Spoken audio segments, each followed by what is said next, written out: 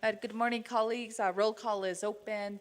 Right now, we do have committee meetings that are happening, so they should be adjourning and then making their way here. So by then, we should be able to reach quorum. So thank you for your patience, but roll call is open.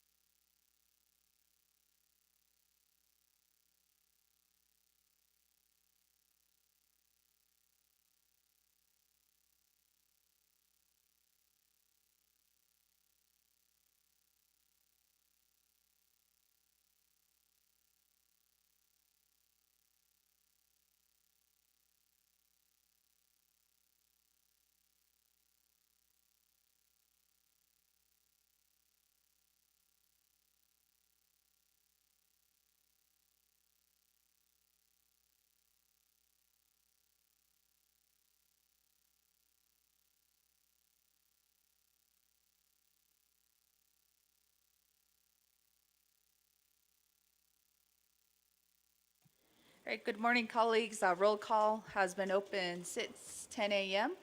And we do have a quorum here on the roll call. So we do have 13 members that are present here for Naa'bik'iyati Committee. So that does constitute a quorum, colleagues. So I'll call this meeting to order at 11:01 a.m.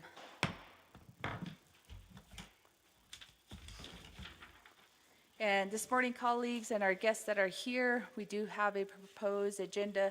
And this is a regular Naa'bik'iyati Committee meeting, Thursday, here on October 9th, 2025. And we do have copies of the agenda at the doorway. So next on our agenda is invocation. And Vice Chair Slater, may you help us with the invocation this morning to start our meeting?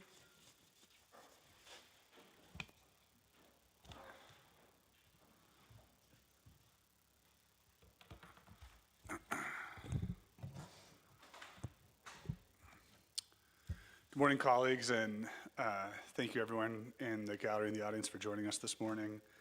Let's go ahead and bow our heads in prayer and take a moment to meditate and center and ground ourselves and prepare ourselves spiritually to fulfill our solemn obligations to our people. Dear God and the holy people, we come to you today and we ask for strength, we ask for guidance, we ask for a calm and steady mind and heart and soul to fulfill the solemn obligations that we've been entrusted with to lead our people. We pray for the leadership of the Navajo Nation, the president, the vice president, the Supreme Court justices, our speaker, the chair, and vice chairs of our committees, and each of the council delegates who are entrusted to guide our communities, to guide our nation, to center us and bring us into harmony and to beauty, and to provide that path forward, the Tadadim path. Recently, we've received good news about the potential for ending a war and conflict elsewhere in the world, and I'd like to pray for an end to the pain and the misery, the deaths, the violence that has occurred over in Palestine and Israel, for the safe return of hostages, for the safe return of all the pieces of that developing détente and treaty. And let that be an inspiration to all of us, that we can always find resolution, that we can keep our minds focused on peace, on tranquility, and trying to establish prosperity among people with differing viewpoints, whether it's our people, whether it's our people in other states, whether it's our people in the federal government. Ultimately, we each have a deep and sincere love for our people, and we want to see them be the best that they can here within the four sacred mountains. And as we continue our work today, we must think about all of those people who are far, far away from the highway, all the people as upcoming inclement weather approaches need our respect and need our assistance. And I pray that the family members, the friends, the communities, the chapter officials, emergency responders, that they're able to provide assistance so that people prepare and understand the severity of inclement weather and flash floods, that these things can arrest our senses and make us feel unsettled, but we are a part of the natural world. We have an obligation to fit ourselves into it and to be appropriate stewards of our land. This is the only land that we have that was given to us by the holy people, our Dien Dene, and we need to do everything we can to protect the quality of the land so that we can live in harmony with all of our human and non-human relatives and be a model to those outside of the reservation, outside of the four sacred mountains, on how you can live with the land and among it and not be a tyrant over it. So to all of our sheep herders, to all of our ranchers, to all of our farmers, we pray for your harvests.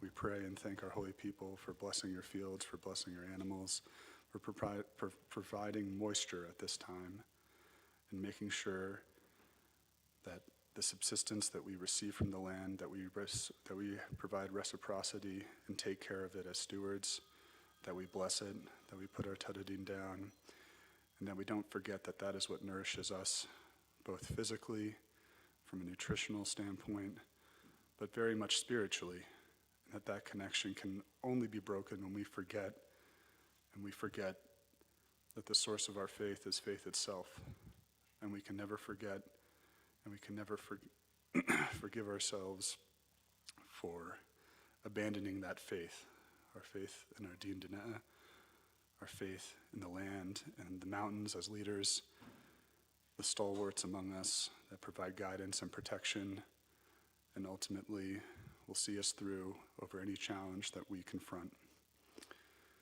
And in closing, I want to pray for each of you, my colleagues, that you have a steady hand, that your minds are strong and sober and deliberate, and provide the guidance and leadership that our people so desperately need. Because within each of your souls and within each of your hearts, I know that you have immense and deep love for our land, for our people, and our nation. Amen.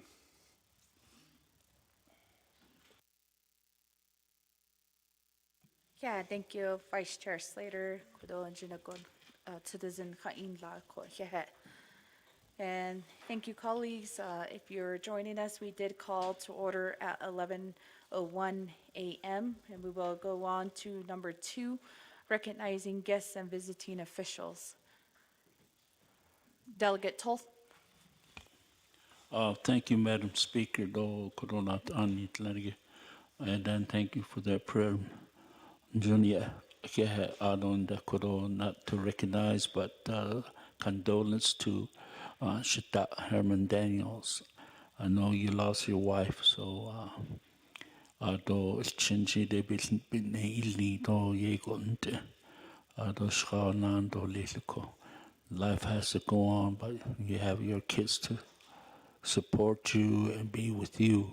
I'm sorry we didn't make it there because there was no communication from this council, and I found out that Ashitang hina shidasla ko. Naha needs another shitayegonte. I don't need not to nan shitiki. Iri yakurobe e yanchadiste.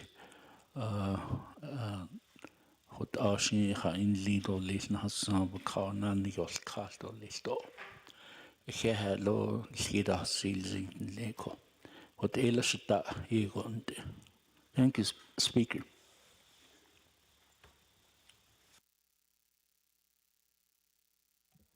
Delegate Lester Yazzie. Yate bere shikero shinado in the shinantai kune unitlonige in the east sage ado here shinalaka Madam Speaker sa that's in the bishavi lage she yahodo ya da nikisalat so ye adela nikisyahi kre nikisyaha kredo she ado leben yehedo bodo nasbanda hodot ilishi bin yena iste. So I'd like to ask if Mr. Pete Sinajini veterans, let's get you recognized. Although Hashinzade na iste do kuche ni galo sagi lan sago. Thank you, veterans. Thank you, Madam Speaker. Thank you, Delegate Yazzie, and welcome to all of our veterans that are here with us. And then going next to Chair Eugenia Charles Newton. Thank you, Speaker. I actually wanted to do recognition for 3 individuals, but 2 of them have already been mentioned. Shiaj Delegate Daniels has returned, and we're so thankful that he's back, and our heart does go out to him. We did try to support him as best as we could, and my condolences to him. And then I also wanted to recognize our veterans, but that has already been done. And then the last person I do want to recognize is former council delegate of the 24th Navajo Nation Council. Paul Begay is sitting on the south side of the chambers, and I'd like to recognize him at this time. Thank you, Speaker.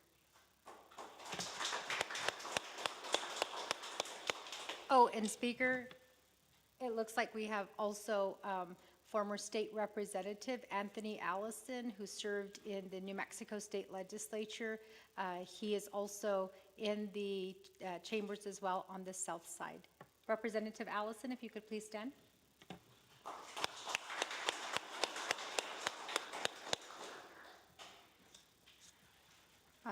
Thank you, former delegate, Mr. Begay, for being here, Mr. Paul Begay, and also our former state representative, Mr. Allison.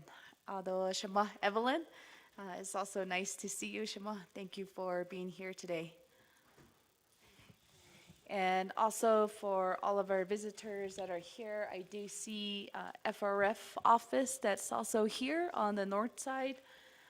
We also have Mr. Marty Ashley from NTUA that's also here with us. And former delegate Lorenzo Curley is also here with us. And also wife to Delegate Yazi, sister Shannon. Sharon, it's nice to see you as well. Although from my own home district as well, I do see some of the visitors from Whippoorwill chapter, Miss Marlita Denny and Otto, I believe that's the Vice President Gerald. Is that Gerald? And Mr. Gerald Hosteen, welcome and thank you for being here for all of our visitors that are here. And colleagues, are there any other recognition of guests, officials? If not, we will go down to number 3, adopting our agenda. Staff, if you could help read our proposed agenda into the record. Thank you, Madam Chair, members of the Naa'bik'iyati Committee. This is the regular meeting proposed agenda, October 9, 2025, 10 a.m. Presiding Chair, Honorable Crystalline Curley, Speaker of the 25th Navajo Nation Council. 1, call meeting to order, roll call, invocation. 2, recognize guests and visiting officials, 2-minute limit per delegate. 3, review and adopt the agenda. 4, review and adopt the journals. There's one journal dated September 25, 2025. 5, receive reports, none. 6, old business, none. 7, new business legislation. Item A, legislation 0215-25. B, legislation 0221-25. C, legislation 0223-25. D, legislation 0228-25. 8, close of meeting, announcements, adjournment. Madam Chair.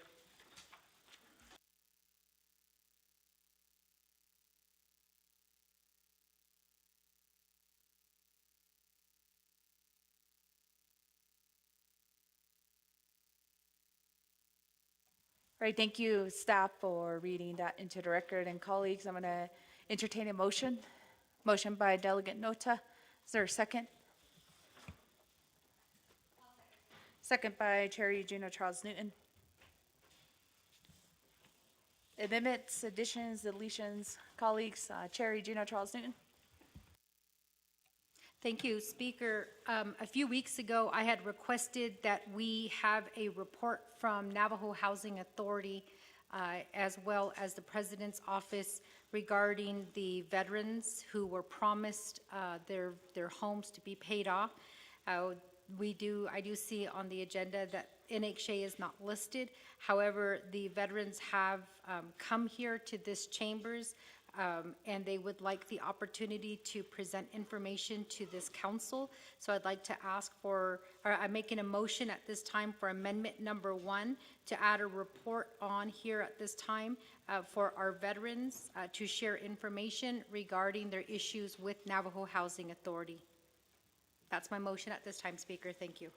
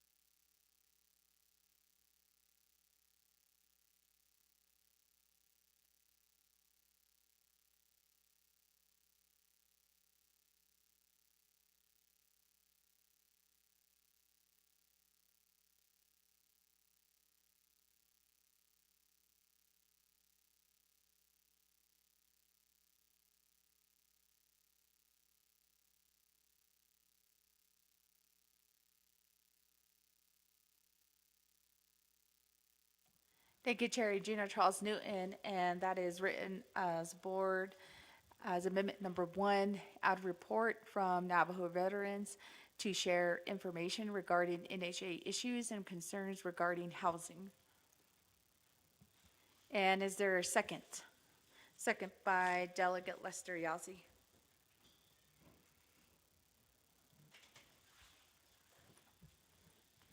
Any questions or comments on amendment number 1? Delegate Daniels.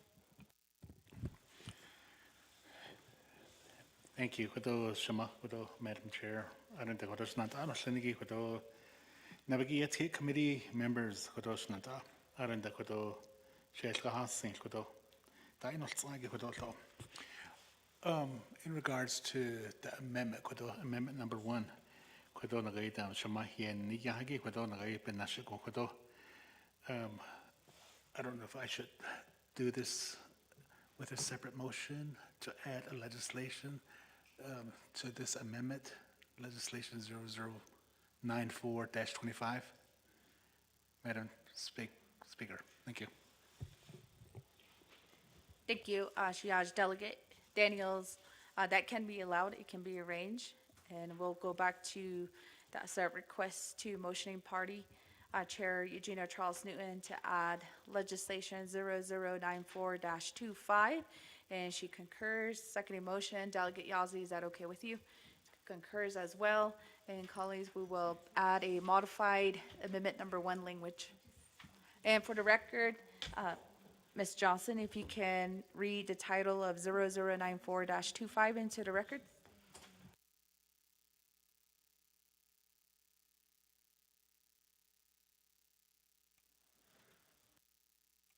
Thank you, Madam Chair. Legislation 0094-25, an action relating to the Resources and Development, Budget and Finance, and Naa'bik'iyati Committees and the Navajo Nation Council, allocating $408,230 from the Navajo Nation Citizen Fund for the Tutadine Tour Turnoff Improvement Project, approving and adopting the Tutadine Tour Turnoff Improvement Project Expenditure Plan pursuant to 12 NNC Sections 2501 through 2508. Prime sponsor is Honorable Herman Daniels Jr., co-sponsor is Honorable Otto So. Madam Chair. Thank you, staff and colleagues. That amendment number 1 is modified. Any more questions, comments? Chair James? Speaker, Chair, Ado Naa'bik'iyati Committee, Ado Sheshka Hassing. Ida Zeta Baha Z Nache Hesse Health Education Human Service Committee. Atlahne Linde now for Department of Health. So I apologize if you've already spoken on it. Just let me know, or do point of order or something on me. So the last Naa'bik'iyati meeting that we had, we recessed, and we never got back to that Naa'bik'iyati. And there were some legislations that were there. I think in this case it was Honorable Mitchell's legislation. And so since he called recess, I don't know what happened to his legislation. So I know we did have a motion and a second, but there was no votes. So did that carry on? Does that carry on is my question. And or if it doesn't carry on, do we need to add that legislation back to this agenda today? That was the night where we had that circus going on into midnight after hours and trying to reestablish the 029125, I think it was, legislation. Isha itan recess daily on day Naa'bik'iyati. So a kwagi bahnadish kidole speaker and then members of Naa'bik'iyati Committee. Yeah. Thank you, Chair James. And for clarification, Chair James is referring to 0172-25. During our last Naa'bik'iyati Committee meeting, we did recess and we did allow to have a leadership meeting with the Office of the President and Vice President. So time did expire at that time. We reached 12 o'clock p.m. So now that legislation 0172-25, it is final authority at Navajo Nation Council. So the sponsor has requested have it move on to the council. So it will be added onto Navajo Nation Council agenda. And that is approving 10 million from UUFB for Navajo Department of Transportation. So that is that title, and it will be going forth to Navajo Nation Council.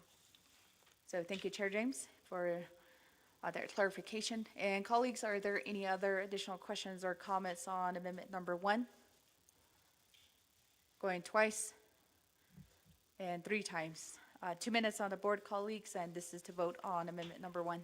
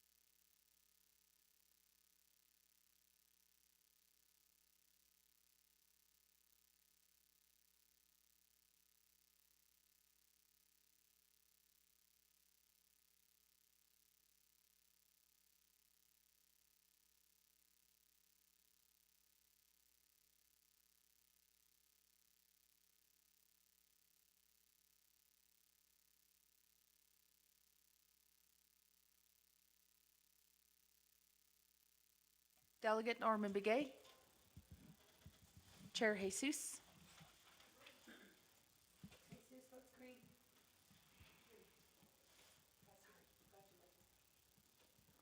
And colleagues, we do have a vote of 14 in favor, 0 opposed, with chair not voting. And we also have 4 excused absences today. So amendment number 1 carries. Then going back to our main motion of our agenda, next we do have Delegate Dr. Andy Ness. Yes, thank you, Chair, and good morning, colleagues and everyone here and online. I would like to propose amendment number 2, and that's to conduct a consent agenda on legislation letter C, as in Charlie, that's legislation 223-25, as well as letter D, as in Delta, that's legislation 228-25. And that's my proposed amendment, Chair. Thank you.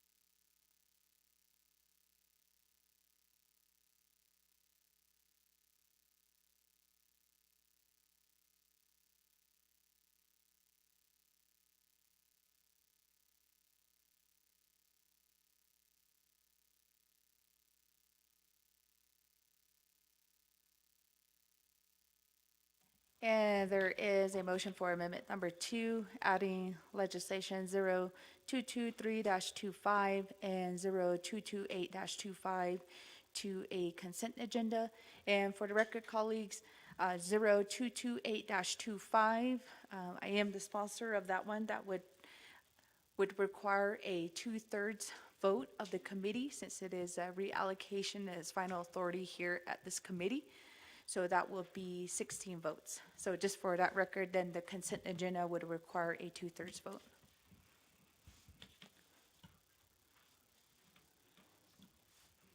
And is there a second?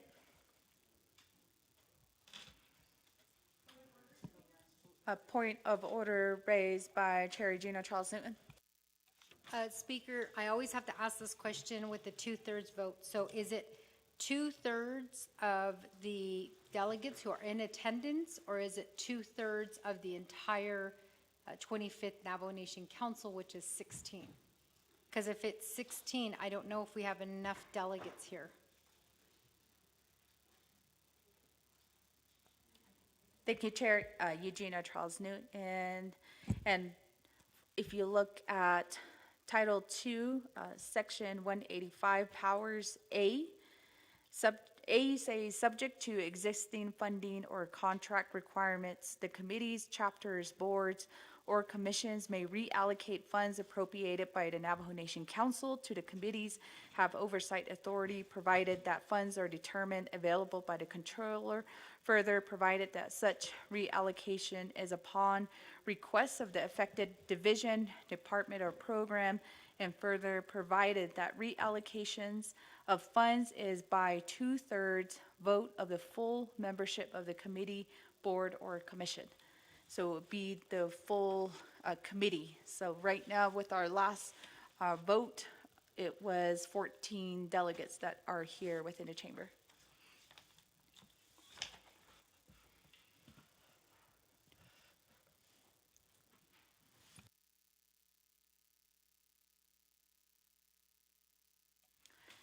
And is there a second, colleagues? Or maybe we can go back to Delegate Dr. Andy Ness. Thank you, Speaker. So with that, typically I know staff insert a friendly reminder and indicate the 2/3 on the agendas. So thank you for the clarification. So I would like to modify my proposed amendment and remove letter D as in Delta legislation 228-25. And I'm open as well to any modifications, but I still will keep my amendment number 2. Thank you.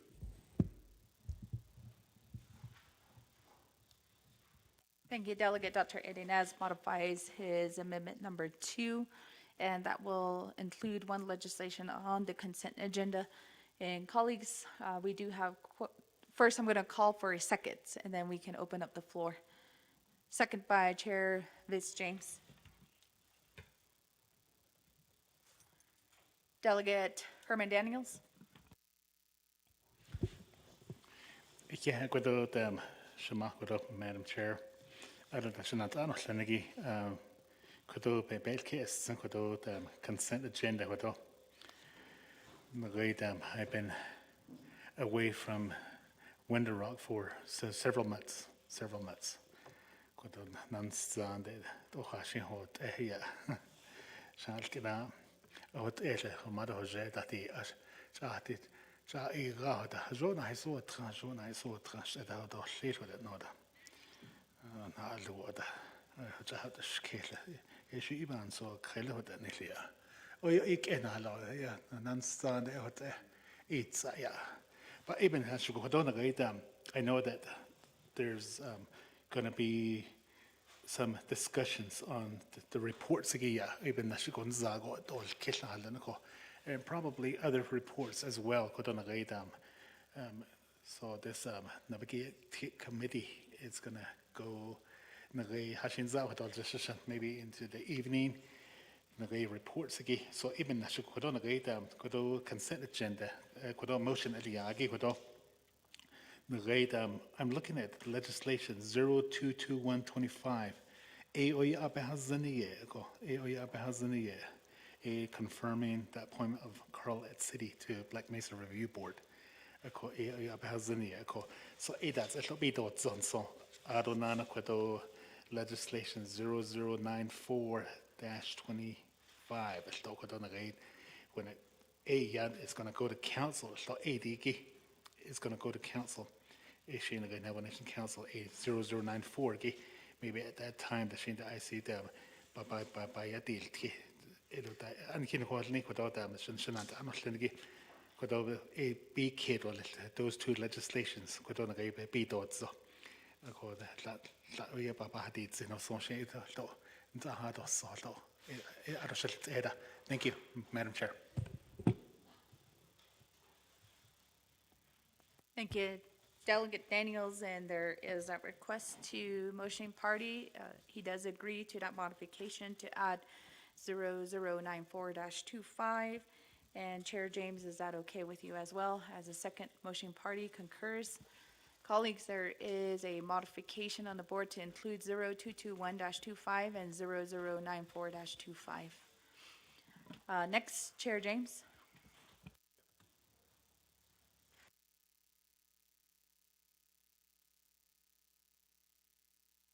Waives the time. And colleagues, are there any other questions or comments on amendment number 2? Going twice and going 3 times. 2 minutes on the board, colleagues, and this is to vote on amendment number 2.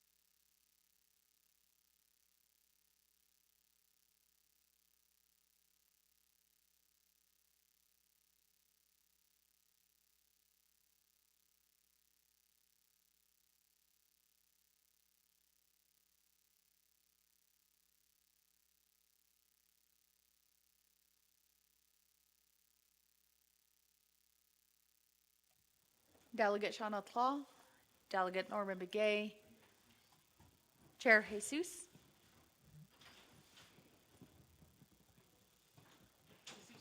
Vice Chair Johnson, Vice Chair Simonson. And colleagues, we do have a vote of 13 in favor, 1 opposed, with Chair not voting. Amendment number 2 carries. Then going back to our main motion of our agenda.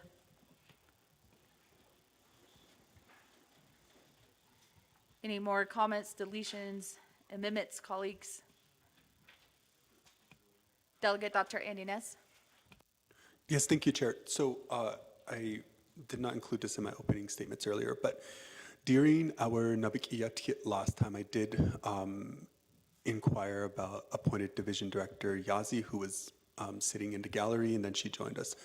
But that discussion, there was a request for a memo to be sent out on how they were proceeding, moving with Section 3 and Section 11. And I don't know if your staff or anyone is aware of any memo that has been received. If so, can you forward that to staff? If not, I would just request a follow-up to get that information. Thank you. Thank you, Delegate Dr. Andinez. And going back to my email, we have not received any official communication from Division of Community Development Director Yazzie on the report that was given on clarification on Section 3 and also Section 11. So that does include the CHID homes and also bathroom additions renovations. So colleagues, if not, I haven't received any point of contacts or how that decision was made through a memorandum. So we are not in receipt of anything as of today.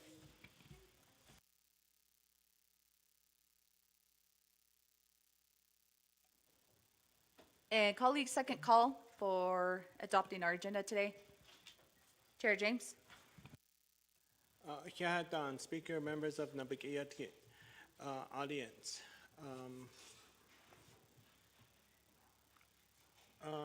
In regards to report,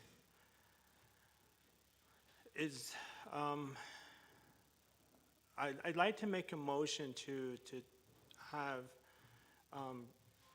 President Boo Nygren provide a report to Naa'bik'iyati this afternoon in regards to his plans moving forward with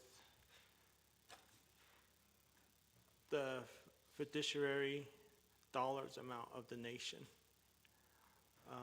And at the same time also provide us an update from how he is moving forward with the ARPA funding that has been allocated to him or to his branch, and to see where we stand with the hardship for our Navajo people throughout the Navajo Nation. Because it's very important to figure out where we are at on the spending dollars amount.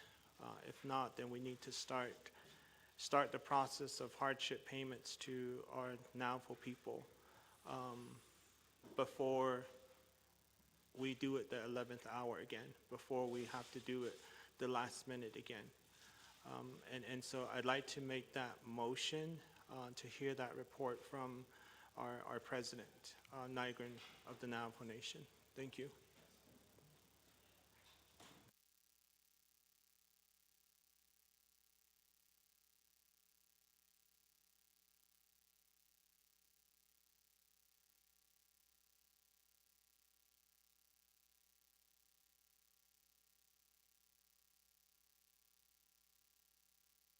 Thank you, Chair James, for amendment number 3, and we will put that here on the board, and then we will get your concurrence, and then I will do a second. Yes.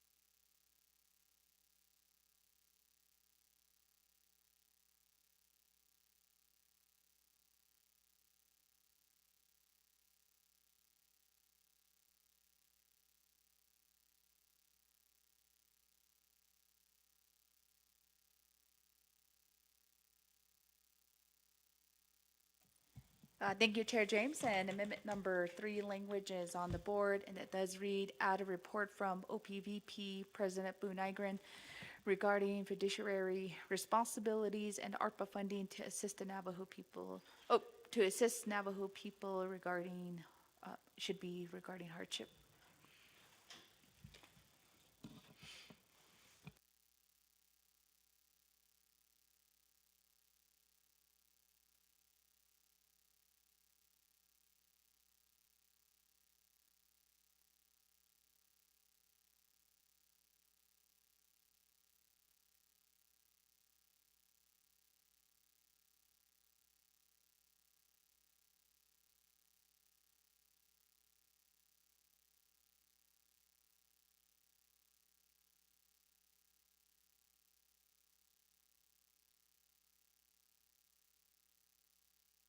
Chair James?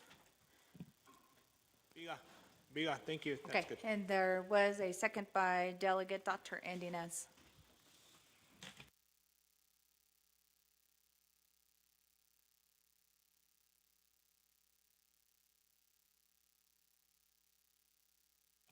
Any questions on amendment number 3? Delegate Dr. Andy Nez. Yes, thank you, Speaker and colleagues. And the correspondence, I think the president should be here himself. I don't think the committee has any interest to hear from any of their 40-plus staff that they have. So ensure that the president himself is available. Thank you. Thank you, Delegate Dr. Andy Nez. That is noted. That the presenter should be President Nygren. Colleagues, any questions, comments on amendment number 3? Second call and third call. 2 minutes on the board, colleagues, to vote on amendment number 3.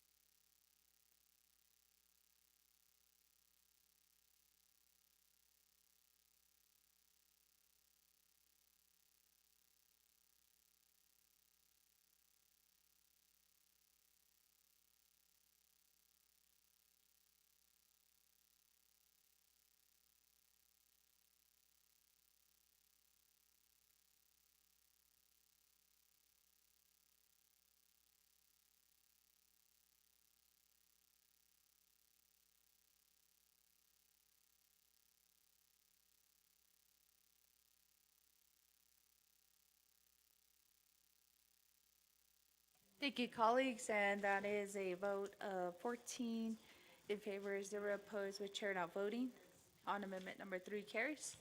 Then going back to our main motion of our agenda, colleagues.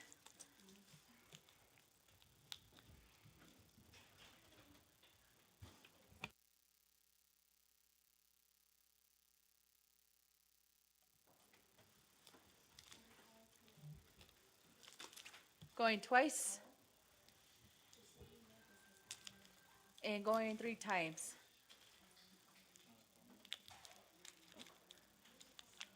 Oh, I did call for a vote, so staff, if you can do second reading, then we'll go 2 minutes on the board.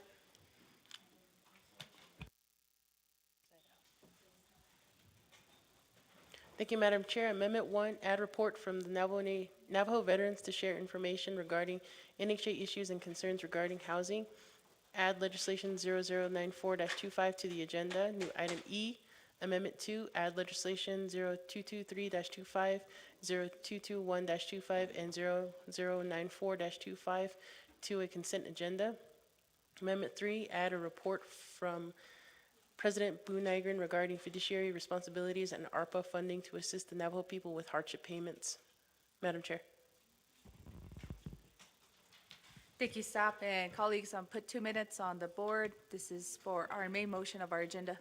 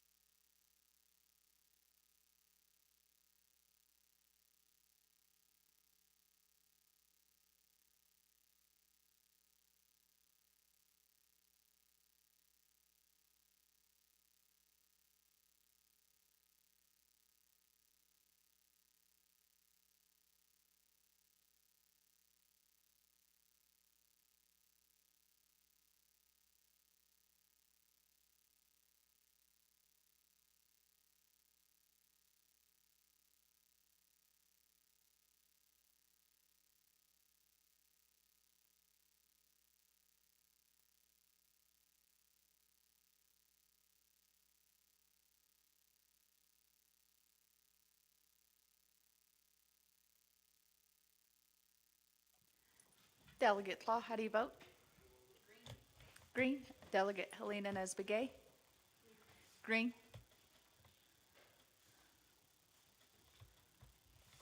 And we do have a vote of 16 in favor, 0 opposed, which are not voting. Thank you, colleagues. We have adopted our agenda for today, and that will be printed and also emailed out.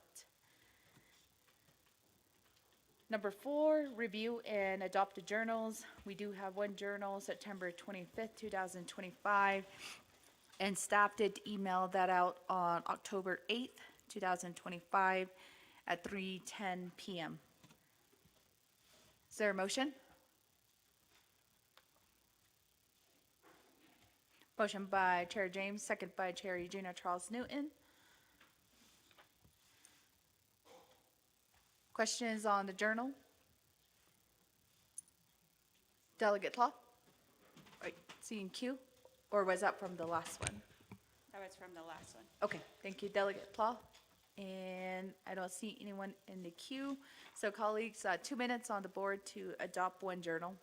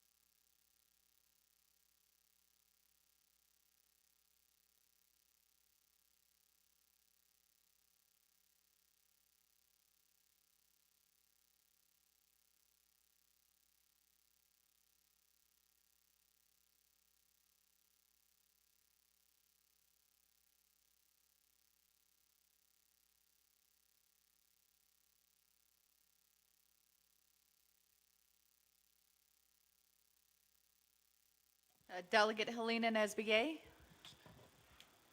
Green. Delegate Mitchell. Chair Jesus. Vice Chair Johnson. Vice Chair Simonson. Delegate Simpson. Delegate Toth.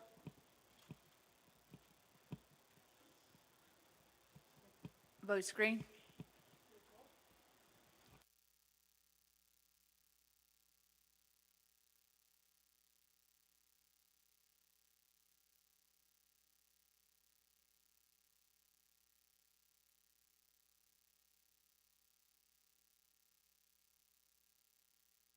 And colleagues, we do have a vote of 13 in favor, 0 opposed, with chair not voting.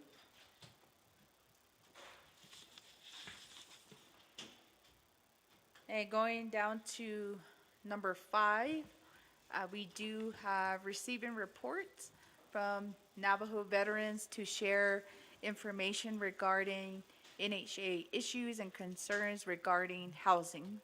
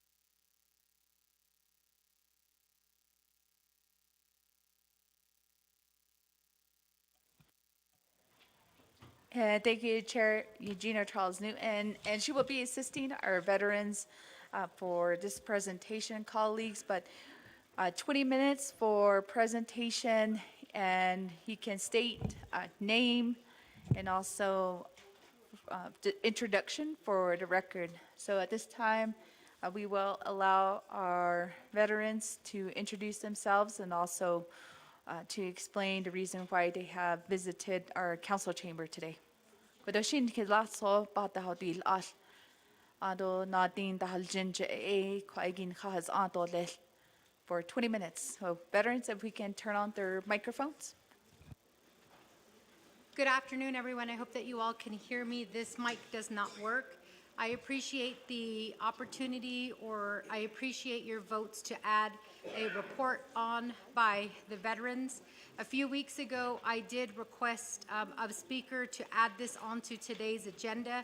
It's to invite the Navajo Housing Authority as well as the Office of the President and Vice President to today's meeting to give a report on an issue regarding our veterans. The veterans did show today, but we did not get NHA or Office of the President and Vice President in attendance. I didn't want to send our veterans home without the opportunity to present to this committee their issue. I'm going to go ahead and turn the floor over at this time to the two veterans to allow them the opportunity to introduce themselves.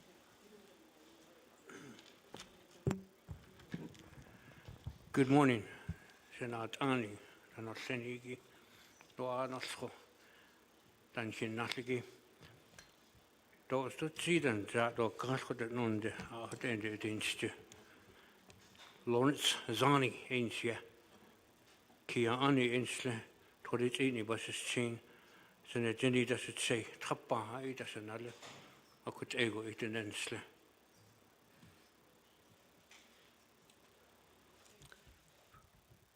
Yade, good morning, Shanantai.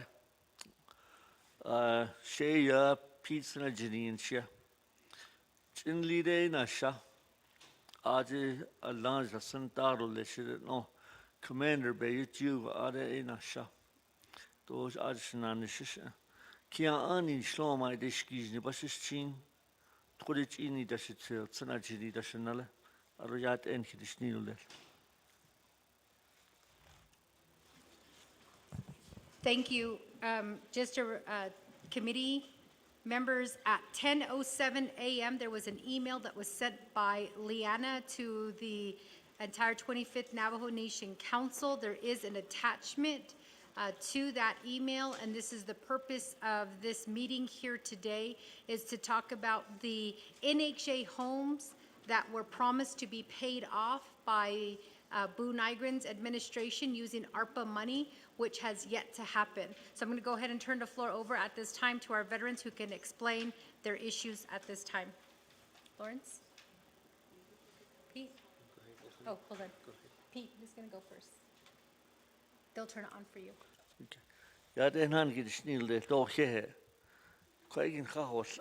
I appreciate the opportunity to come before you and giving us the time to listen to our concern here. This is, I think, the first time that I came here without marching to Window Rock from Chin Lee. And I want to say thank you for saving me a trip on foot by giving us this opportunity today to listen to us. We, both Mr. Zahn and I, more or less are here to speak for those who are not able to be here today. There are more than just Mr. Zani to express their concern. There are other veterans throughout the 5 agencies who are experiencing the same situation that's been placed on the veterans. Whether this was a political ploy on the part of the current administration, I don't know. Maybe it was. But it comes down to a promise made to these veterans, to our veterans, my colleagues. And they purchased these homes in hopes that they will have a place to live here on the Navajo Nation. And their intent was to stay here. There was a letter received, and I'm sure each one of you have a copy of it. And this was addressed to Mr. Zani from the Navajo Nation Housing Authority, Navajo Housing Authority, Ms. Priscilla Cadman. It states, "Dear Mr. Zani, thank you for your invaluable service you have contributed to your lifetime, energy, and love in protecting our country. Mere words of thank you is not enough to express how much we appreciate you. The Office of the President and Vice President of the Navajo Nation and the Office of the Navajo Nation Veterans Administration has informed the Navajo Housing Authority that the Navajo Nation has allocated its ARPA funds to pay off the remaining balance owed on your home. Therefore, with your permission, NHA will provide the balance of your annual statements to the homeownership unit you are currently occupying. However, prior to NHA releasing the NHA annual statement that shows the remaining balance of your home, a copy of the CIB or Certificate of Release or Discharge from active duty DD 214 and a copy of the CIB, we're requesting you to sign the attached statement that you allowed us to release these documents to the OPVP and to assist with the payoff of your home ownership. Thank you again. May God bless you and your family always. You are in our hearts and prayers. And should you have any question, and she was good enough to put their phone number there. Signed, Priscilla Cadman, Director, NHA Housing Management. Now, these letters went out to not only Mr. Zani, and I'm certain that other veterans that received are under the home ownership program. And last year, on the 23rd of May, I believe, Mr. Zani was informed that it was not going to happen and that he was to continue paying what remained of that balance on that, what was owed. Subsequent to that, a cancellation of lease was initiated on him, as well as, I assume, the eviction proceedings. It hurts me to see my fellow veterans go through the same, as I mentioned, Mr. Lawrence Zani is not the only veteran who are facing this issue. Throughout the 5 agencies, many of our veterans reside in these home ownership programs. And I'm sure some of them have approached you and has asked for your assistance. And it grieves me to see that these promises have gone empty. Mr. Zahn here is a Vietnam veteran. He came back with some physical ailments that he is currently going through. Most of his time is spent down in Prescott at the VA hospital or the facility down there. That's the same case with other veterans. That's why you don't see some of them in here. Some of them said they were going to be here and were not able to make it because they have appointments today. And I was hoping that we would have quite a few with us today, but unfortunately I just been receiving messages that they're not able to make it for different circumstances. Shinandai, these veterans, we veterans, some of us volunteered to go in, but some were drafted. They didn't have a choice. When they returned, they expected the Navajo Nation to be of assistance to them, to help them. Today we hear of the Navajo housing program in its chaotic state. That's how we view it, the veterans. Unfortunately, no too many issues have not been resolved. And every day we get phone calls, honor guard detail is being requested because this veterans has passed. Just last week alone, on Friday, we buried 2 veterans. Saturday morning, we buried another one. That's how fast we're losing these veterans. Some of them were waiting for homes to be built. Some of them did occupy some of these Inukshey homes. But unfortunately, they departed from our midst without their promises being fulfilled. And it makes me wonder how many more veterans out there are waiting anxiously to be in a home at least for one day.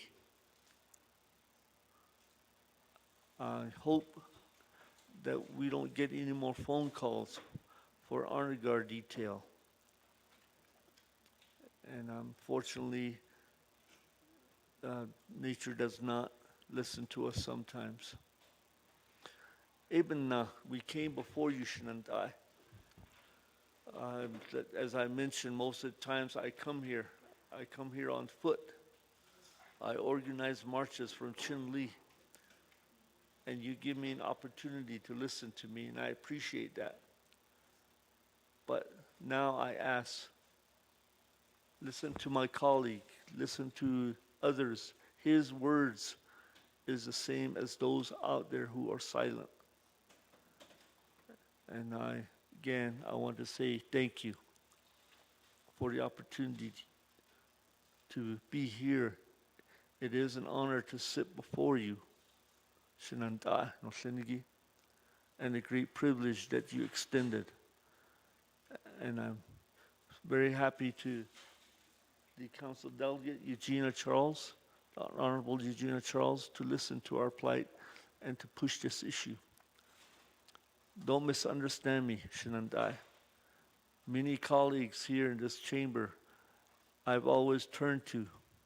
Council Delegate Slater, Council Delegate, Honorable Delegate George Toth, Lester Yazzie, Ms. Crowdy. You've always been helpful, and I appreciate that. And I hope today that you will extend your attention to my colleague. Again, thank you.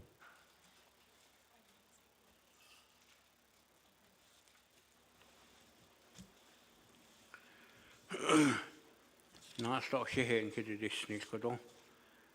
Saho agi, Aronana. Pete, he's always been kind of like my brother.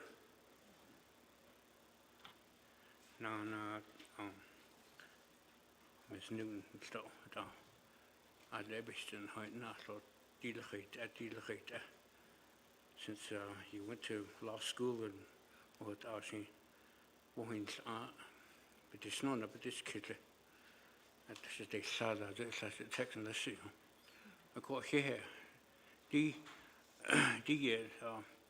honor integrity that would what the Lagana Yazigo what yes what a man is true to his word, that's all he has. Nisha. Do ya schona you would eat that ego. He threatened that ego do corn. This change that a cohort. It's an honor to serve in the military. I served in Desert Storm. I don't care. I also did a tour to DMZ in Korea with 2nd Infantry Division. 7 days a week, 24/7. Diego. Been that's it. DC, then she national veterans with that. And she on the Sahalo. And you know she done she run. What she do? To see the hitch in the height now come. Nature now is la. Come out there and let the snacks that I had no come. Do they scars come? It's not no come. She here go. I'm just asking for you to right the wrong, Nisha. Get on the hood out. For one best in the hot is his name. Any chase get out as a tara and neighbor years ago at ego. You hot is on hardly on there, and Hagi lad on Hayat in there. All agencies on the Navajo Nation couldn't hit Hadia. What I see to Yan hit it the wish on what I did to one Habican or yes, Nigo, what ego. You had seen there. Hannah Hot in the secret a court out of Gehot administration changed over and that's and they let her go down, Nigo, what ego. Nestra out of Kata on it Zadi. In each chamber staff go with Ahawakish had asked. There was on Lahana Sada. Diego and the whole tea has link of Diego on Lahana Sada. I could out Adishadas Credo, the Nal Sosiki, the original that the Sada is nearly done. But I did not Sosita Yokedi, you would have on Nil. I don't know what ego even not she, but not you would order a he, she don't know, she look at those names. And they could have now so what they see, and they sent me a bill. A call, a audit, NHA staff, it's not now Kanahale. Oh, you ain't that in the same one, when they're gone, go out and not advocated, not out. So each time that happens, of course, Sahot out, has seen out policy and procedures, it's Nigo, Asian audit. Yet he go we laughed it, yet that's chicken. They don't come to me my home. Those shada carter. If you have a problem, I was raised with a dishinja and hostel. Compatiana, but like at it neck, everything, what I don't want, what ego started. Let's talk about it. Nigo, what else get on? That's a yow. It's get on, I'm old school. What our traditionalists. hota tenen slin tenen long sit out ni hota bel kan I went to boarding school era da han ne go da tobi in say ya I served in the military and Jägershot but then I came back and I hot in the what the hope see lot I went there I got my AA degree in liberal arts and working on my BA in psychology COVID and that's nicht und da han that's nicht und na dort schlechter Kadin schlecht konnte na kritische dort na dort stand sekar neititla but through all of that though I'm still here do Nchi a do pate ya nchi's kid that's all quite Chicago or ye been yenat only no that's why you guys are elected you guys have a lot of responsibility coming here you have a lot of responsibility in Khanaz Lawata. I don't like to say this is your job, but and I'm not going to say it. Respect with ego, what ego, treat others how you want to be treated. I demand respect. That's how I give it back to you guys. Sure,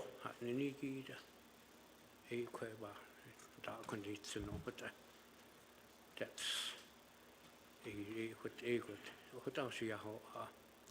She can't sting.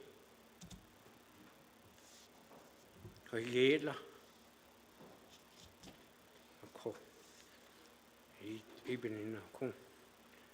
Sin Pete or sin and the ones the last sword and not sin egi con.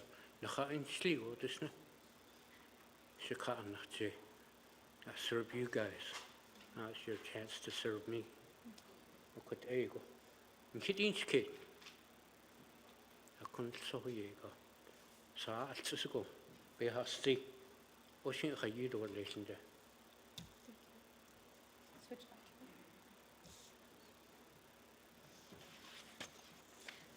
Thank you.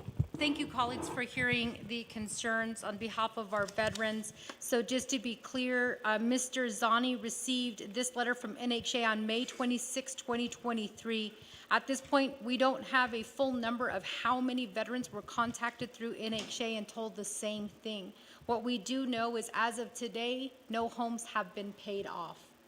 And if anything, when our veterans did receive this letter, they thought that that was good enough, and some of them stopped making payments, and some of them are currently facing eviction from NHA. This is not how we treat our veterans.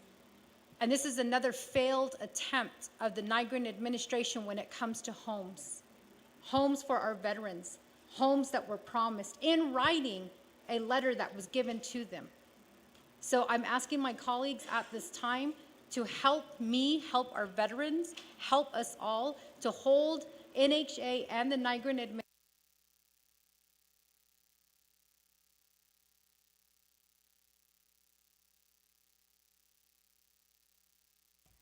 Thank you. Chair Gina Charles Newton, Ado Kodo Shiaj no Liniki, Nikisalalto, Mr. Lawrence Zani, Ado Shiaj, Mr. Pizza Sisna Jenny, Ehehat Kodon Hano Ajiki.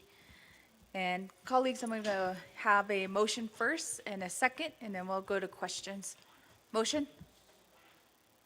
Delegate Stephen Arvizo, second by Delegate Lester Yazzie.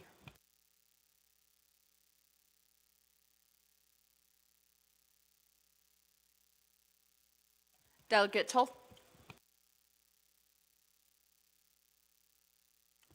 Thank you, Madam Speaker. Naa'bik'iyati nitlani ho yanane tsaro here.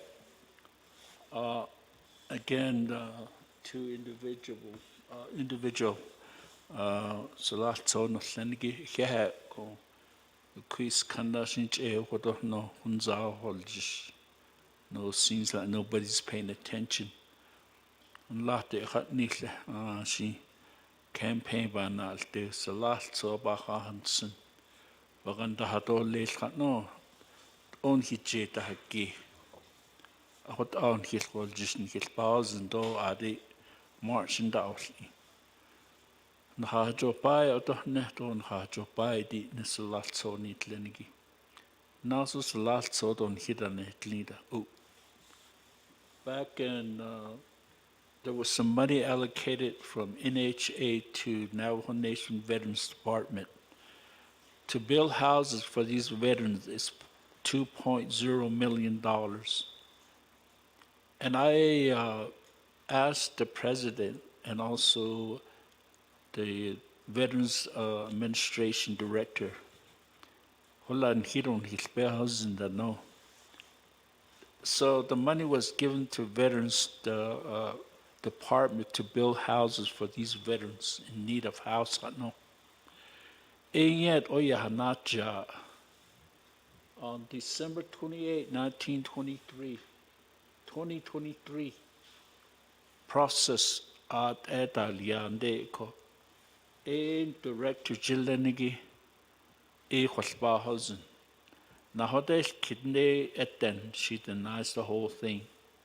So there was no plan, no how to use this money. So NHA which honalia e hot e ben he ka o wonde salat so ho wan pa. A ko hot ye hata $2 million from NHA. E salat so bagan that all no. Ako di hit the Veterans Department chita hote. Che tapedi nido halit one day no nito hila one bana di papa nata anisto hasit lai want onas ne jodi no e pasa honitlo. Ako nido ne o che ale no ke. Jasin hona the kui peson hich in de to don higata o. Ako kitai hotsa. Years ago, the NHA based on it now a veterans laboran a public entaisia. A hotzande aro hostena hodishi, I guess they hot ashipe lana slinde junde idotan hidoni idani hot ate yahai. So ni conch etano kate. Salat so baha needs and the neko.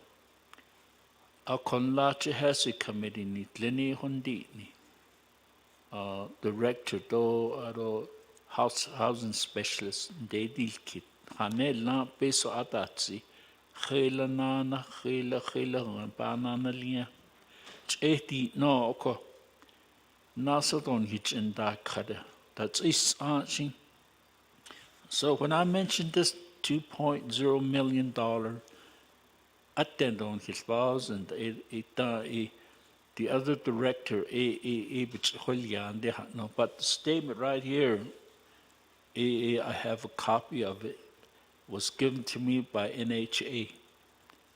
Ahot on his hokas, ashnat ani no sengito kodo nakachin hita tota sekegi.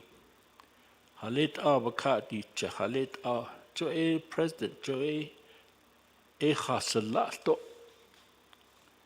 akot obe election go salat so do has twitter chinat I sito shiat it shizindo hala this lot so they put their life on the line. Sashin jano yahanta has kadobanda yasaid out in dakri. Akot in his whole jishin linko. Ahone etohne o kodon. Ashitan his NHA. We like to hear from them also to come before the council. Akot in Hans's case, so yegot indo and he could has a committee. I see a beta eats and the yog at atle. Nasok asan his arch etal. Hot aba ye kan leko halit edo lisa. Not all case that the vision director the cheta di no. A hot aba na de leko edo hisiat eta shadows hisiat eta. Salaw sod oba otlo. Salat sod oba hanyada. So hot ko be nich at this sitoye gote. Adon inta lahot nisa edo ben Eda nini binnat o honna a hiskri. Balchen da halno.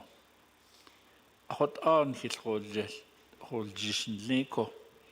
2 days ago, I was at the Baka Eastern Agency Veterans out Honorable Yazi dog adna nit ashende hot no da oka. Jane da oka ko edi hot not leasing to. They promise you with certain stuff, but do nas ko net and linko one link especially o you who want all undas got linko ako ya had o contract ko they o an contract to better honey ere ya korobe hat is sitoye got indo asin khait ego that the NHA da banda di kan no khait in khato lins join sto Ashin ta huist ot eko ere hot an hansus keso yegot indo doshan hide ya ta do nida for other veterans that can't come to this council chamber. Lachi hot an his yahana now yahana kahon handa huila don hitanda il kalta. We even provide the legislative branch for your lunch. A hot an hansi keso hot a in hilkos Akonla across the street in his arch el Linko. Salat so Beslata Sitli, no, it was controlled by the staff, it wasn't the veterans themselves. They were given time limit. They don't need time limit. They can express their needs. Akot yeshil tahalna aron de hon siyara akot no yata halna iko. Given certain time no do never catch either. Eshin do on hitlo nleko on haotlo it echo.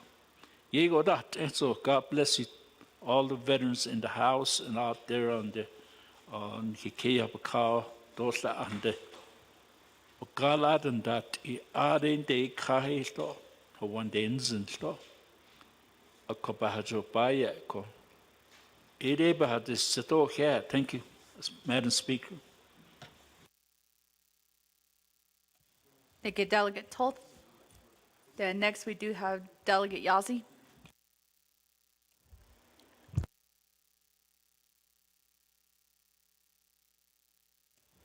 I can't do sabi siya na hin lagi another Madam Chair, Madam Speaker. In the histo in the Madam Chair, Charles Newton, thank you for bringing this issue to the floor, and thank you for allowing us to hear from our veterans. In the Shisalaltsoy, Mr. Zani, Mr. Tsanajini, I'd like to appreciate and thank you for wearing America's cloth. Thank you for protecting our freedom.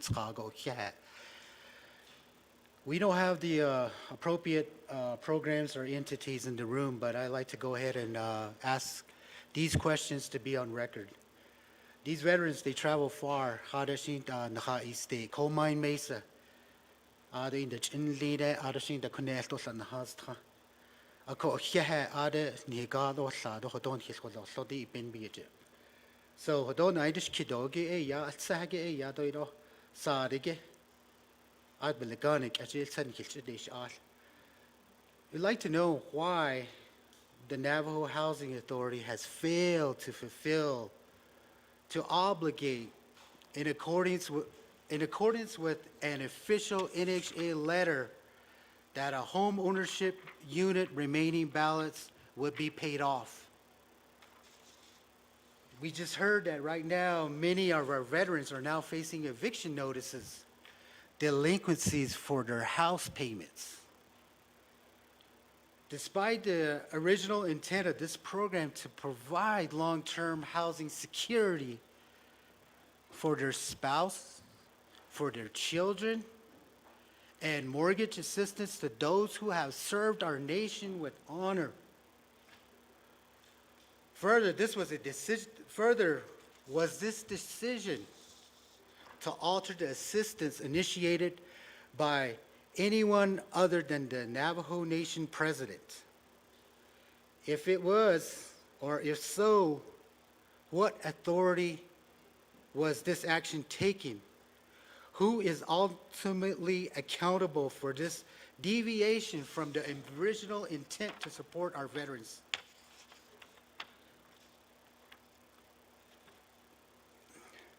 How is the Office of the President and the Vice President, the Navajo Nation Veterans Administration, the Navajo Housing Authority, respecting the due process of our veterans going to be addressed? As I see it, there is no just cause for eviction when there is an official letterhead right here promising that their mortgages, their housing payments are going to be paid off. I don't think there is any legal cause to be evicting our veterans based on a letter that they have, based on a promise that their mortgages or their house payments will be paid off. Our veterans we don't deserve excuses, but please provide us justice. Thank you, Madam Speaker. Thank you, Delegate Yazzie, and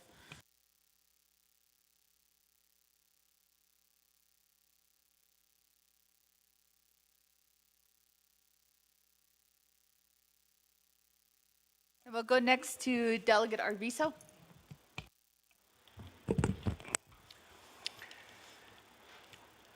Yate, Yado, so Hano Ajigi, do here to last so in Oslim. Stephen Arvizo Ian Shia, since a card in Slobitani, Bashish Chin, Hachini, Edashachi, Turichini, Edashanal. A yambet do inasha, is a guy that Lende ha apiajigo, yambet lay Fort Wingate. Ajitan Karan, Adi Nasha, Ko Haha. Ashin Kikadija, the Quaggy Benasni. The basebars are unneat, Lenigit O Hashin, such a Enkinanish. Ado such a director than Lenigi a Ajibananish at Yishi.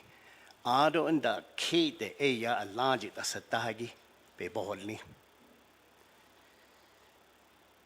At I Nilki it the Haljiso. Kao, I see, but Dabadojila. Nhas Twido Sanila. Aron that's last soy. Aron das Chiniaj. Akunde. This is the last one, Dobekai Jita. Pini not order the Ninahalin. Than he your cheat. Haladi large the Satahagi. I see holy, the Neha Yado Shija. Dila did only the Hata Ho. Ha late out, that's a don't, though that's a night, this kita, Nihinat Ani, Jellinigi. I watch it out, I don't know what is Arthur. Ha late out, it's the Ha late out, age, I don't need. Johut out, a yassad dante. Atten, to ya yaskeda. Aro under the Kododoni, Yahirahada. Did our a basebars and no Senigi Hishin that is nish. Did our a Hawanda deal nish. Did our a base of its adortness. Benachi a yard to last soy the Aron hit ne. Baganada, Danigi Hawandins, and Nigi. Bogan Bada dol nish. Johota a nahat ayolia. Nahaja ah. Are on the large that is down. I see a kiln that is da. What nay a large, but the holy. Where the holy ta? Quite has it, eh? Angeli, could. Hajebi yedo ya het it never cut this short. Hut never on Saki, she winste. Dod never sindande. She enda halne, Kodehe, space pass anenle. Aruk etahatli. Aron ashkata huilzi. Aron let a delnish. Hut a base pass aninchlish. She did not the nacha. I thought base pass underneath. This is out late Tatnas a tan slon not the Zadashinachai. This is out of Sada, not an in law. Don't bit it Zelda. Do did Zada. The never jayadash did not it netted the honey. Peso, the lake and darling, attend, obedish ada. A yoshit is Anki Kadija o. I couldn't shadow a young lady, Bobby Bowen, your yagi, Stoton, Kido, Coroni, Shahirata, so. Aro large as a die, only it's such another word. Aro lad, I see Yego, Naa'bik'iyati. Shinda, the Gloyage, the Dahotza, the mobile homes, Arsenal in there. Quishinachai, Arsenal. Oh, that is Jay. Ye kid. It's a lot about I don't. It's a lot thought about I don't. It's need. I shall not ana kids. I don't that is down not ani. A shanshi not 13 years count. Though now go a ya ako. A RJ never tried in the shot. They did not say na hayena. Attend out outside. A Bobby Bowen, but the Nini Yate the Hostley, though I did one that is this. Asia, it's a last of it. No, I couldn't be quiet to the Yego shit. Don't need $1,000. Could open pass on no shinigi.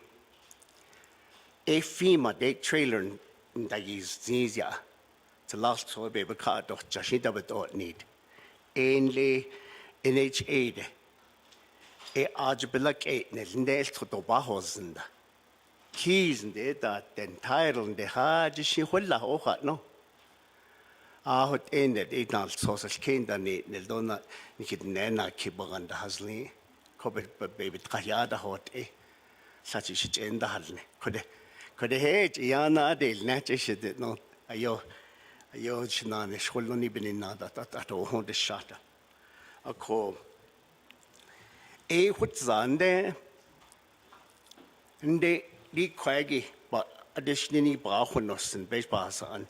Nle hard the ade, Kehota not in the trailer and Lenigi, he the bite on the Ishja on a ganji ho one get a FEMA trailer. Hard that I Kyle the Veterans Administration at Dunhidone. I die ho one son height, dear one enoch Keda in his jit now hatot of Dunhidone. Remember, these FEMA trailers are temporary homes, and no veteran should be taken off the housing list if they get a FEMA trailer. Ehut behadesi do yego bashin should I large in linegates last time na kunaya. Ado ended he was part of the Hamburger Heel gang, and him and a couple others, they're in that Hamburger Hill takeover. So, Yoik Etoho Nation Nai, Agent Orange, he's 100% disabled. Eshit Yasko, she's la Kanyatala, Talaga Tadia back in 1983 and 1986. Ko Army go Tadia, Jonia don't add. I call Kunde a Talasoy, no Lenigido commander in Lenigi. Thank you. To the Yego, not as Jashid Nedo Hodits at the Nahalende. Sae Ata Hodits. And she could obey pass on the Lenigi Bahan Yego, Bahan Kinnego. sa e ya hawan na ho ta se ta bede no o halkagi aro ha ji sha hawanet eta non da has kan da out in da yolle I ho wani gi is tro now ata ho se ta da bede no da pe the last soy atten di stinde halet a e ya di kwa the never Washington lenigi ha jo ke nat orta aro pes pas an besna an nestolis Hashid out on this, is she Arnold Banto Kisto later day, Nilji nada Huishijo. Ani, Eyan Kidishne di Tra, I see betot Gila day, Nilji Haljisho. The last soil, Street Osani, Aros Chinyaj. Ani di no shape can need just to be caned what or less. The largest target I see Pasala. Be ya hashkedo lesend ni hikdes edo lesend Khalid au e hut an hisho alcheda il nist e bes pasan alcheda il nist hodot ne olana Ako here Madam Speaker ahun so e be hasti dolich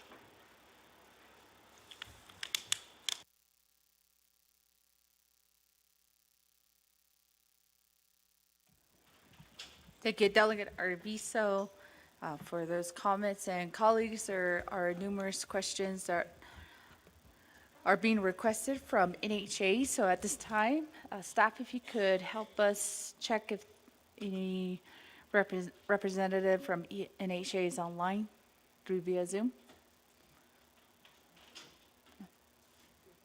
Okay. Thank you, staff. There is no one from NHA that is online. So colleagues, I'm going to go back to who's in queue. Delegate Ness. Yes, thank you, Speaker.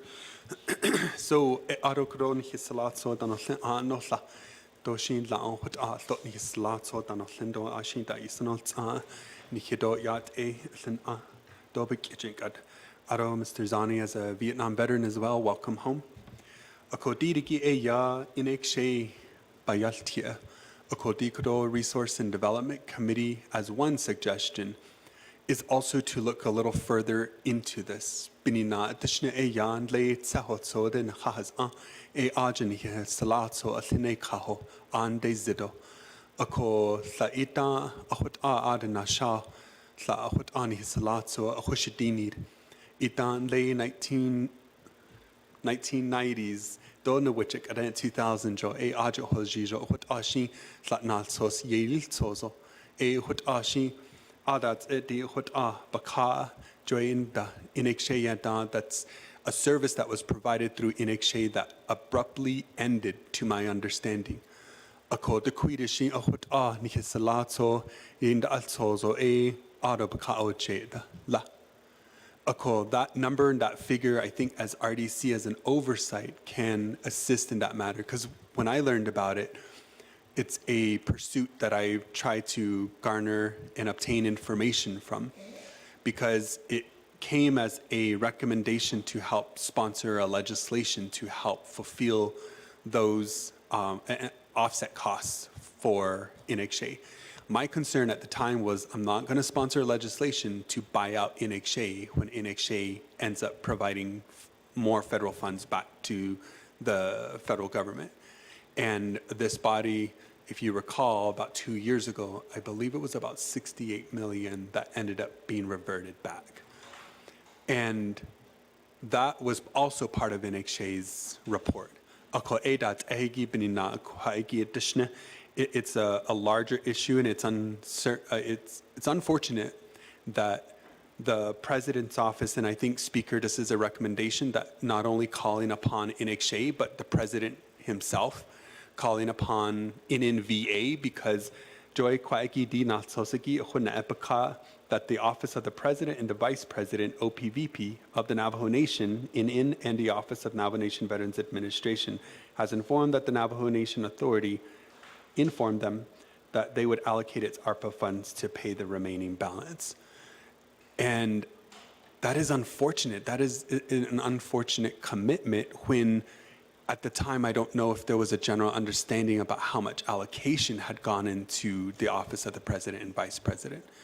And to have our veterans here be in situations now where it's concerning to them when we approach or when they approach their monthly dues. And to myself, this is just my personal opinion, I'm not an attorney or anything, but I think this also legally binds the president as well as NNVA, because this is a commitment that is documented and should be fulfilled, and we should be holding the parties accountable if that's the commitment they're making. And so that's a recommendation. If it has to come back before this body, Speaker, as far as NXA, NNVA, OPVP, then we should get some clarification on that and precisely how many other veterans received a similar document, I'm going to quote unquote commitment. And those are going to be some of my comments right now and recommendations. So thank you again, presenters, Shata, and to all of our veterans who are unfortunately have to kind of understand what's at hand here. Thank you, Speaker. Thank you, Delegate Nez. And next to Delegate Helena Naa'bik'iyati.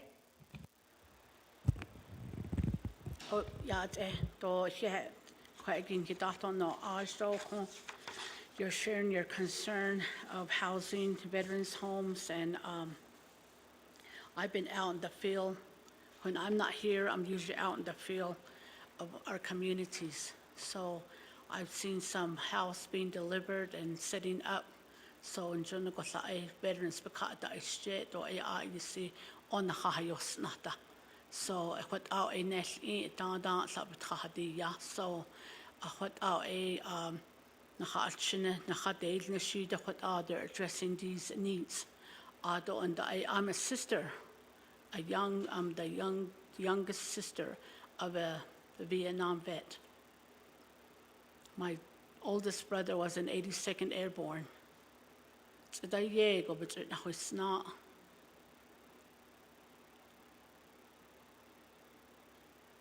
I always say this in here so many times in this council, in these chambers.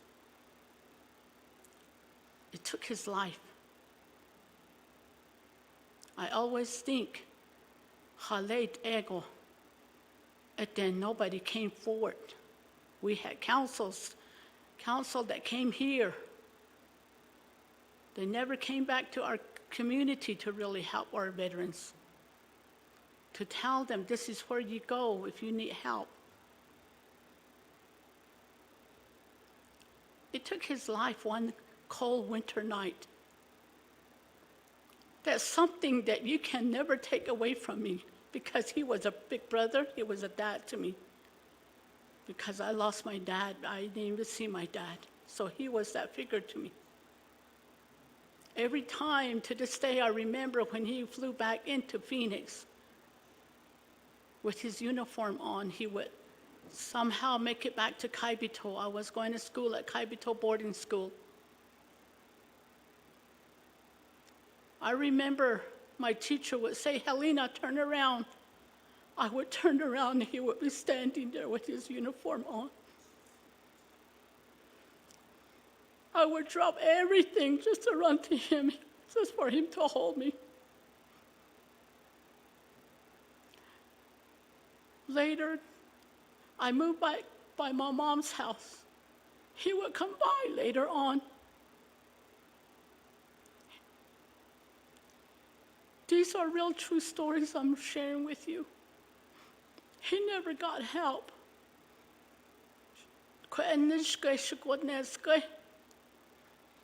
Airborne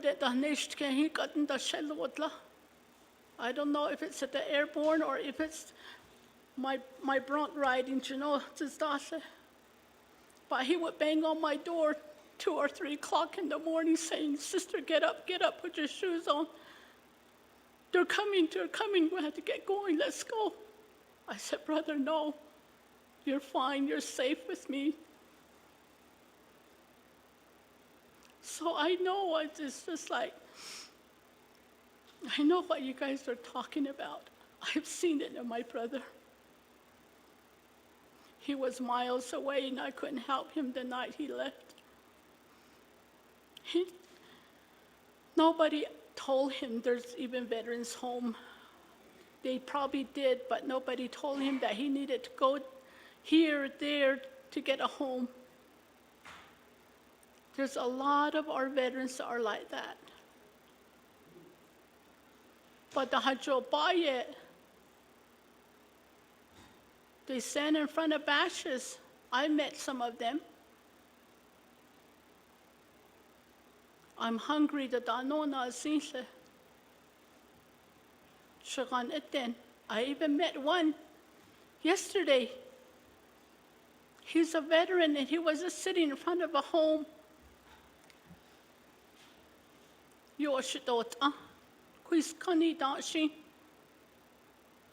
Because of the way I am, my wife didn't want me anymore. She couldn't handle me anymore, no. I'm homeless. So, we do need to really help the veterans like that, not just only people here. We have a lot in the Western Agency too. And I think, Lawrence, you're from there too. Now that I think you used to be a policeman, right? And Page. Yeah, for the city of Page, you used to be a police. You know my brother. You know who I'm talking about. You probably end up with him so many times too. And you know what he went through. So, you guys came to Hesse. And I didn't know you back then until Anita and I was looking at the letter that was sent out to you. Because I have a nephew and a niece. Very educated kids you have. Highly educated kids you have.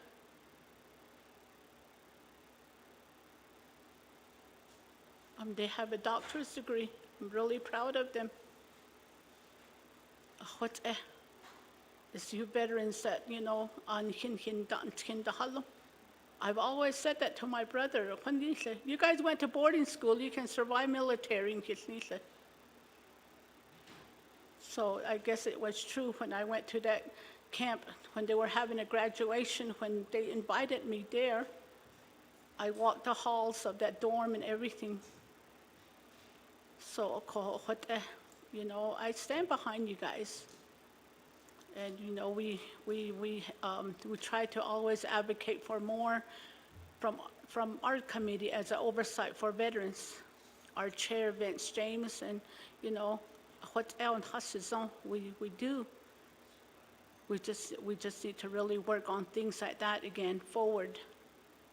And it's really hard to say this is how many homes we need because we don't get that. We don't really get that copy from the Veterans Office. As council, we don't even know. All those are confidential. No, they're not shared with us too. So we don't know who got homes. I know, but the homes were delivered.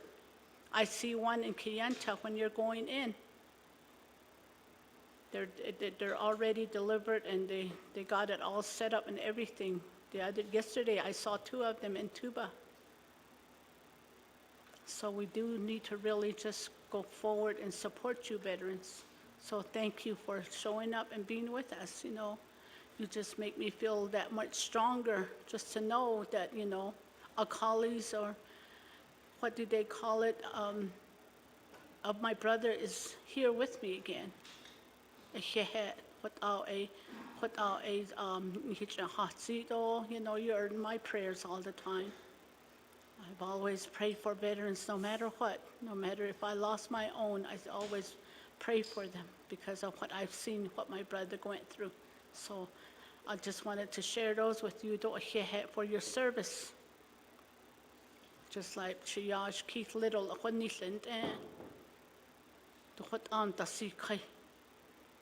Hot abdi bi tada di kai. The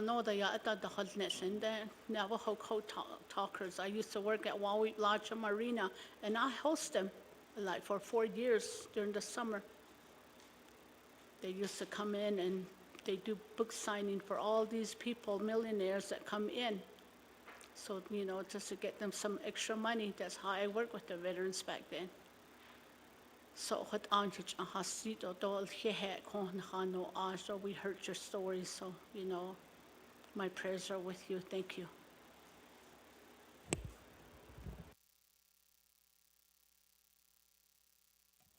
Yeah, thank you, Delegate Helena Naa'bik'iyati. Then next, we do have Delegate Simpson.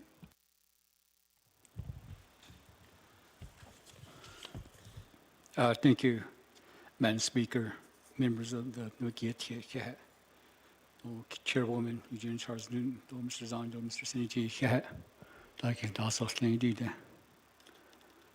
I always remember the late John King.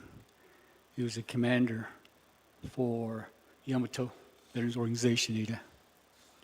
And during the 22nd Council, we worked very closely with him to how do we help the veterans that reside in Navajo Housing Authority homes, either rental or home ownership.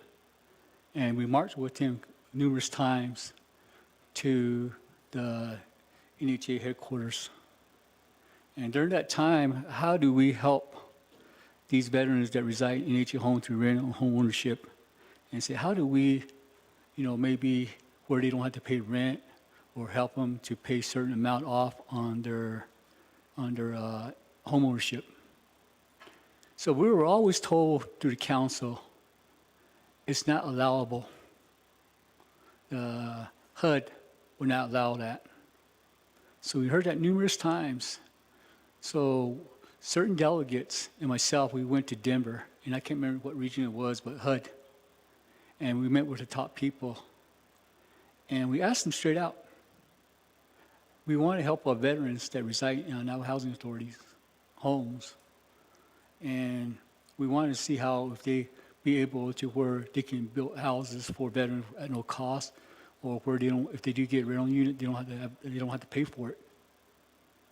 Basically, what we're told was, it's up to your Tribal Housing Designated Entity, THDE, which is the Navajo Housing Authority. That's what he told us. That's up to them through the commission. So we brought that information back to Navajo Housing Authority and the Board of Commission. And during that time, the Board of Commissioners consisted of people that knew the grassroots people, that knew, the commissioner would consist of, they really knew the grassroots at the local level. So we worked with them, and we brought that information that it's up to you as a commission to decide what we're asking for the veterans. So they passed a resolution. They passed a resolution where on homeownership, I'm kind of still, I can't remember the whole thing, but on the rental units that the veterans reside in NHA homes, they didn't have to pay no more. So that was passed by resolution, through a resolution by the commission. So that was during this 22nd nomination council. That was done by a few delegates pushing for that. So during the 23rd council, the plan of operation was changed for the Navajo Housing Authority Commission. And you have to meet certain qualifications. You have to be architect, you have to be an accountant. And what happened during that time, when new members were placed in that position with these high qualifications, they rescinded that resolution to where it was helping the veterans that reside in Navajo Housing Authority. They rescinded it. They rescinded the whole resolution. So the reason I'm bringing this up, it has been done. And NHA cannot tell us that it cannot be done. So again, I think to me, the two gentlemen here that are, they're not speaking for themselves, they're speaking for the veterans throughout the Navajo Nation. And again, as my colleagues stated, there are probably numerous veterans that reside in these NHA homes. No, I believe they received these letters. And when this was talked about, we met with the former CEO, Naa'bik'iyati, on this issue. And she was the one that was really pushing until she was removed as CEO. She was pushing this. She wanted to make this happen. She wanted to help the veterans. After she was removed, everything just stopped. So I really want Naa'bik'iyati here to come up with a solution how we're going to help these veterans, especially these two gentlemen that are before us, and again, speaking for the veterans that reside in NHA homes. So my recommendation, and Madam Chair, and I will ask Naa'bik'iyati, since the President did not fulfill his promise to use ARPA funds to help out the veterans to pay off their remaining balances on their NHA home that they reside in, that letter came from NHA. They had to fill that, what they promised in those letters. I'm saying letters because I know numerous letters went out to veterans that reside in NHA homes. So I'd like to bring the Board of Commission, because they're the one that had to make this decision, along with the top staff within NHA. And what was sent out, those letters that were sent out, they will have to fulfill. And that, again, I know Resource Development has the oversight authority. Resource Development can work with Naa'bik'iyati to make that happen through directives. If not, I think also, let's say council can advise us how we can go about that. Because those letters mean a lot. And to me, if I'm a veteran, my son's a veteran, my daughter's a veteran. If that letter came to me, I guarantee I would be up there too, just like these two gentlemen fighting for our veterans. So again, I want those letters to be fulfilled by NHA because that letter came from Navajo Housing Authority. So again, we had Mrs. Connor up there. They had to research on how Naa'bik'iyati and Resource Development can move forward to have NHA fulfill those letters that were, to pay the remaining balance. And I want that done ASAP to be researched and how it can be done to get these remaining balance paid for these veterans that reside in NHA homes ASAP. And I want that done as soon as possible. I'm not sure if it can be done through directive through Naa'bik'iyati today, but this is my request. I'm not going to sit here and how I want to come up with a solution from here, from the Naa'bik'iyati and working with Resource Development. So that's my recommendation. Also, let's say council, you have some homework to do to advise us how we go about this through Naa'bik'iyati and Resource Development Committee, and how we get how we get them to fulfill those what was stated in the letters to the NHA, to the veterans that reside in these NHA. So that's I want that done right away. So that's my request. I think that's one of the solutions that I'm going to be recommending. I know my colleagues will come up with other solutions. So again, I really appreciate your service. I think you gentlemen up there and all the veterans, thank you for your service, and all the active members. Thank you for being there today, still serving our country for our freedom that we have today. Thank you so much. And moms, dad, uncles, grandma, grandpas, daughters, sons, uncle, aunts, thank you for your loved ones serving for our freedom today. I say, yeah. So, it means a lot to me. Thank you. But I want what I'm recommending to be carried out as soon as possible, so we get these what was sent out to these veterans addressed as soon as possible. Thank you, Madam Chair and members of the Naa'bik'iyati, Madam Chair Eugene Charles, thank you for bringing this to our attention here, and I think we can get some solutions done today. Thank you, Naa'bik'iyati committee members. Thank you.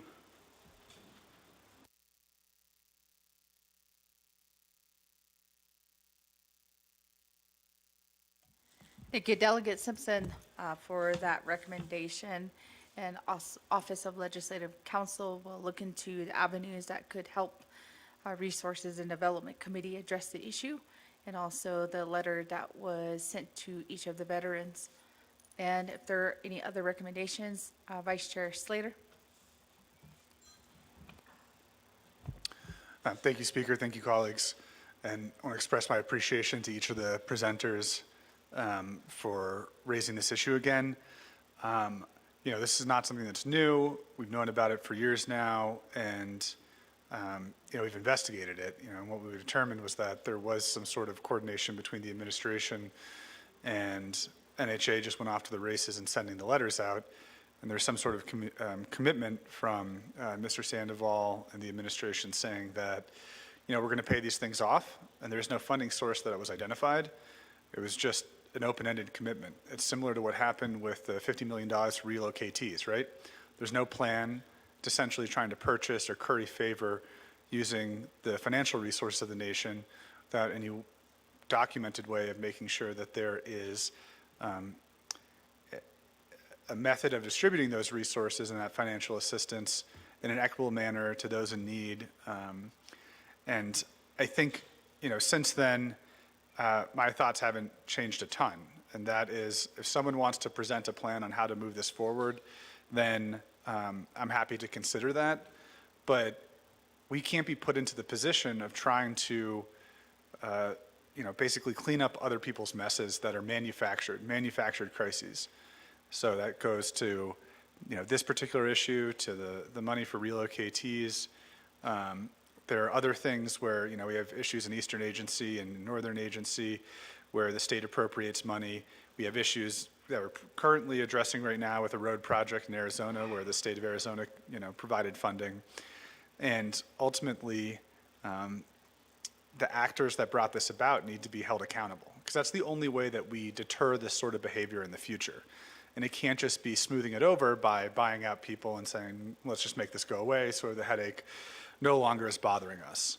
So, you know, if our veterans agency councils, if the Veterans Advisory Council, if other entities have recommendations on how to address those concerns about equity, about providing financial assistance, about not having people jump to the head of the line in terms of financial assistance, you know, we have a housing program that, you know, I think is at $16 million that's sitting there. That's money that's supposed to be directed to, you know, new home construction and sometimes towards renovation. And, you know, because of the backlog, some of those dollars could potentially be used for purposes like this. But we also have to instill in our people an ethic of responsibility. And that means that we provide resources so that they're educated on what a letter means and what the potential repercussions are if they continue paying on something without a legal document where someone has signed it, where they've signed it, and documents that the payments no longer are required and that they are going to receive the title to the home. Those are the sorts of education processes that or initiatives that I think that the Veterans Administration needs to avail itself of, because you have a lot of people who have a limited experience dealing with, you know, mortgages, dealing with rent and all of those things. And when they receive something like this, it's like someone's trying to take advantage of the goodwill that they see in a letter, in what they view as a commitment. And that's the way our people are, right? You say something, it really means you mean it. It's not like you're going to wiggle out of it. And what we've seen for a few years now is just trying to wiggle out of this situation.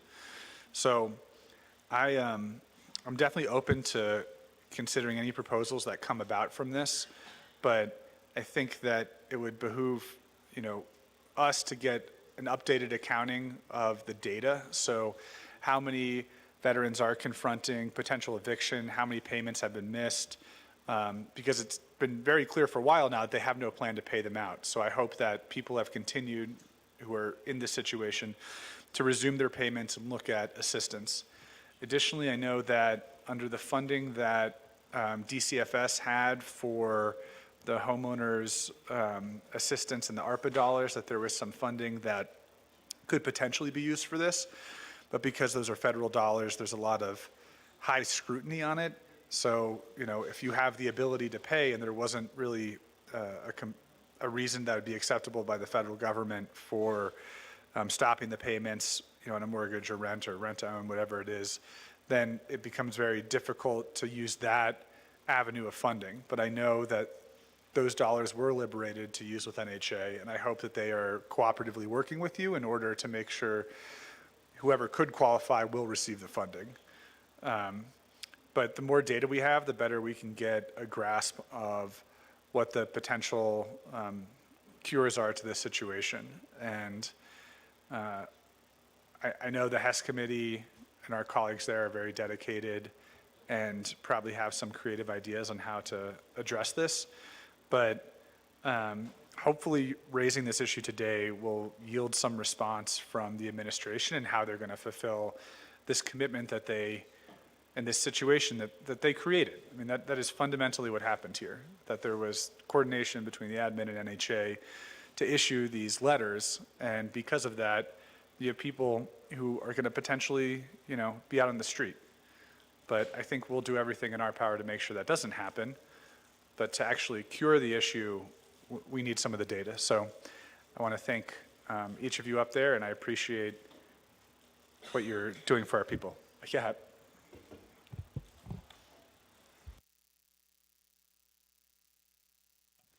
Thank you, Delegate Slater. And I believe we do have confirmation that the COO of NHA is also joining us via Zoom, Mr. Ernest Franklin. So, Mr. Franklin, if you're still on Zoom with us, if you can just confirm.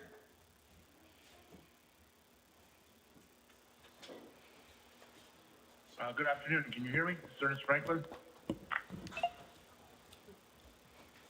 Okay, thank you, Mr. Hello? Franklin. Okay, yes. All right, so colleagues, we do have Mr. Ernest Franklin that's also joining us via Zoom, just for the record as well. At this time, I'm going to go back to Chair Regina Charles Newton, and also Mr. Sisnat Ginny, and also Mr. Zani.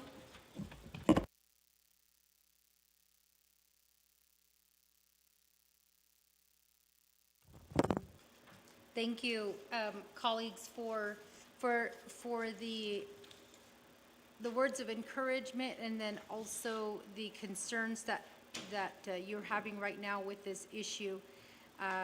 Mr. Zani actually is a good record keeper. This is his record of all of the times that veterans have met regarding this issue. This is his record. And he pulled out a presentation that was given in 2016 by Aniva Yazi at the Western Navajo Agency Commanders meeting. He even still has the agenda. This is how good he is at keeping record of everything. At that time in 2016, what it does state is that there were 375 clients. 147 of those were renters, and then 228 that were home buyers. So in 2016, there were 228. I think that kind of gives us something to start off with. You guys are all correct in that there has been no information provided to us. I think that for some of us, we didn't even know that these letters existed. We didn't know that these were the promises that were being made. And on the letter, it clearly states that ARPA funds would be used to pay off the remaining balance owed on their home. We don't know at this point how many were sent these letters. We don't know how many are facing eviction. We don't know at this point what the plan is in addressing that to ensure that our veterans are not evicted. And I do agree, Delegate Slater, that education should be coming from the Veterans Administration in terms of maybe step-by-step guidance. You got this letter, but now these are going to be the next steps that we're going to be taking to achieve the goal of paying off your home. But that doesn't seem to be the case. I brought it here to everyone's attention because technically, Budget and Finance oversees all of the funding, which includes ARPA. Health, Education, Human Services oversees the Veterans Administration issues concerning veterans. Resources and Development Committee is the oversight for NHA. 3 committees. And I appreciate the fact that this is now going to be moving forward. And I think that Delegate Slater, I agree with you that we're cleaning up this mess that has been created. there were promises that were made, obviously promises made in writing, that now this council is going to have to address another problem. And it's probably going to be something that we address and he's going to take credit for. But we have to address it because it is in writing. And we have Mr. Colin Bradley, who is sitting behind me, who could probably, as his legislation is coming through with confirmation, maybe even answer some of these questions of how do we address this issue. To me, if it's in writing, you have a stronger chance of taking that to court to say that this was promised to me and it was given to me. It was in writing, and there is a signature at the bottom of this letter that is in blue ink. In law school, I remember they always used to teach us that when the original contract should always be signed in blue ink, so you can make that determination of what is a copy and what is the original. So this is an original copy of a promise that has been made by the Nigerian administration. Now it's up to this body, unfortunately, to try to figure out, as Delegate Slater stated, where are we going to get the funds? How are we going to address this? What are the numbers? How many people are being affected? How many people receive these types of letters? So I appreciate all the questions, the concerns, and I know that the reason why I was asked to come sit up here is because Mr. Sinajini and Mr. Zani are a little bit shy, and they said that they've never come before council in this manner before, which is why they asked me for my help. But I'm going to go ahead and turn it over to see if they have anything that they want to add. Mr. Sinajini, did you want to add something? Just want to say thank you to each and every one of you, not only for your comments, but for your undivided attention to our issue. You've taken the time to listen to us, and we appreciate that. To a veteran, that means a lot. I just want to highlight one veteran who I mentioned earlier. Saturday, this past weekend, we buried him. He was a sergeant in the United States Army, 82nd Airborne, served in Vietnam. Unfortunately, was exposed to Agent Orange. From his exposure, he contracted cancer and various ailments, which he finally succumbed to. He was waiting for a house, but he was also proud, and he resided in what house that he had and just wanted to get it renovated, and he waited. Unfortunately, he will not see that renovation if ever it happens. Again, I say, we have veterans out there waiting. And I'm often asked, why do you waste your time marching to Window Rock? And as I've told Hess before, I don't do it for me. I do it for veterans who can no longer walk. I do it for them. We both came here today for our veterans, for our fellow veterans, is who cannot come here to speak on their own. Is for them that we do this. And again, I cannot express enough gratitude to give us this time. My foot thanks you for not walking here today. And I appreciate that each and every one of you's time. It is a privilege and a great honor to sit here before you. Thank you.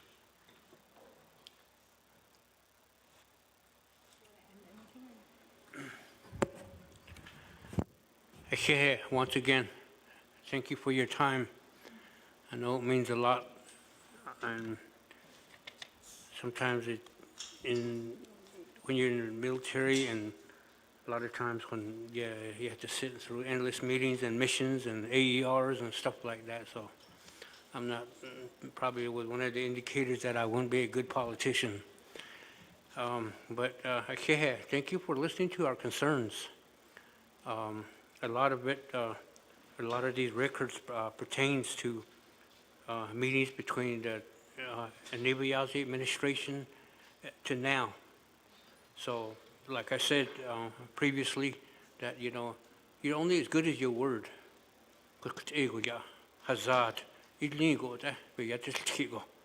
Don't make promises if you can't uphold them.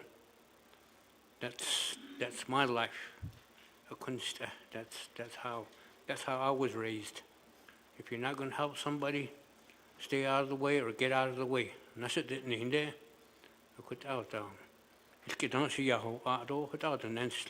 To this day, when somebody asks for help, you know, I make sure I have time, but I don't put it off. I say, you know, but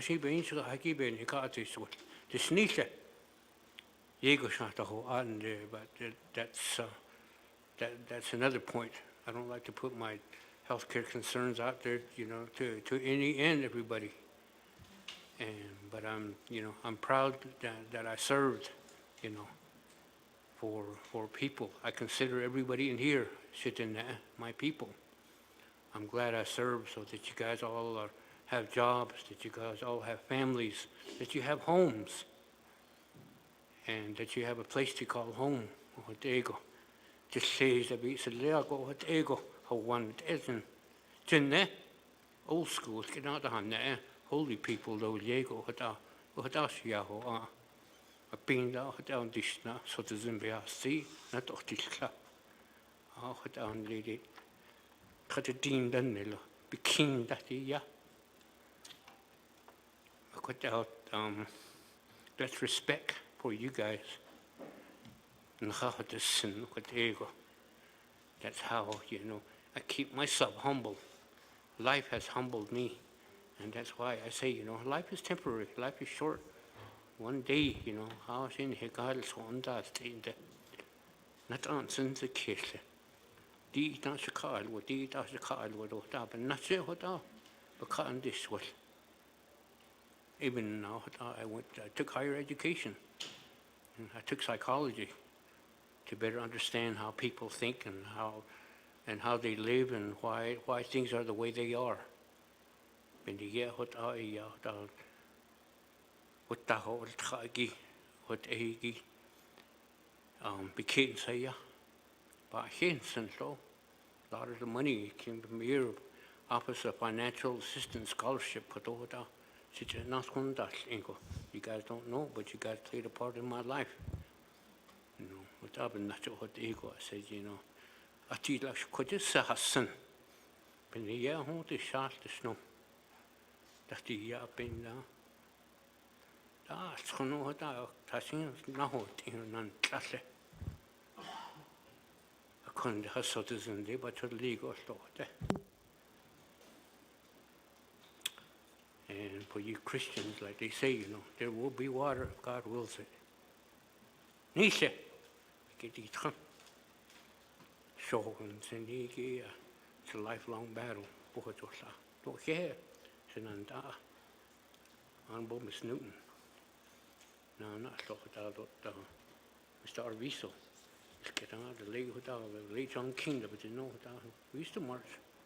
And they say, but you know, it's all that. To this day, it still carries on.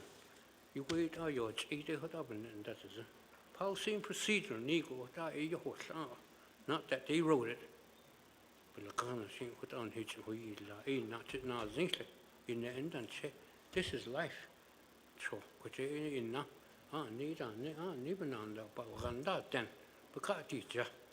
This is all what I've seen a lot of people living in old dilapidated trailers and G sheds and still don't have running water, electricity, you know. But sometimes I tell people, you know, an NHA worker once told me when my house completed utilities day, he goes, make sure you have money for this.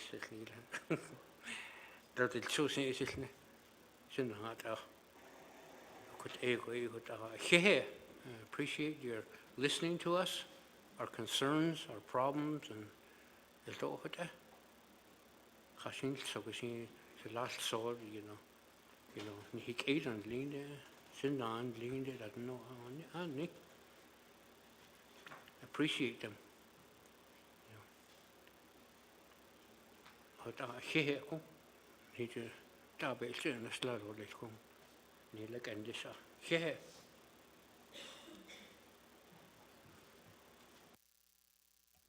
Cashiage, Mr. Zani, Ado, Mr. Sisna Jenny. So, and at this time, colleagues, I do have 2 delegates that are in queue. We do have Delegate Nathan Nota. Yate, thank you, Speaker, and Chair Charles Newton for bringing this issue to the forefront. Ado veterans, ado sokagi do all over the Navajo Nation.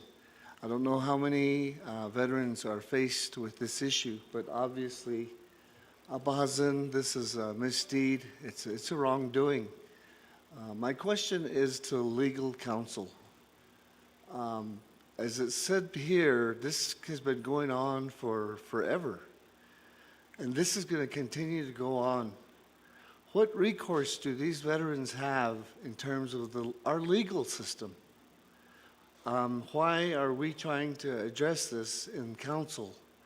Shouldn't we be addressing this from a legal perspective, maybe a class action lawsuit to force these entities that made these promises, these contracts, to give what they promised to give to these individuals?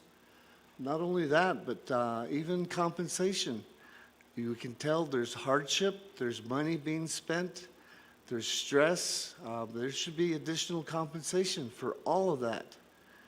So to our legal counsel, my question is, that whole concept of what I just mentioned, what measure do they have? What approach do they have, or can they have, in our legal system? I'm thinking that's where they need to go with this. That's where we could be of help as council. Just us trying to pass legislation and stuff, that doesn't help. And so maybe we need to try, maybe the legal system. And maybe that's the approach that needs to be taken. So that's my question to the legal counsel. I hope you have something promising and good to give us. Yeah.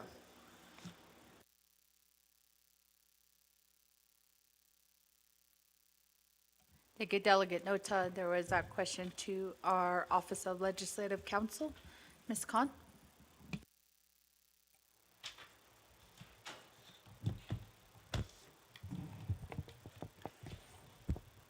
Madam Chair, Ms. Speaker, members of the Naa'bik'iyati Committee,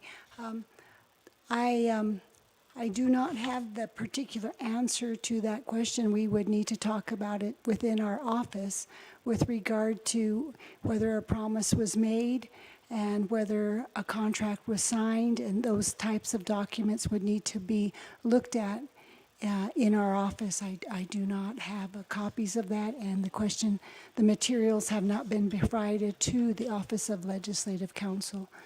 Madam Speaker, when we get the information, that information could be provided to the Office of Legislative Counsel, and legal research could be done to find the answer to your particular question. Madam Speaker. Thank you, Ms. Khan. And again, there was a similar request that was coming from Delegate Simpson as well. Going to have see if Department of Justice does have any insight. Our Acting Attorney General, Mr. Bradley. Hi, hello. I unfortunately have the same response as Ms. Khan right now. I would have to see the materials and look at it, and then we can get you a response from DOJ about what, if any, options we have about this, but more than happy to look into it.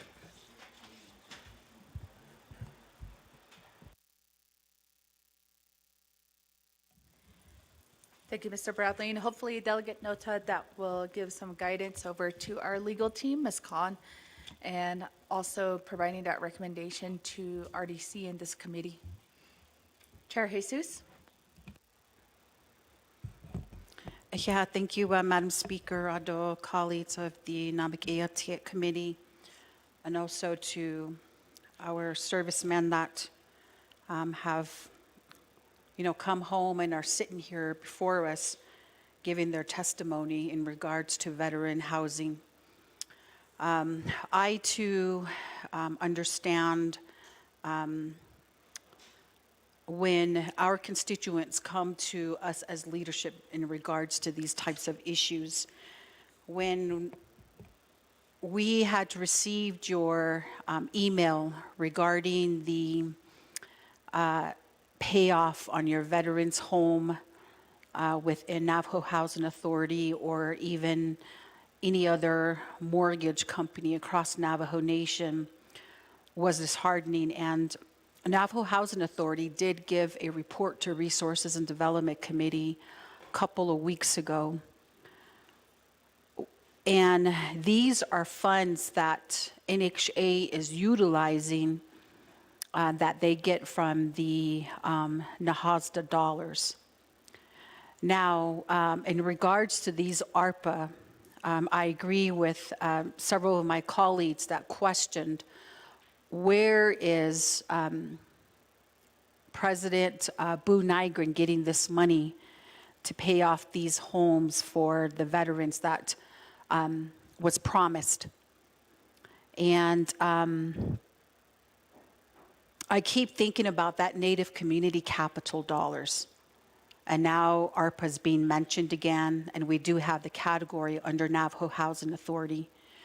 So just as mentioned by my colleague, Honorable Chair Simpson, that I'd like to request Navajo Housing Authority leadership and even the Board of Commissioners to come back before the committee and question them in regards to these letters that were sent out.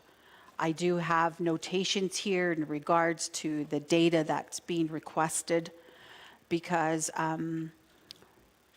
it's a promise that was made, as an enterprise to the Navajo Nation, to our veterans. And I know that a lot of the veterans that have transitioned back from military to civilian life, for a lot of our veterans, it was a challenge, especially if we talk about a lot of these veterans having to have gone to the front lines. And having two veterans in my household, I'm glad that they were during the peacetime. I can't sit here and tell you that I know exactly how you feel, but I know that a lot of our veterans are dealing with a lot of issues, and they just want that certain someone just to sit there and listen to their needs and their wants, or even what they've had experience and what they really want. So again, a home is not just four walls. It's a place of a foundation for everything else. It's stability. It is a home where family come back and enjoy and break bread at the table with laughter.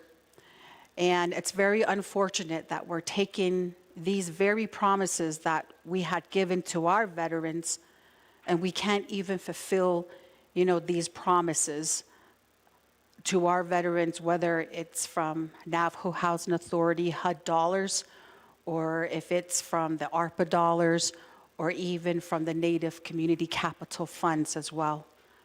And as Resources and Development Committee, again, I'd like to take this back, and we do have Chief Operating Officer, Mr. Ernest Franklin, that is on the call. I did wanted interim CEO, Mr. Levon Henry, to get on the call, but I understand they're in a Board of Commissioners meeting. So with that, I'm hoping that Mr. Ernest Franklin is taking notes, because we can't continue to go down this path in hopes that we address this issue for you all. But one of my main concern is which ARPA dollars are we really looking at? Because, Budget and Finance Committee has already taken some of those funds back under 521 or the RRR fund. Then we just have the delegate region funds as well. So I don't know if this was properly planned out from the executive branch side. We don't know, and that's where, the question is, and we need to get those questions answered. And not only that, but if we can get more of those letters, or even just your letters from Inukshey, just as legal counsel here from the executive and legislative had mentioned, to research it to see if this is a promise that Navajo Housing Authority had made. And this was one area that wasn't brought to our attention when they gave the report to Resources and Development Committee. But I just want to assure you that we'd like to get this addressed and work with Navajo Housing Authority in hopes that we would try to rectify this issue by the end of this calendar year, because it's not, good business practice for the nation or even Navajo Housing Authority just to have, our individuals, get displaced from their homes, and that's not what I want, because I know that you've all worked very hard as well to try to make those monthly mortgage payments before this news was given to you all. So ashonen linigi ada nkitlat so no linido talat so da ada da inol angi ha inol lido kodoshi e kot a job in yena da dokil beso e hada no taha e kot an linigi e ya kundin kik e hid na kot a e ya nal sospech e dalia yan di shina do be il nata a ko don le Belagana ilni the timeline da hat abide di kil ako ajishi e ya adoshi e da adada atha isens ado atha sazata dots il no son do. I allow you that opportunity at RDC meeting. So we just need to re-invite Inukshey back and really understand where they're at with these veteran homes that were promised to be paid off for you all.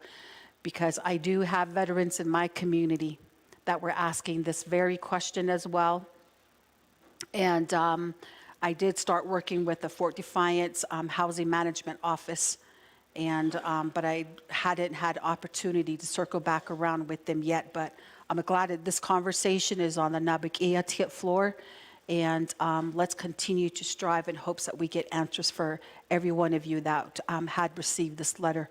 So eight o satan lingi behades to hiat nanats adan tsago kun linigi hashin sogo in hits is not not I aden le tol nanda got an linigi khanta sopa eben nat distinda anhe ne zon ne dado anhe ne zon nadina Jayan yi dangi da kodat ako she yan trago ba hehen sent la she yaja kod ado tro but isbich na hisna e disjinik atost et din doba a slap benachai kod od anj on eits out od khatara ko ayego yeti osni na zanada ko ani e jeto sikes do it's isne yilna od akodohok e od argent ingo ado sa e yan lini she ani Beso da ba ohundat le ho haigla ishied.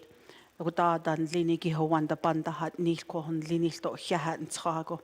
Ako di Veterans Administration bidi ninigi. Ayo anan tlaho besla anish. Che ko da hokko da nada bidi nila. Kwagi na dikid. Jo ko dat aho sto.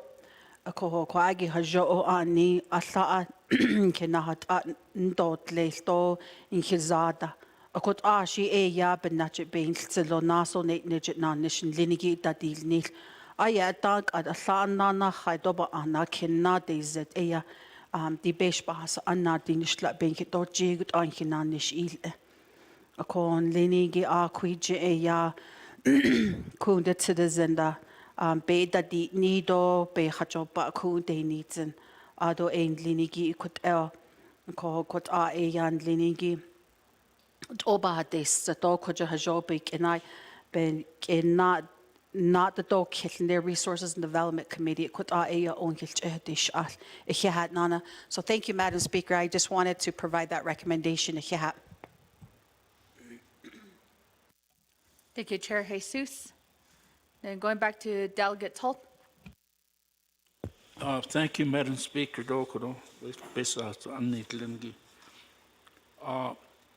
We have a program, yeah, Veterans Administration. Why do we have that program? We might as well to fund that department. They're not helping the veterans.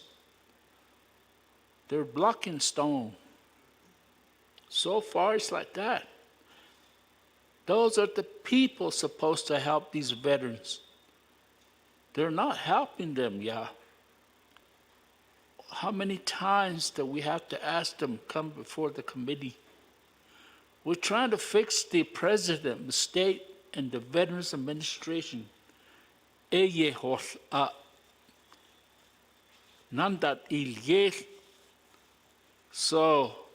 the NHA came and provide all these veterans that live in the NHA.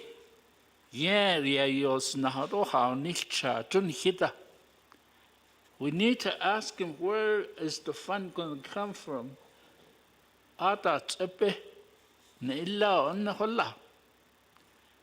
This is his responsibility that he promised these veterans to pay for these rent.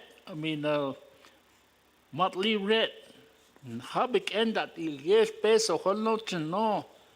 Hasn't eben hajitna akadet o hajinil chachon hidaba koroch ehdi ne. So if Speaker, I would recommend you write a letter to the president and ask him, why did you make this promise? Ahot na bededolkil. Yahajiya da e kwajo bahasot. We're just frustrated. Obi haban alte ha sito hot eda. Huechino. Adecha haut Onza e put abi ika.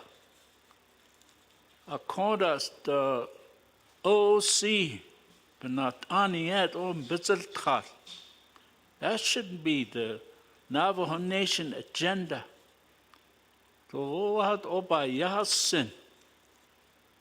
Where's that common sense? Where's the leadership of this president of Navajo Nation? I'm frustrated, disappointed. We're not helping our veterans. He's the one that made those promises with the Veterans Administration. Lahoch and Dahalye. Akosalat Sodon Habakat Jeta. Oh, has it oak at the Hajil Indo Donda Jakata. Ahot Agaban, Siskes, Korochon, Hida A. Bast and yeah. Obik is a honat low height. It'll leave. I know he's going to say, okay, which pesos las en el chano nil. Ero taed a pechai. Nate natos as are peso. Mismanaged nana. Kondan has Eben give it back to him. Why he make those promises to these veterans? Shani eben yenat ani jilila. So we might as well defund the Veterans Administration. They're not advocating for our veterans. They're just blocking stone. This is but indeed Ada was on Hitlindahalle Hesse Committee. What Aga Bakunsen. Ada Bernard is the speaker. So we need to vote on this. Auto recommendation, Dalia, bring the board of directors from NHA before this body. We'll question them. Who make those promises? Thank you. Thank you, Delegate Toth. So I do have in my action items for Office of Legislative Council to assist RDC committee, since they do have oversight over NHA, and how we can jointly with Naa'bik'iyati Committee to do further advice legally or if it's a legislative fix. And also, there was a request from Delegate Toth to write a letter again to the Office of the President and Vice President regarding this issue. And also to, again, reach out to NHA board and also leadership to be here in person at Naa'bik'iyati Committee. So colleagues, I do have those three action items, and Chair Eugenia Charles Newton, going back to you and our veterans. Thank you, Speaker and colleagues. I was looking over the letter. I have a question. I know that I'm up here assisting the veterans, but I do have a question, Speaker, that actually would probably fall back on Office of Legislative Counsel as well as the Department of Justice. Within 2 Navajo Nation Code Section 102G, it states that the Navajo Nation Council shall establish standing committee of the council and delegate such authority to such committees as it deems necessary and proper for such committees to execute the purposes or powers delegated. In this case, 5 committees were created, one of them being Budget and Finance Committee. Within the Budget and Finance Committee under Title II of the Navajo Nation Code, Section 301, it does, under B, it says that the committee, referencing Budget and Finance Committee, shall have the following enumerated powers, and it goes to B2, to review and recommend to the Navajo Nation Council the budgeting, appropriation, investment, and management of all funds. And then you go on to B3, it states, to the extent permitted by federal or Navajo Nation laws and regulations, the committee shall appropriate, allocate, cancel, reappropriate, and review the use of the Navajo Nation funds received, including but not limited to all grants, contracts, gifts, and other funds from all sources. Now, I'm reading the law as it states in our code. This is not, I will repeat, this is not legal advice. However, my question stems from reading the law, and the question is, did Boo Nygren appropriate funds? And if so, was that appropriation against what is stated within Title II, where that enumerated power falls within the budget and finance? If Boo Nygren did send this letter through NHA stating that ARPA funds would be used, that's probably a question that would fall back to the Department of Justice and Office of Legislative Counsel to answer that question of whether he is actually appropriating funds, which technically is the enumerated powers given to Budget and Finance under the Navajo Nation Code. So I just wanted to point that out, Speaker, and it's a question that I would like answered in writing by the Office of Legislative Counsel and by the Department of Justice. And again, this is not legal advice. This is strictly reading from the code within the laws within the code and asking a question of whether this is technically deemed appropriation by President of the Navajo Nation. Thank you.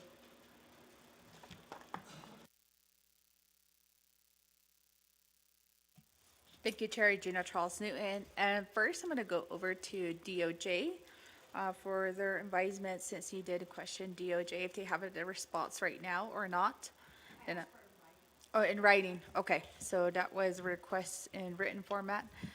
Acting AG and also Ms. Khan be adding that to the action items. And thank you again. Ado Hunzajan, Mr. Pete Sisnajini, and also Mr. Zani. Thank you for being here, and we're more than welcome to hear your concern. And thank you for all that you do. So thank you again, and thank you, committee, for giving our veterans the opportunity to state what is on their mind and also the frustration that they feel. So again, thank you, committee, for hearing this report. And I don't see anyone else in queue, but there were highlighted of many of the action items, and we will bring this issue back to the committee. With that, colleagues, I'm going to call for a vote. 2 minutes on the board.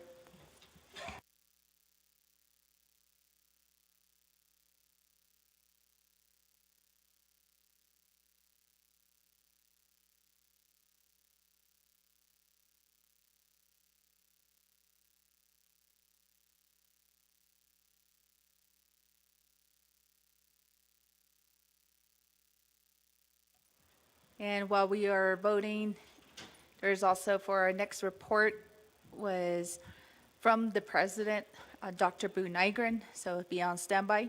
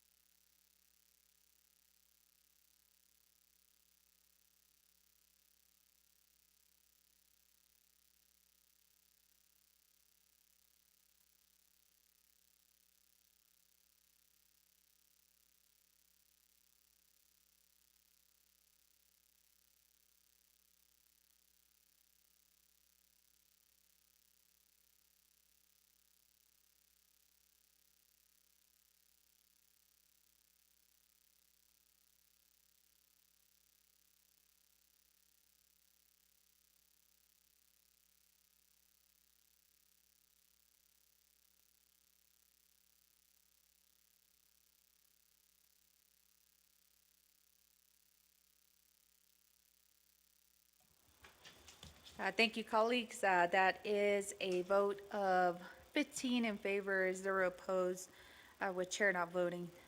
Again, thank you to our 2 veterans for visiting us here at the committee.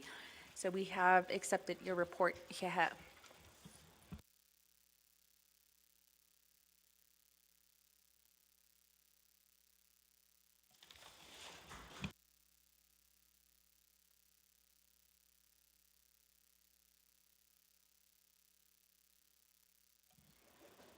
And going to number 5B, this was a added report from President Boo Nygren regarding fiduciary responsibilities and ARPA funding to assist the Navajo people with hardship payments.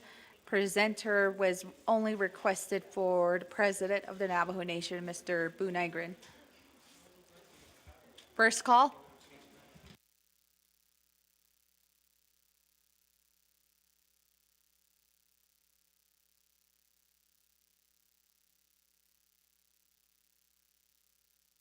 Or via Zoom.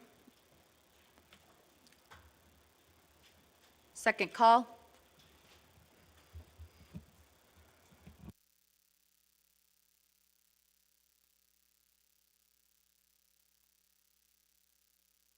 Third call.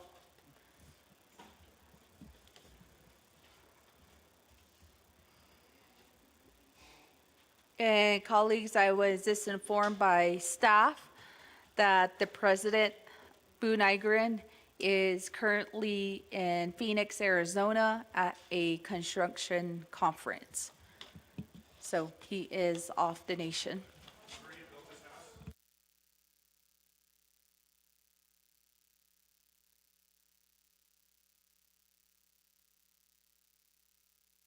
So we'll move on. Colleagues, number 6, old business, none. 7, new business, we do have a consent agenda. Staff, if you could help us read those legislation into the record. Thank you, Madam Chair. Item A, consent agenda, legislation 0223-25, an action relating to the Naa'bik'iyati Committee concurring with the Navajo Nation President's acceptance of a donation totaling $6,150 to the Dene Annual Scholarship Fund for use by the Office of Navajo Nation Scholarship and Financial Assistance. Prime sponsor is Honorable Andy Nez. This legislation is final authority with Naa'bik'iyati Committee. Per Navajo Nation Council Standing Committee Rules of Order, Rule 9, legislation has been read into record by electronic voice recording. Legislation 0221-25, an action relating to the Naa'bik'iyati Committee confirming the appointment of Carl Etzidi to the Black Mesa Review Board as the Navajo Nation Council speakers representative for a term of 4 years. Prime sponsor is Honorable Crystalline Curley, co-sponsor Honorable Vince R. James. This legislation is final authority with Naa'bik'iyati Committee. Per Nomination Council Standing Committee Rules of Order, Rule 9, legislation has been read into record by electronic voice recording. Legislation 0094-25, an action relating to the Resources and Development, Budget and Finance, and Naa'bik'iyati Committees and the Nomination Council, allocating $408,230 from the Nomination CHSN Fund for the Tadidine Tour Turnoff Improvement Project, approving and adopting the Tadidine Tour Turnoff Improvement Project expenditure plan pursuant to 12 NNC sections 2501 through 2508. Prime sponsor is Honorable Herman M. Daniels. Co-sponsor is Honorable Otto So. This legislation is final authority with Nomination Council. Madam Speaker. Thank you, staff. Hey, colleagues, we will put 2 minutes on the board, and this is to vote for, motion first. Chair Ricky Nez, second by Chair Brenda Jesus.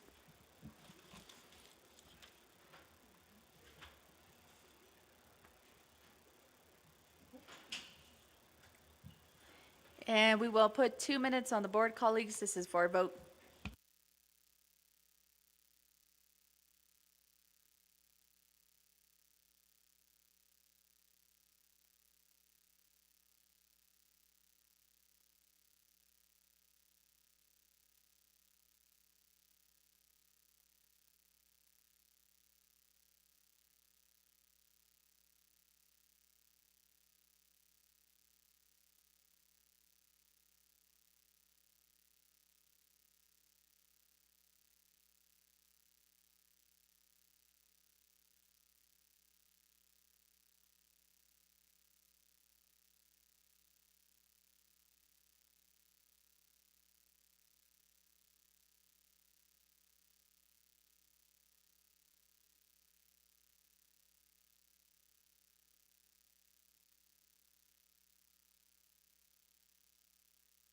And while we're voting as well, I just noticed that we do have the controller that's here with us as well in the chamber. So thank you, Controller McCabe, for being here.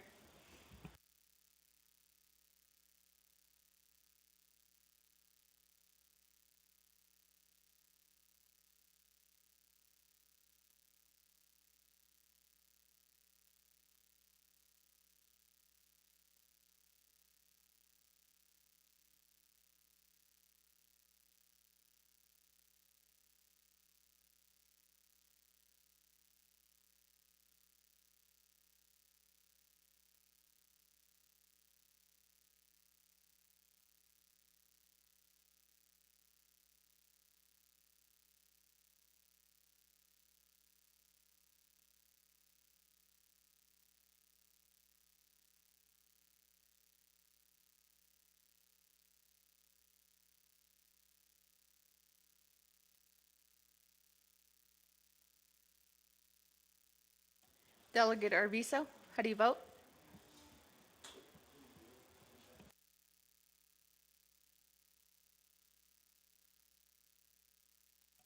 Vote screen.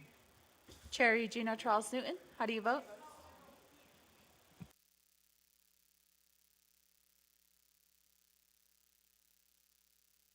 Chair Crotty?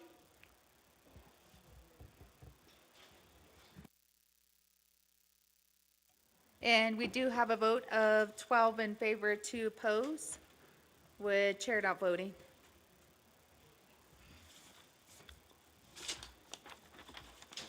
Then going next to B 0215-25, sponsor Chair Eugenia Charles Newton. Staff, if we could read this into the record.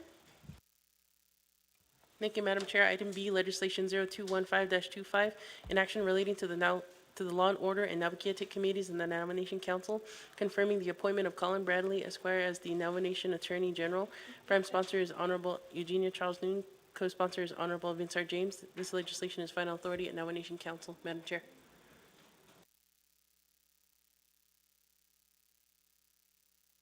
Colleagues, do we have a motion?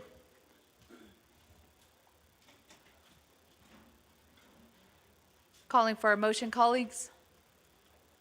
Motion by Vice Chair Slater. Is there a second? Chair Jesus. And it looks like we will be having questions. So sponsor and also your agent, you will have 20 minutes for presentation.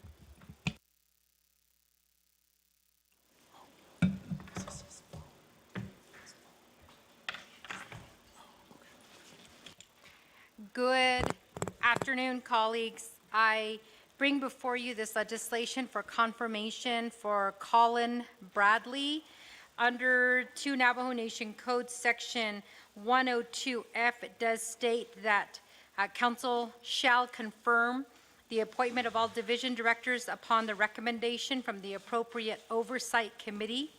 The president shall present the appointments at the next Navajo Nation Council session following the date of appointments are made. In this case, we know that Boo has not come before this council with any of the appointments that have been made.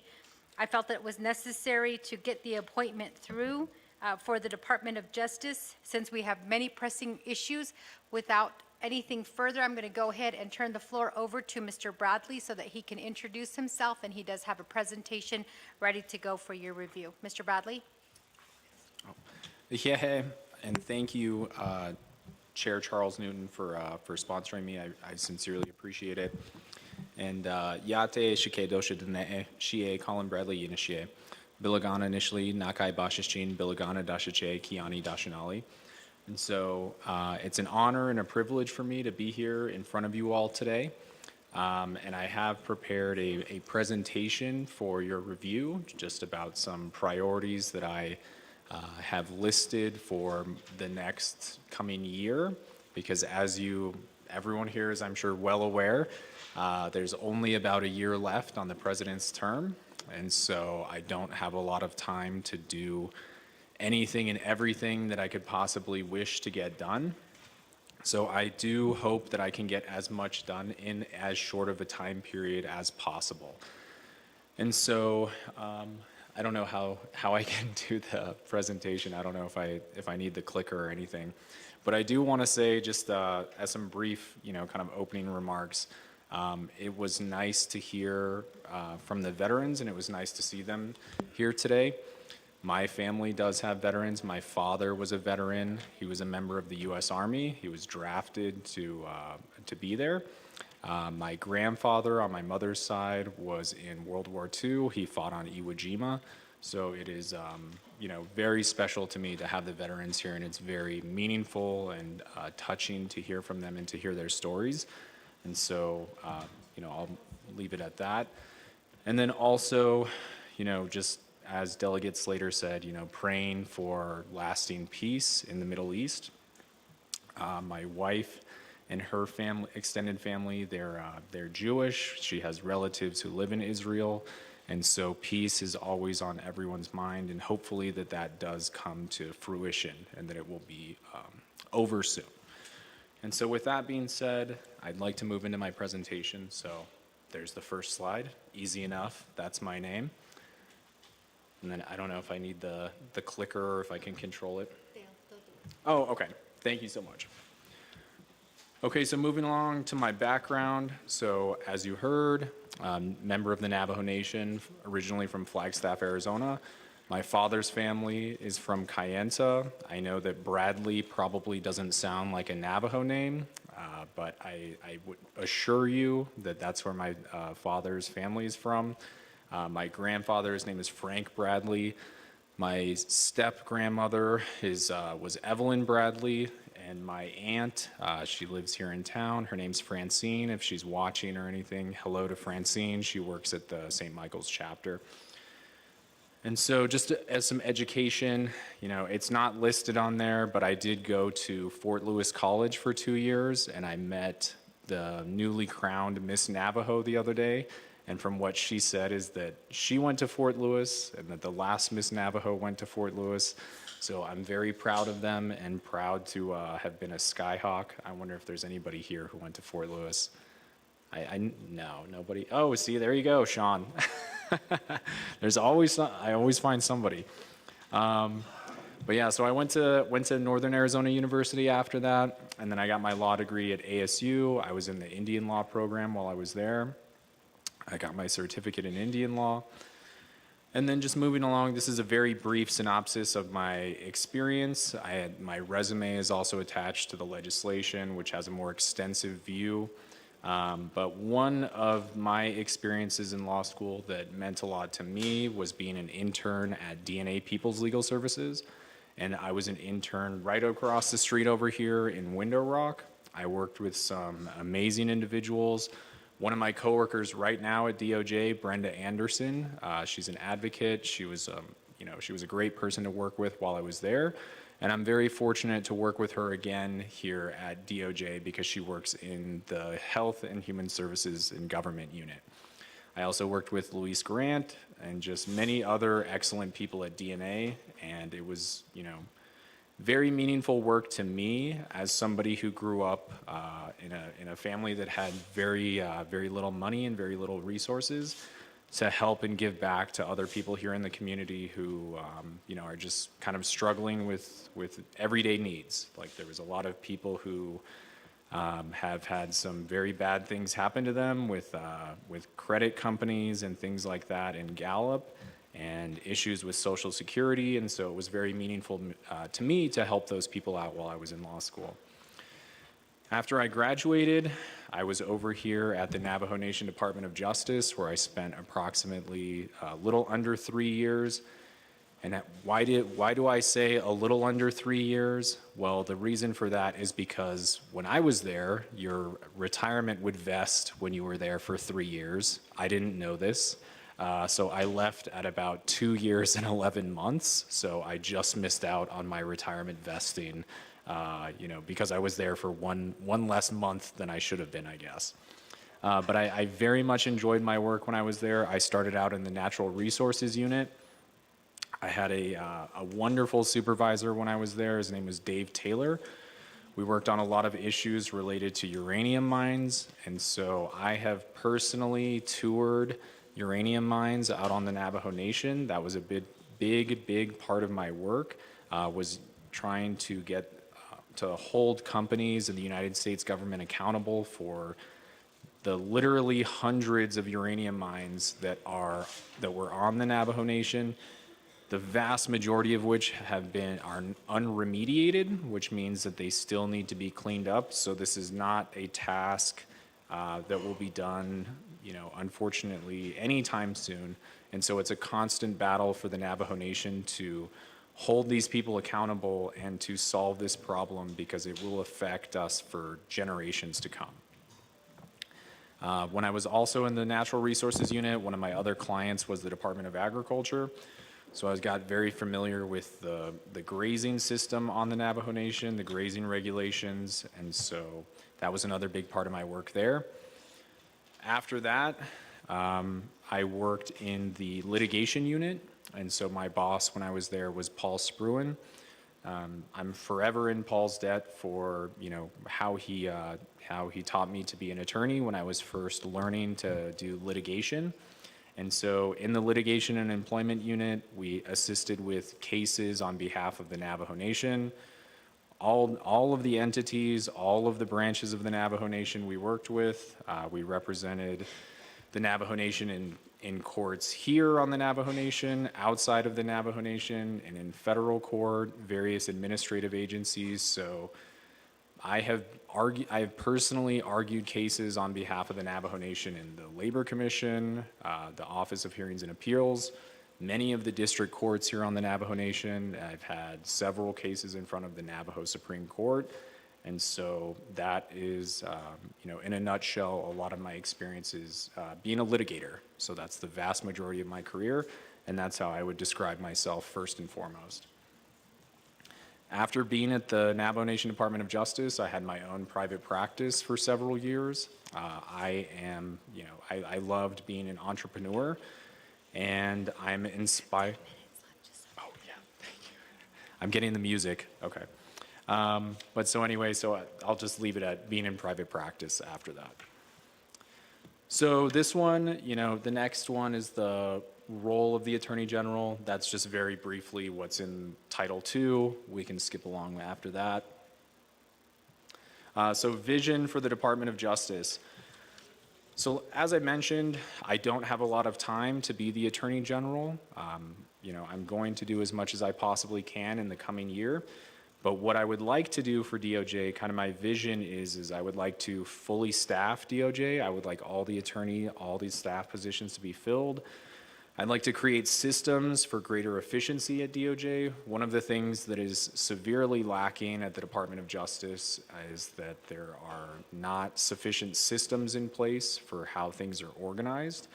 That is a huge difference between being in private practice and being in public service, is that in private practice, there's lots more systems and you're just kind of striving for efficiency all the time. So I would like to bring some of that back to DOJ. I would also like to increase responsiveness of DOJ. The number one complaint I have received since I've been here is that we take too long to review things, we take too long to get back to programs. That's something that I would like to start keeping data on and tracking and making sure that we're getting things in, getting things out quickly. The next part on here is making DOJ more service-oriented. Another problem that I see at DOJ and just in the government generally is we're very happy to say something is legally insufficient, and then, we just kind of throw it back to the program. When you're in private practice, that's not what happens. When you're in private practice, you don't just identify the problems, you fix them for people. And so DOJ should not be in the business of just setting up roadblocks and saying, here a program, take this back and fix it. Really what we should be doing is saying, hey, look, here's the problems we've identified. Here's how we fixed it. Now it's good to go. So that's when I talk about being service-oriented, that's what I mean, is I want it to be one-stop shop, not kind of this endless cycle of being kicked from DOJ, coming back, that kind of thing. Lastly, I'd like to increase communication and coordination with clients. That's just always a good thing.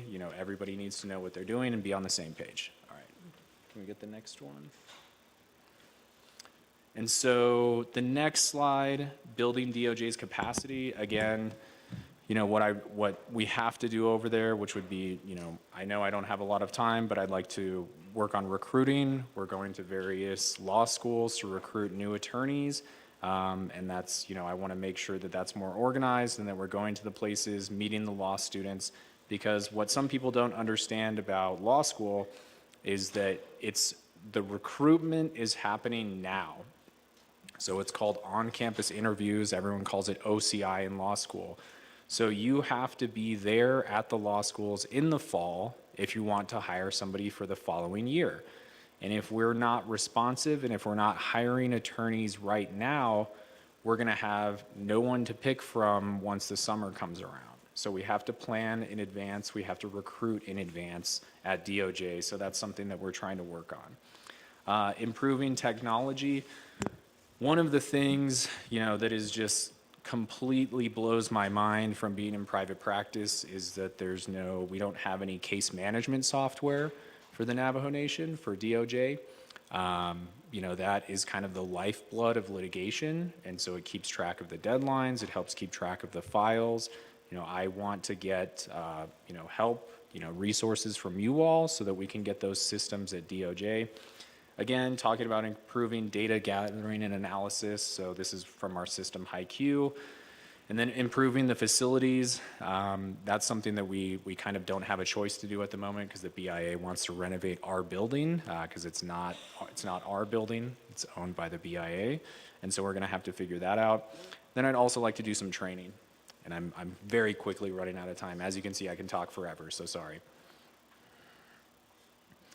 Okay, so some priority areas for the year. One of the big things for me is public safety. I'm also, as you know, as I've stated, very interested in litigation, and then also NWRSA, water rights, business and economic development, uranium and energy, increased services to chapters in the Indian Child Welfare Act. So these are just some of my priorities. This isn't exclusive or necessarily in order of my priority. So if you could go on. Okay, so public safety. This is a huge priority to me. If you ask, Vernon or the folks over the prosecutor's office, I would hope that they would tell you that they have my unwavering support. And so what I want to do is I want to make sure that they have the resources and the people to help them do their job. I really would like to help build and develop the white collar crime unit. What we need for that is we need more investigators, we need more attorneys, and right now, you know, they're working as hard as they can, I know, with the staff that they have. And so what we need to do is just get them the resources they can to you know, do the best job possible. I'd also like to strengthen our federal partnerships. There's various agencies, FBI, Inspector General. We can be, you know, this has to be a, you know, a symbiotic relationship. They help us, we help them, and that way we can address a lot of the serious issues here. I really want to make sure that we have a special assistant U.S. attorney who can help the U.S. Attorney's Office prosecute major crimes. I think that's a big hole that's been missing from the Navajo Nation, and especially from the Department of Justice. I'd also like to expand victim services. And then a big thing for me is I want to get out in the field. I want to see what's going on at all of the Office of the Prosecutor's offices across the Navajo Nation. I want to see how the facilities are, if the facilities have to be improved, you know, various things like that, because I believe it's important to actually go out and see what's happening with our folks who are working for us every day. And then I also want to make sure that DOJ provides resources and assistance and guidance to the MMDR task force. Okay, sorry. Next slide. Okay, so litigation. A big thing for me is I'd like to resolve some of these cases that have been going on for a very long time. I mean, there's a there's a case that we have at DOJ. You know, there's actually a couple that are still going on from the last time I was here, you know, almost 10 years ago. So I would love to bring those to a conclusion and get it wrapped up. So that way, you know, the next Attorney General 10 years from now is not dealing with the same cases. Obviously, always want to defend the nation's sovereignty. My first week here at the Navajo Nation Department of Justice, I was personally arguing on behalf of the Navajo Nation in the New Mexico Federal District Court, defending the nation's sovereignty and the sovereignty of its courts. So that's a very big thing to me.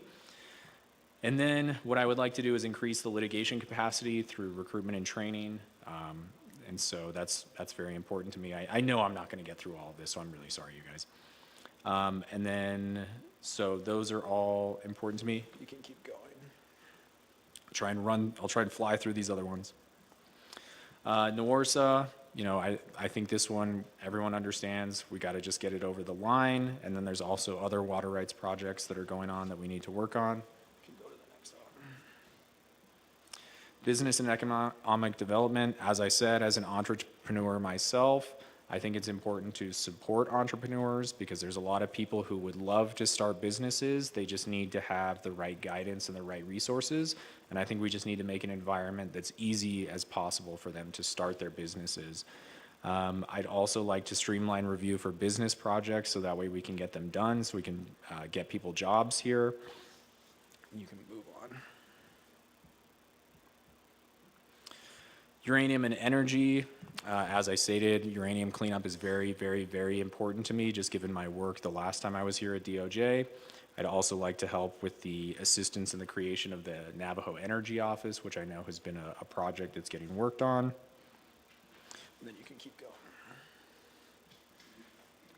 And then increasing service to chapters. I would like to get more attorneys for the chapter unit. The chapter unit is really doing a lot. As everyone here knows, there's 110 chapters that DOJ has to advise and assist on. That is a massive amount of legal issues that are going on every day out in the community. And I want to make sure that the chapter unit has their resources. And also I know the chapter unit is working on possible amendments to Title 26. Title 26 is one of those things that definitely could use some clarification in certain parts. If you can go down. And then the Indian Child Welfare Act. This is very important to me just because Navajo children, if we don't have kids who are enrolled and who know Navajo culture, you know, that is just going to be the end of the Navajo Nation because our most important thing is our members and our children and continuing our culture. That's how we pass it down is to our kids. And so we want to make sure that they're being raised with their relatives and with their culture. Okay, go on. partnership with council, I want there to be open lines of communication. I want to collaborate on shared priorities, create task force if we feel like that's necessary for certain projects. I'd like to do the litigation updates, get legislative backing for our initiatives, funding for staff and programs, and then helping work towards shared goals. And then if you go to the last one. And then I look forward to working closely with everyone here. I know I don't have a lot of time, but I'm committed to protecting the Navajo Nation's sovereignty. I've been doing that for, my entire career, and so I look forward to doing that, and I look forward to your questions today.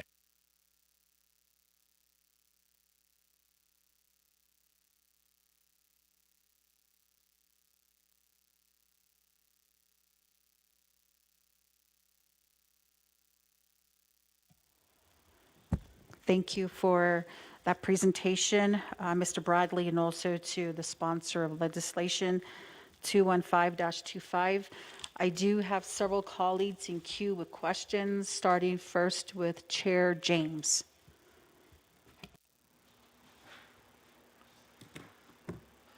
Yeah, the pro temp speaker, ado da kodobi wathigi dos, shanat no linigi. Yeah, ado kodo sad linigi ishi naa'bik'iyati linigi shi de kodo naa'bik'iyati li. So ashi belaganak echidoli da doshin hojo da zit the neck echidin da ko ishi do the sound she when we speak Navajo for you ako kwanza te sad linigi iltsahigi. First I'd like to ask you how legal a memo is valid, and I want to see how well you're aware of our system, the Navajo Nation government system. Because this is a big responsibility that I see that you need to uphold as you're going to be confirmed, or if you're not going to be confirmed. But again, it's something that we have to ask, and that I have to ask on behalf of my people, and so I just want to see and hear your response regarding the memo, if it's legally valid. And so that memo is the memo that was addressed as of today by Chief of Staff Chris Beecher. And so that is the memo indicates to Navajo Nation of the controller's employees, subject to telecommuters agreement, instructions, Navajo DPM. And so in that letter, it speaks to several things that contradict what the council has put in place, which is the Navajo Nation Personnel Policy Manual. And within that Navajo Nation Personnel Policy Manual, there are criteria that are lined out on how an employee should be respected, how as employees how they should respect each other. And so within this letter that he has indicated at this point in time, he has indicated in that letter to be advised to the staff that as of yesterday morning, that Ms. Alva R. Tom was appointed interim controller of the Navajo Nation. Ms. Tom has all authorities of the controller of the Navajo Nation. As such, you should take all directions from her. Again, this is coming from Chief of Staff Chris Beecher. And later, further into the letter, it talks about the Personnel Policy Manual and how administrative leave may only be granted by an appropriate authority of the Navajo Nation specified in the circumstance, as Mr. McCabe is not an employee of the Navajo Nation, the administrative leave issued by former interim controller McCabe is invalid. So again, how do you, my question is this valid? Is this a valid memo for you to allow it to go out to the public, to go out to employees of the Navajo Nation that have worked longer here, more than yourself, more than the chief of staff, Chris Beecher? And these staff, they know the policy by heart. They know what they are encountering because it's their daily job.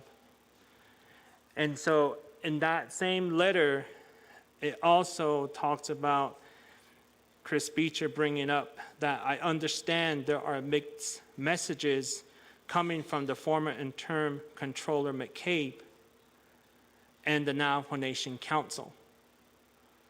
And this here is very disrespectful coming from Chris Beecher, that the mixed message is coming from us. And it's not coming from us. And so again, my question to you is, how valued is this letter that was created by Mr. Beecher?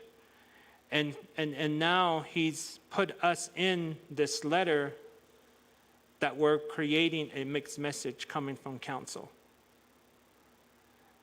However, you are employees of the executive branch of the Navajo Nation reporting to the president of the Navajo Nation because of the current confusion. There is no confusion here, and I have questions on this part because, again, I had some very high expectation coming from Ms. Resita Toddy because she has put in a lot of years to the nation. We all know that we should not be moving forward with any position until there has been a personal action form, a PAF, that has been created. And that PAF, if you don't know, is under determination to be terminated. So we have not seen a PAF to where Controller McCabe has been terminated. We haven't seen a PAF of a new employee, in this case, Ms. Tom.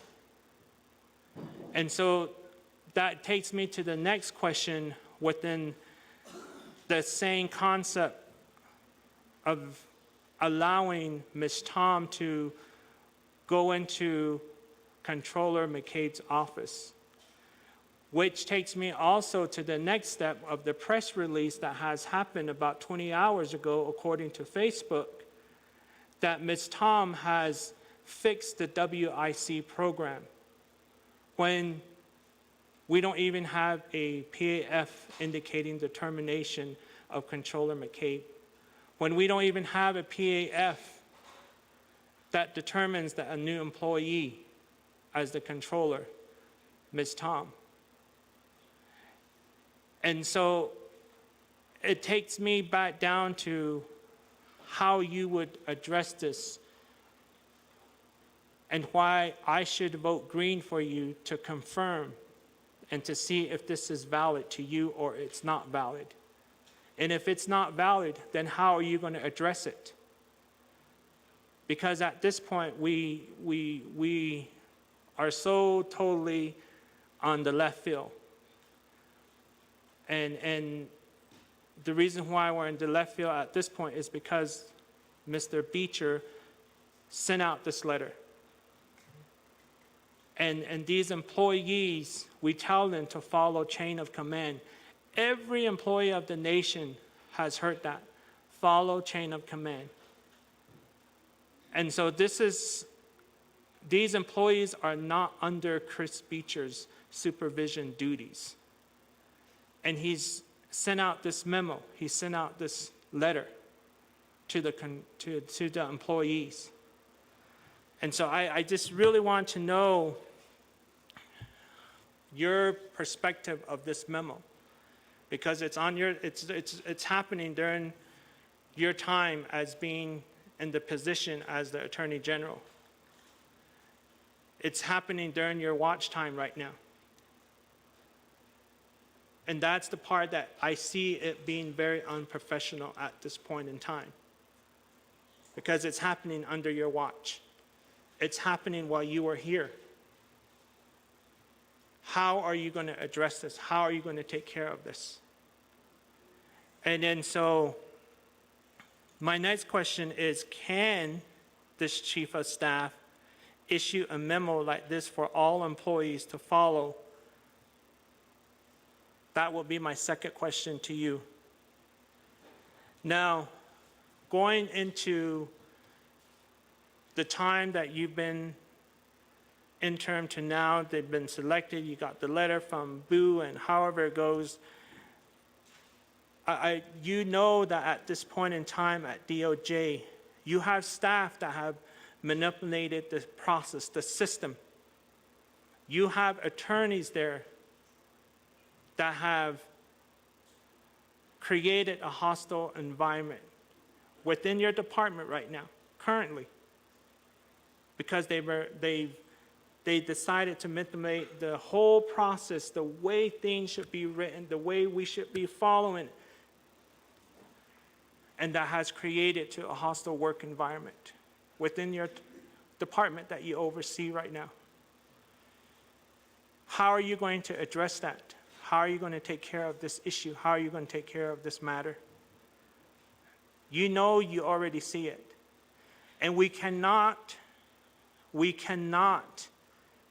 continue to hear response such as, oh, I thought the water went under the bridge already. We cannot have you continue to say those words. These are very important things that need to be addressed with your leadership. And if you don't want to address these issues regarding the hostile work environment, and if you think resolving it by saying, oh, I thought this water was under the bridge, is going to resolve the matter, it's not. And throughout your whole presentation, you indicated that, I only have a short time period to be here to do some changes. Ain't going to be no changes if you continue to say that, oh, we need to make sure that the water's under the bridge and let's move on. That's very unprofessional. And so at the same time, you already know within the department that there's also that tit for tat dynamic that's happening within your department. And that's a big issue within your department when it comes to that tit for tat. How are you going to resolve this issue, tit for tat? How are you going to take care of it? How are you going to make those corrections? And then I really want to see where you stand on all of this and how you allowed under your watch. And correct me if I'm wrong on this, but under your watch, just like I mentioned, Ms. Tom doesn't have a PAF established. And if she doesn't have that PAF established to be that interim controller, why did she reestablish President Boo Nigan's P card? When we still have a controller, in this case, it's Controller McCabe. And so the understanding that I've received within the last 20 hours has been very interesting. And so I believe just recently I just received wording that, Our president is at some kind of Native American construction conference, and maybe that was the reason why his P card was reestablished. Maybe that's how he got there. And this is happening under your watch currently. And so how are you going to take care of this? How are you going to work with council? How are you going to work with our leader, speaker? How are you going to work with president? How are you going to work with controller? How are you going to work with all of us to fix this issue? And please, I just ask you not to avoid my questions, because we need to respond back to our people. We've gotten to a point to where it's really gone out of control. It has gotten really bad. And how do we fix it? And for you to say that you worked with Attorney Bitta's husband, Paul Sperham, just opened another light bulb for me. And it's like, how much trust do I have in you for our Navajo people throughout the whole Navajo Nation? How much integrity are we going to fully get from you if you are confirmed? Because right now, our Navajo people are really hurting out there. You just heard a group of veterans come before us. That's about maybe 5,000, 10,000 times out there that our Navajo people are hurting, and beyond that. And then so we know that there are things that are connected with items that are purchased from NECA, purchased from other entities. And we have a lot of different things that are happening when it's coming to money laundering. How do we resolve that issue? How are you going to take care of it? How are you going to make us make sure that our funding is safe? Our future Navajo people's funding is safe.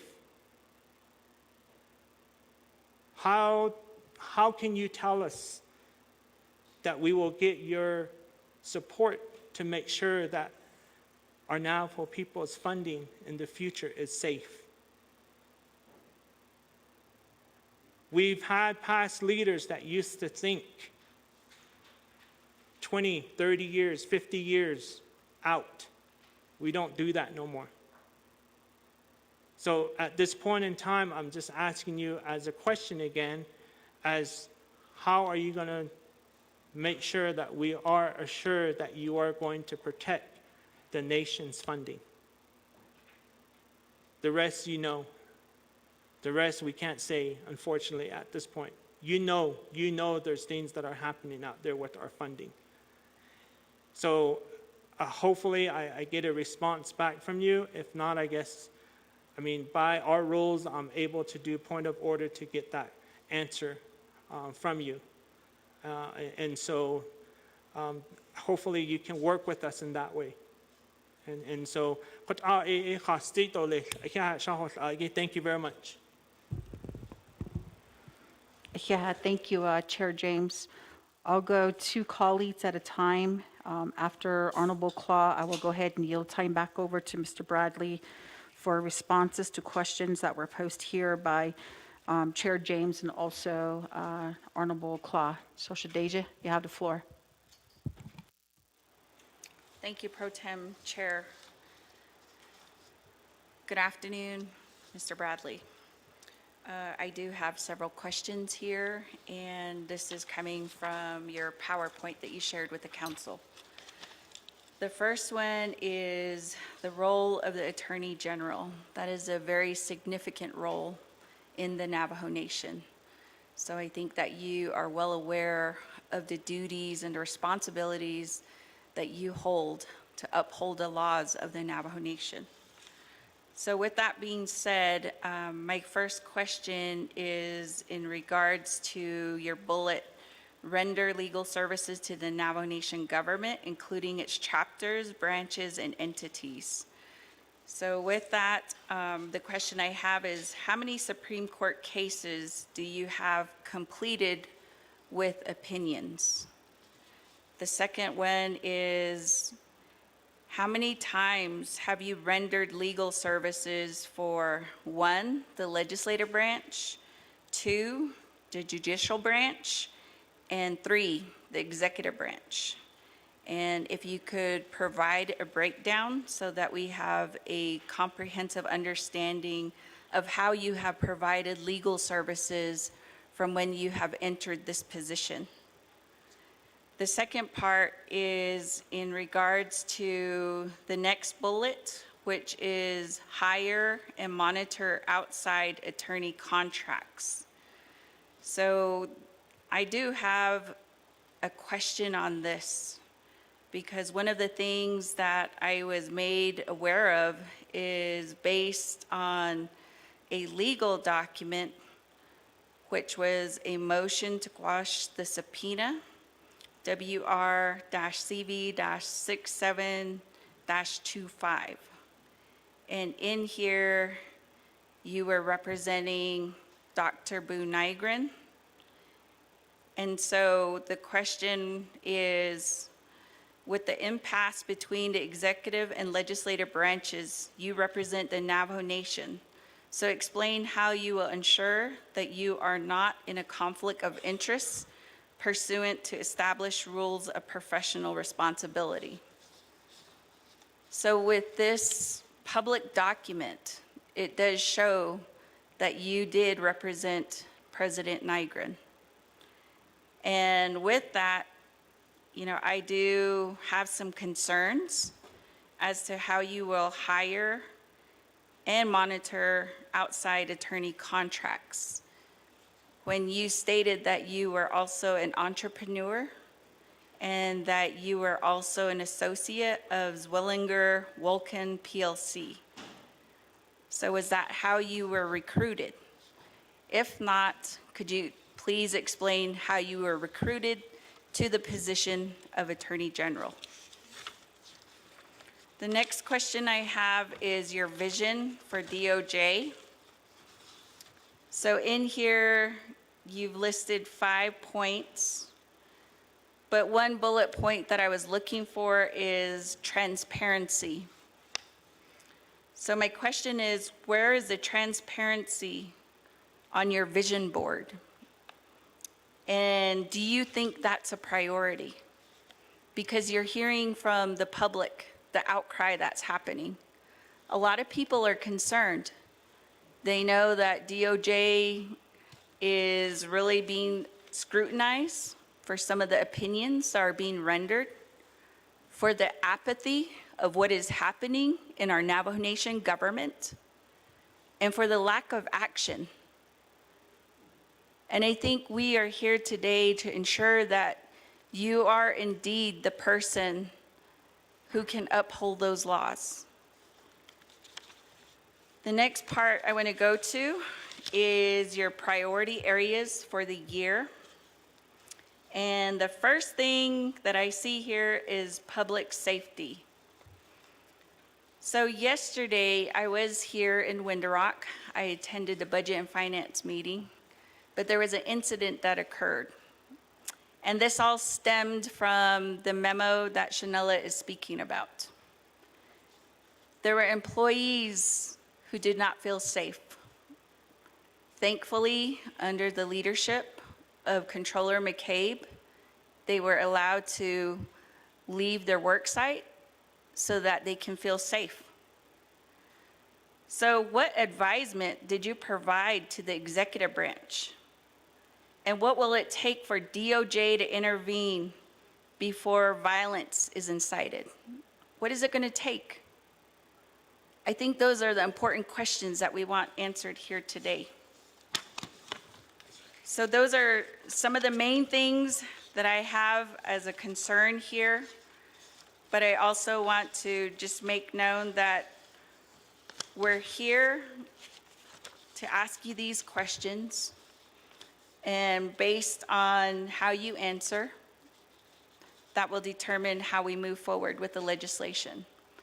But thank you for giving me the opportunity to ask the questions, and I look forward to your response. Thank you, Pro Tem Chair. Yeah, thank you, colleagues, for asking questions. So going back to Mr. Bradley, if you can please give response to Chair James and Honorable Claw's questions. I believe Chair James had posed a total of 5 questions to you, and then Honorable Claw a total of 6 questions. So I'll be listening out. Thank you. I tried to write them down, so if I miss any, I apologize in advance. I'm trying to write them down, but it's a little hard to keep track.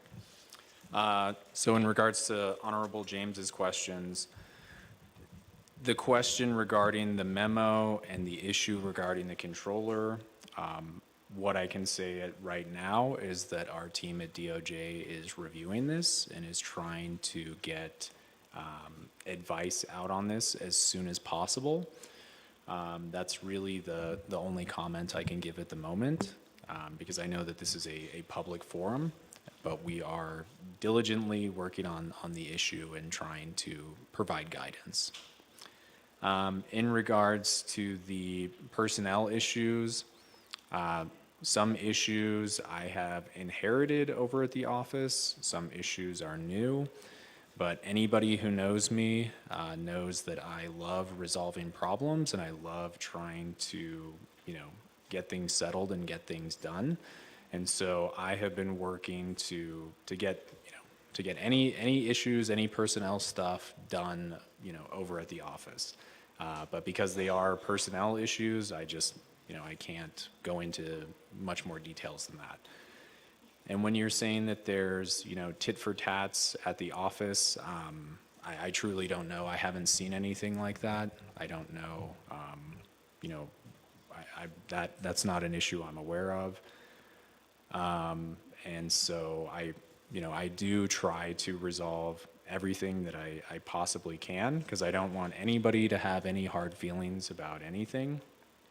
And I want, for my work environment, I understand everybody's not going to be best friends. And I think that's the same for anywhere you're working. However, every employee has a duty and an obligation to treat each other with respect and to be professional at the office. And that's what I expect. I expect everybody at the office to be professional. Not only are we at a government office where people expect the best of us at all times, that isn't even just when we're in the office, it's when we're off duty as well. So those are the expectations I have, but as everyone knows here, it's very different from being in private practice or being in the state of Arizona, where there is no Navajo Preference and Employment Act. So in the state of Arizona, if you're having issues or you're having problems with somebody, you can just say, see you later. But it's really the exact opposite here on the Navajo Nation, where, there's the expectation of progressive discipline, there's the expectation of anti-harassment. I've done numerous cases involving the NPEA, so I'm well aware of its provisions. And so from that perspective, I truly do want everyone to get along, but I also have high expectations of my staff. Like I want them, I don't want any bickering, I don't want anything like that. So I do my best to resolve things. So, that's kind of what I can say about that. I don't recall if you had any other questions at the moment, so I'm going to go over to Delegate Claw's questions. So Delegate Claw, if you look at my resume in terms of your questions about Navajo Supreme Court opinions, there is, so just looking at it, 1, 2, 3, 4, 5. So that's 5. Those are all published opinions as well. So that doesn't mean that it's even the extent of cases that I've had in front of the Navajo Supreme Court. I know that the Navajo Supreme Court, like everyone else, was having some troubles during COVID, hearing cases and getting things done. So I personally, in my former practice, I've had, several cases that are, sitting there, but I do know, I saw Justice Shirley in here the other day, I know that they're making an effort to hear cases and get them done, and I mean that's and I commend her on that, and I think that she's going to do a good job. But yeah, those are my published opinions. I have published opinions elsewhere. The Ninth Circuit Court of Appeals. I also have decisions, and I've argued cases in federal court in Arizona, in the state of Arizona. Some of this other opinion on here, this is from the Tohono O'odham Court of Appeals. So that's truly like, that's what I do, is just argue cases in court. That's my main focus. And so I truly believe I'm probably, and I don't, I'm not just trying to say this, like I feel like I'm very qualified in that regard, just in terms of litigation. And in terms of, how many cases I've done for, for the council and for, for the judicial branch and for executive, I don't have any exact, I don't have any tracking of that right now. However, I don't want to go into the details, but I have previously defended the council on what I believe is a very important issue for you guys, and I'm more than happy to discuss that, kind of off the record, because I do think it's an issue that has the potential to come up again. So I'd rather not, kind of speak of the details. Point of order by Honorable Claw. I raise a point of order just to clarify. So the question was, how many times have you rendered legal services for the legislative branch, the judicial branch, and executive branch since you've taken the position as acting AG? And if you could provide a breakdown. Thank you, Madam Chair. That's my point of order. Hagoshe, thank you, Honorable Claw. So going back to Mr. Bradley, if you can go ahead and give a response to Honorable Claw's question that she just had posed. And I apologize, Delegate Claw. I don't have the numbers in front of me. However, I've been, I've given advice to, I don't think she's here, Chair Jesus. I've worked with her on an issue particularly related to grazing. I've also, been working with Delegate Crotty about the MMDR task force. And so I don't have a number off the top of my head. I apologize. Oh. Okay, well, you did the switcheroo on me, sorry. Okay, so Mr. Bradley, if you just can go ahead and continue answering the remaining questions that Honorable Claw had posed as well. Thank you. And so, in terms of, how I was hired as the Attorney General, I did not, fill out an application. I didn't do anything of that sort. I had no intention of being here whatsoever.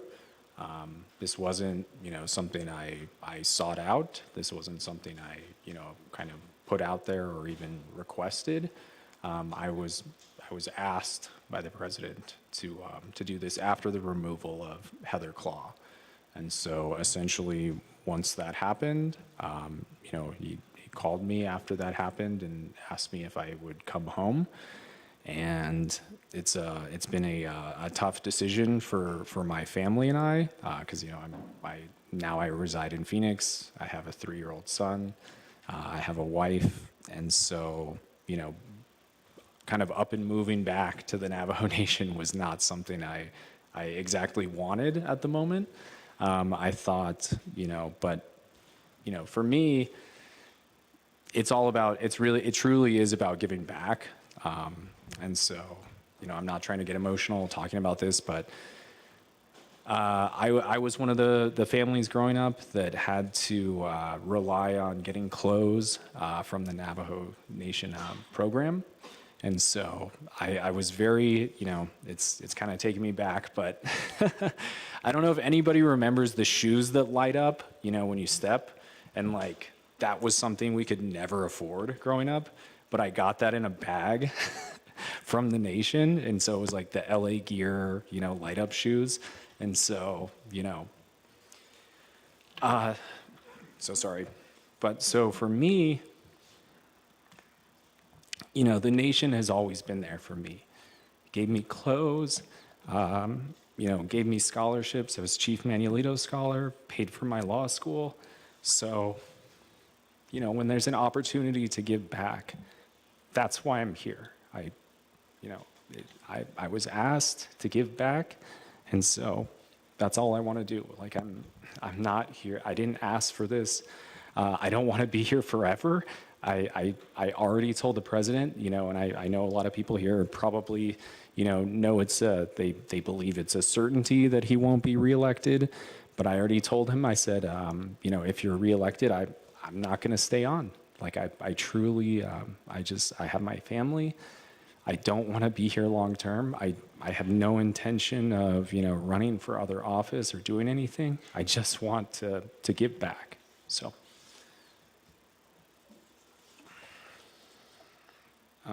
Sorry, so I'm trying to get back to the notes.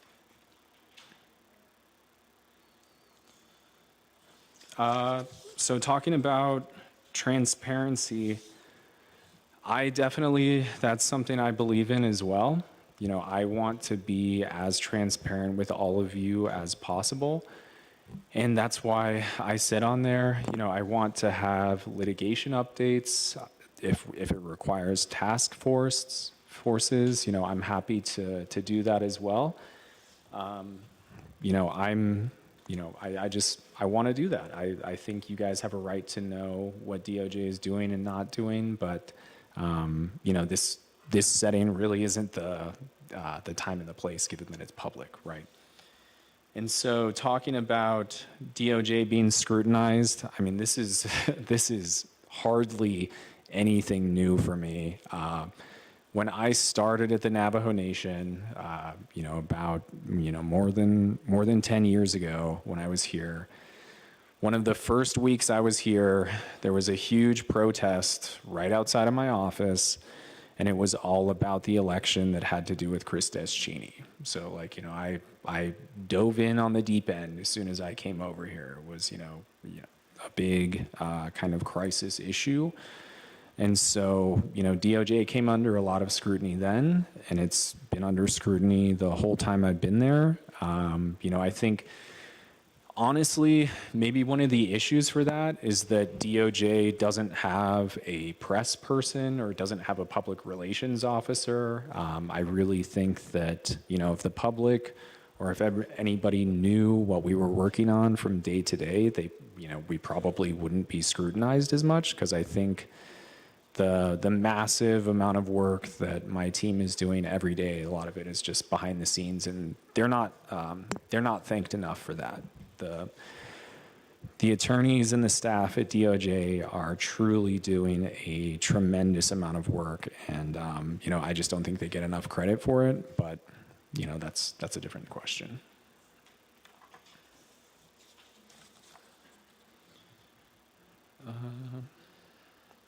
And so all about, keeping the, when you're asking me about violence, I haven't heard personally about any, violent conduct, but I want to make something clear is that, under my watch, and I mean, if Vernon was here, I think he would tell you, my support for the Office of the Prosecutor is unwavering.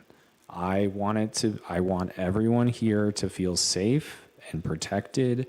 Just an example from when the last time I lived here, I lived across the street over in St. Michael's housing when I lived here.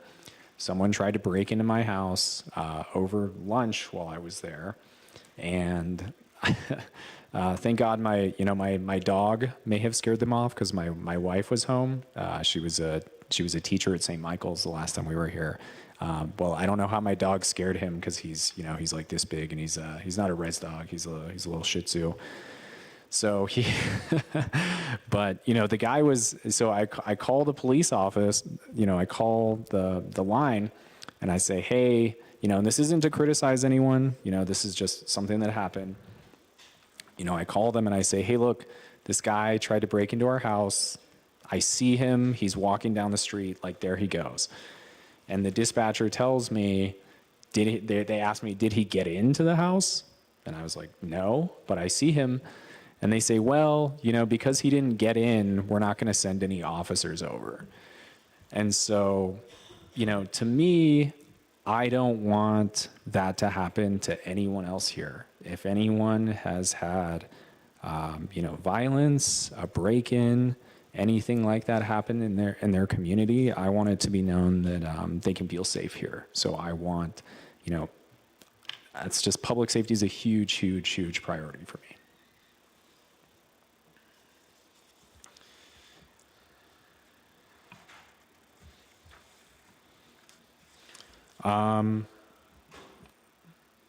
Yeah, I'm not sure. I have, if I missed any, please let me know. So, Mr. Bradley, going back up to Chair James' question, he had posed a question as to how you will work with all three branches across Navajo Nation. As Honorable Claw had stated, the role of an AG is to work with all three branches in upholding laws. So that's one question. The other question is in regards to your integrity and support, to Navajo Nation in protecting and safeguarding the Navajo Nation funds. And how will you be able to be a support to Navajo Nation, especially as policymakers? This group here is the group that appropriates funds to the divisions and the branches in hopes that they utilize it for the intended purpose. And that's what Honorable James was questioning. So those are the two outstanding questions. Mr. Bradley.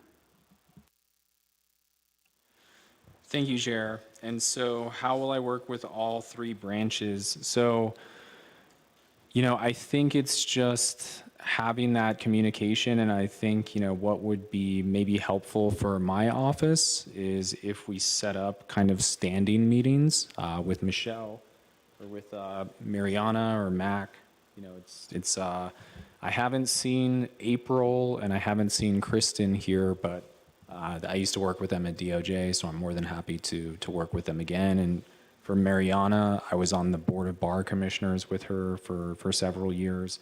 And so what I think might be helpful is we just have a standing meeting like every month. We meet with Office of Legislative Counsel.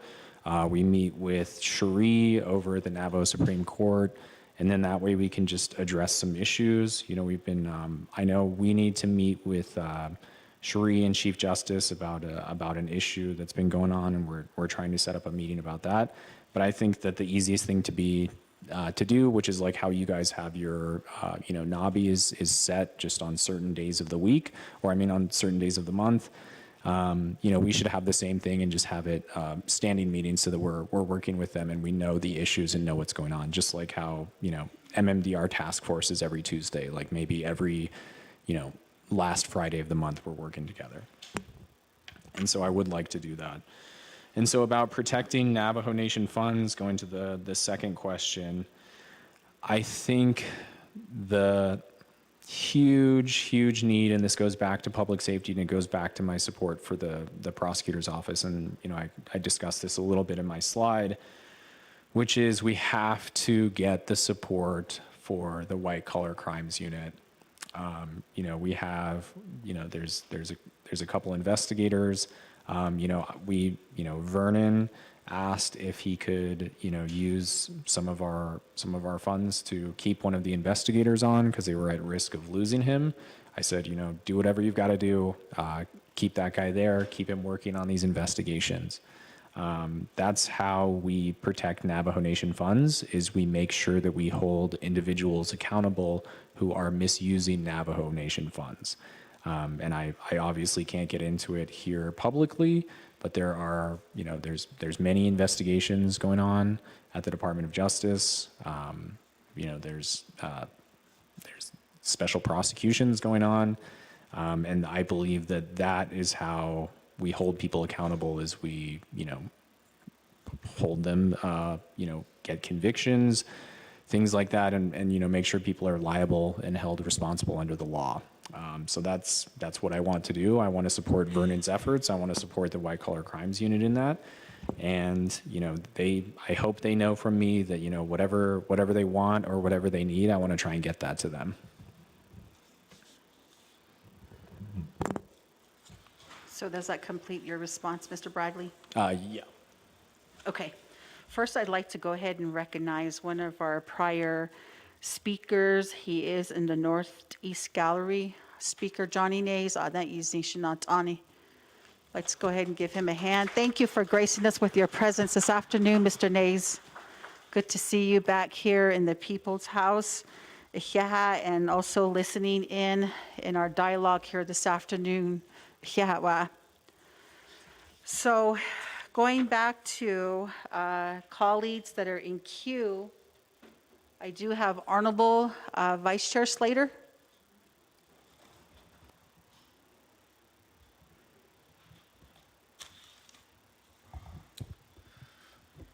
Thank you. I was trying to finish jotting down my questions, so. I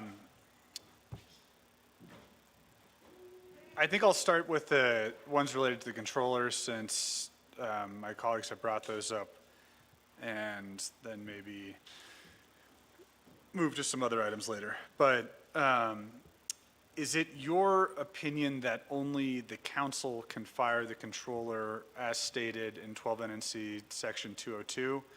And I'd appreciate a yes or no on that.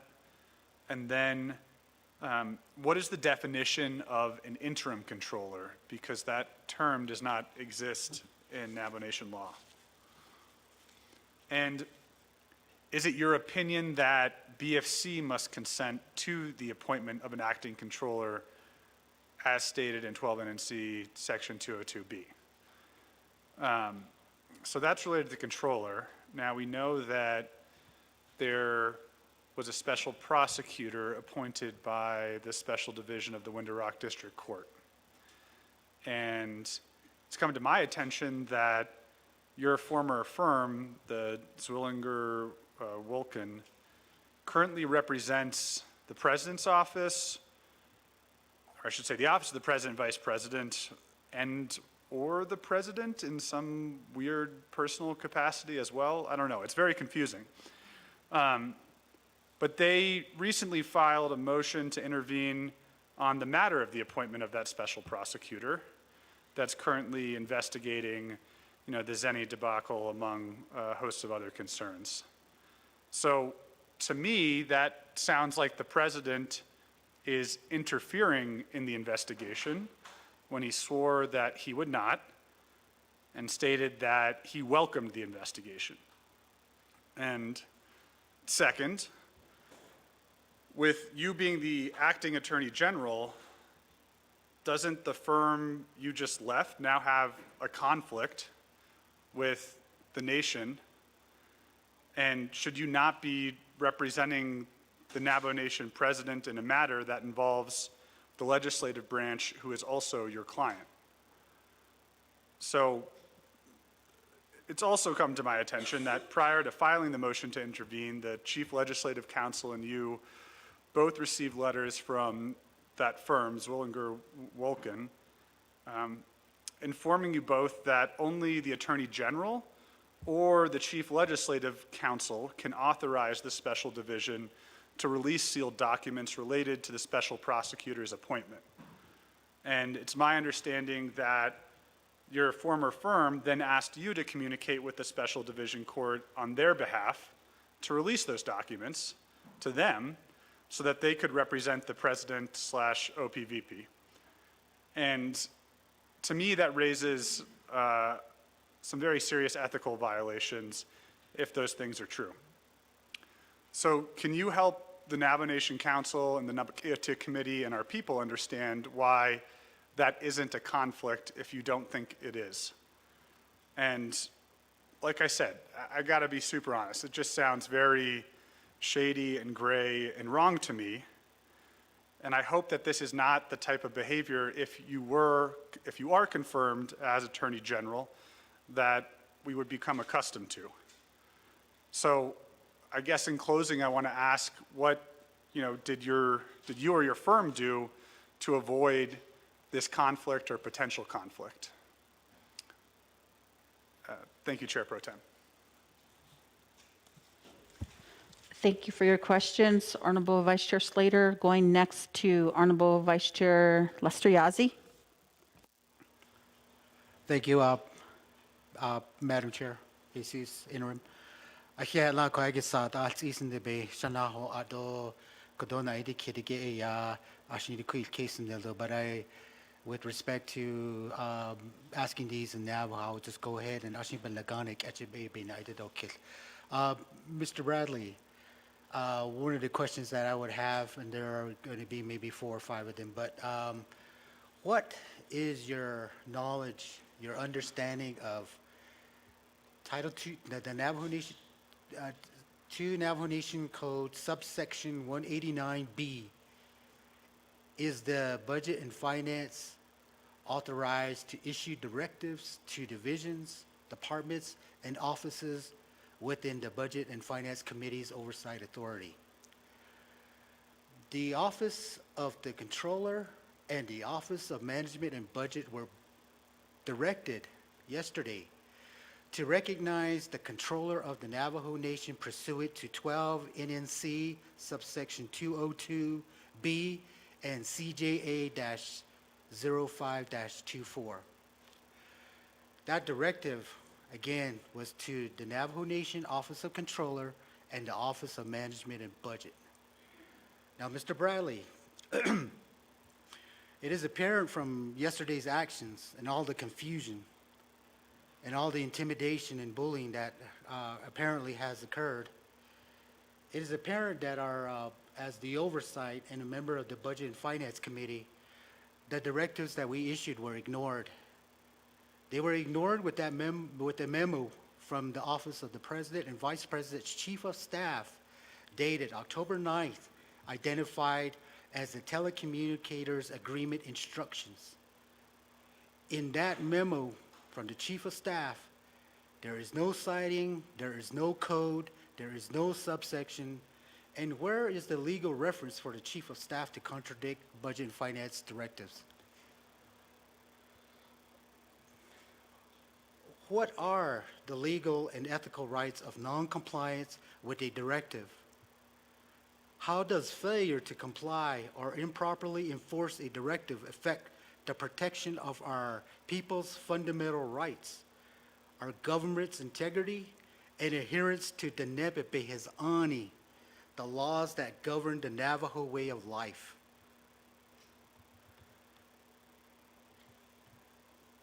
Sir, how would you uphold your impartial duty to the Navajo Nation Council and to the Nene people when your action or when the actions or expressed positions appear to align more closely with the executive division? As the Attorney General for the entire Navajo Nation, how do you ensure that your conduct, your decisions, your counsel will remain balanced, will remain impartial, and faithfully to the sovereignty and the laws of the Navajo Nation, rather than to a particular branch of government? So those are my questions, and I go ahead and yield the floor back, Interim Madam Chair. Thank you. Thank you, Vice Chair Yazzie, for your questions. So with that, Mr. Bradley, I'd like to go ahead and yield time back over to yourself in regards to the questions that were posed by Honorable Vice Chair Slater and Vice Chair Yazzie. Mr. Bradley? Thank you for the questions. I appreciate it. And so, in regards to Delegate Slater's questions, again, it's the same answer for Honorable James right now. This is an issue that DOJ is looking into about the controller and about essentially the dispute between executive and legislative. So, we're hoping to have an answer as soon as possible, just because this is, we don't want there to be, confusion or, people's safety at risk. That's the last thing I want. I don't want anybody to, be in danger of anything. I don't want anybody to, not feel like they can be safe in coming to work. So, we're working as fast as possible on all of those questions and these issues that are, I understand it's very pressing and we're taking it very seriously. So I do intend on hopefully getting something out from our office right away. Because it isn't just me, like I'm not the only one who does analysis or who does work over the Department of Justice. It's truly a team. And so, if you're asking for something, I'm not the only one who's looking into something. It's normally other attorneys who've been there for a very long time. So I will say we're trying to get that answer out as soon as possible. And so, about, the my former firm, I will say, I'm no longer there. I had to give up my partnership when I took on this role. So I have no interest in anything that's going on there. And when you're talking about conflicts of interest, from what I understand, a conflicts analysis has been done and said that, there's nothing wrong, with me being in this position. And so, I would defer to the people who did that analysis, because I did want to make sure that, it's not an issue, it's not a problem. And so, in terms of, whether I don't know what to say about the special prosecutor investigation. Like I've never even seen the petition for the special prosecutor. And I as much as I possibly can, I don't want to, have any impression that I'm involved in that any way whatsoever. I'm a big believer in letting the process play out.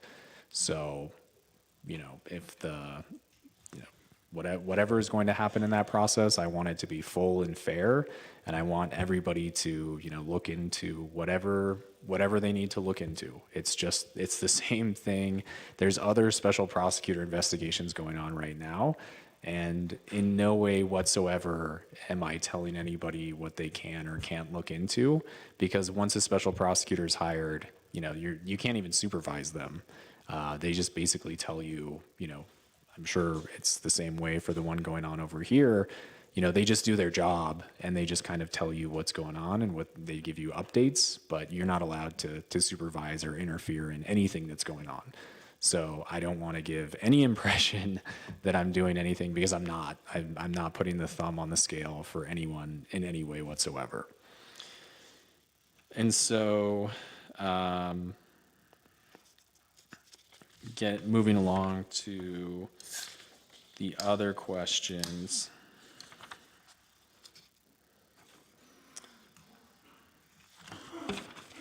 For Delegate Yazzie, so about the budget and finance, that would have to be something I would have to look into and get back to you about that. But I believe it's probably potentially wrapped up in the other issues that we're currently looking at right now. And I think a lot of those questions had to do with that issue, about the memo and about the dispute about who is the controller right now.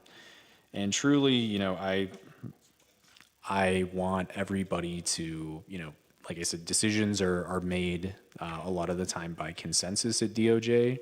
So, this is something I don't think people understand, or, maybe I just should put this out there is, one person normally doesn't say what happens at DOJ, because there's lots of people there and there's a lot of people who've been there a long time. And so when decisions are made, a lot of the time it's by consensus, and, doing what we're doing here, Naa'bik'iyati Commitee, talking things out. And so, whether I'm here or I'm not here, a lot of the decisions I would imagine that come out of DOJ would probably be the same, just because, the day-to-day staff who are there are a lot of the times the ones who have the institutional knowledge who are making the decisions. So, just to put that out there. And how will I, remain impartial? Like I said, I would like to have standing meetings with Office of Legislative Counsel. I'd love to have standing meetings with the judicial branch as well, because I think everybody brings their different perspectives to the table, and I think everybody should be on the same page about a lot of these issues. But at the same time, I think something that's getting lost in the disputes that are going on right now is that it's okay to disagree. President has his opinions, you guys have your opinions, and so I think that, sometimes people just respectfully disagree, and that's okay. And I think that one thing, that's vastly different from the time I was here, which is just, that there is such division.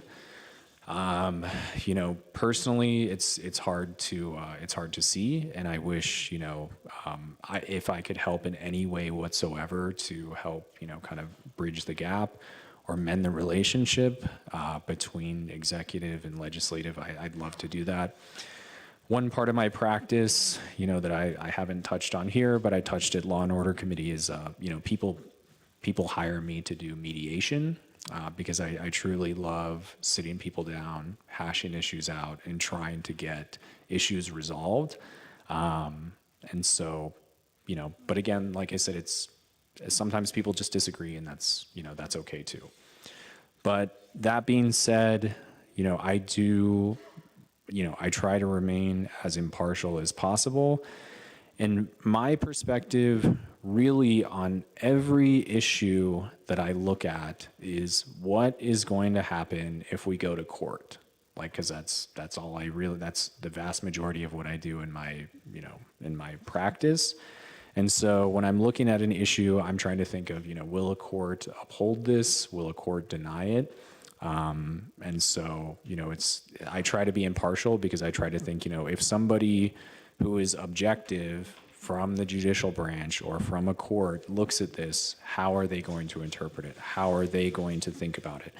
So a lot of the time, the audience for my work is, not only the client, but it's also, the court. Because I think if a court has to look over anything that I've worked on, I want them to, see that there's support and see that, they could rule in my favor for that.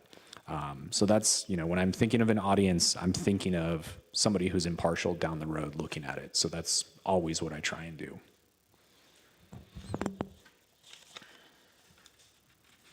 Does that complete your response, Mr. Bradley? Yes, and again, I apologize if I missed anything in advance. Honorable Vice Chair Slater had asked about a interim controller appointment. And he did ask that within the laws, that there is no such title. And I don't know if you'll be able to give that response now, or is that a research that Navajo Nation Department of Justice is currently looking into, Mr. Bradley? That's correct, Chair. That's one of the issues. It's all wrapped up in it. It's being looked at. Okay, thank you, Mr. Bradley, for that. So moving forward, colleagues, I do have Honorable Speaker Curley in queue, and then next would be Honorable Dr. Nez. Speaker?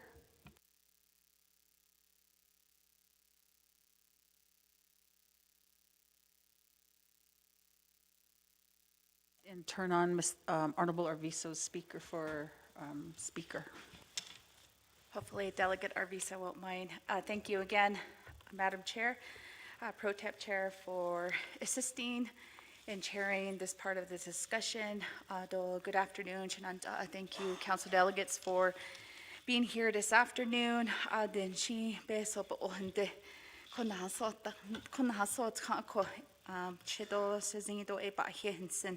Thank you for being here and dedicating yourself late hours into the day, because one thing that we always look to is trying to stabilize and ensure that our government is fully functioning. So thank you, colleagues, for being here. And thank you again, Chair Eugenia Charles Newton, for presenting this legislation to the Council, and also Yate, Acting Attorney General. So my questions are based on the current situations that we are in as a nation. Stability and experience of an attorney general is the most important to me. Your professional background, education, and also just the value of how you were raised. And I think there is an important component where you bring your experiences from home, how you were raised, the values, the morals, the ethics that you compose does show into the work that you do. And looking at that, how do you see traditional governance? How do you see accountability, and how do you communicate? Because since when you were announced as an appointment, I can't even remember if it was through a letter or a social media post from the Office of the President, Vice President. But that's the communication that I asked for, because not once have you gone into my office or the Office of the Speaker to introduce yourself or to say, good afternoon, Speaker, how can I help the council? Or this is who I am. I'm the newly appointed acting Attorney General. What are your goals or visions on how to lead this council?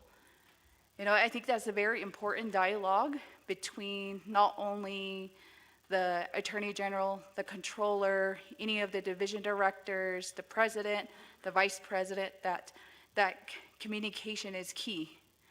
So I just wanted to highlight that. So my first time hearing your introduction and really talking about your vision and your goals for the Department of Justice is the first time I'm hearing it. So again, thank you for that. But for me, communication is key.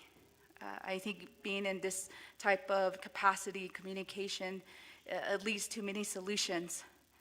And with the situation that we're in right now, you know, I've heard minimal communication from you as an acting Attorney General. And for me personally, I think that's the minimal communication that I have encountered with so far as being the speaker from an Attorney General or an acting Attorney General. So hopefully that is one of your priorities is communication. So my questions are based on that vision or that stance of where you stand as an Attorney General if you're confirmed. So going back to your experience as an attorney, please state the cases, and this can also be back in a written format. Please state the cases where you were the lead attorney in lawsuits against the federal government. Second, state cases where you were the lead attorney in lawsuits brought by the federal government against your client. Third, state or list the cases where you were the lead attorney in lawsuits against a state government. And I raise these questions because as a sovereign government, a lot of the legal background and the vision or the expertise is what the nation needs at this very critical point in time in relationship with our state or federal governments. And have you ever been the lead attorney in an administrative law proceeding against a federal or state agency? For example, have you ever had any experience or any administrative appeal against the BIA for a cost disallowance? That's just an example. And for another question, how many attorneys and staff are currently at DOJ? What is the largest number of employees that you have ever had to supervise or a direct supervision at one time?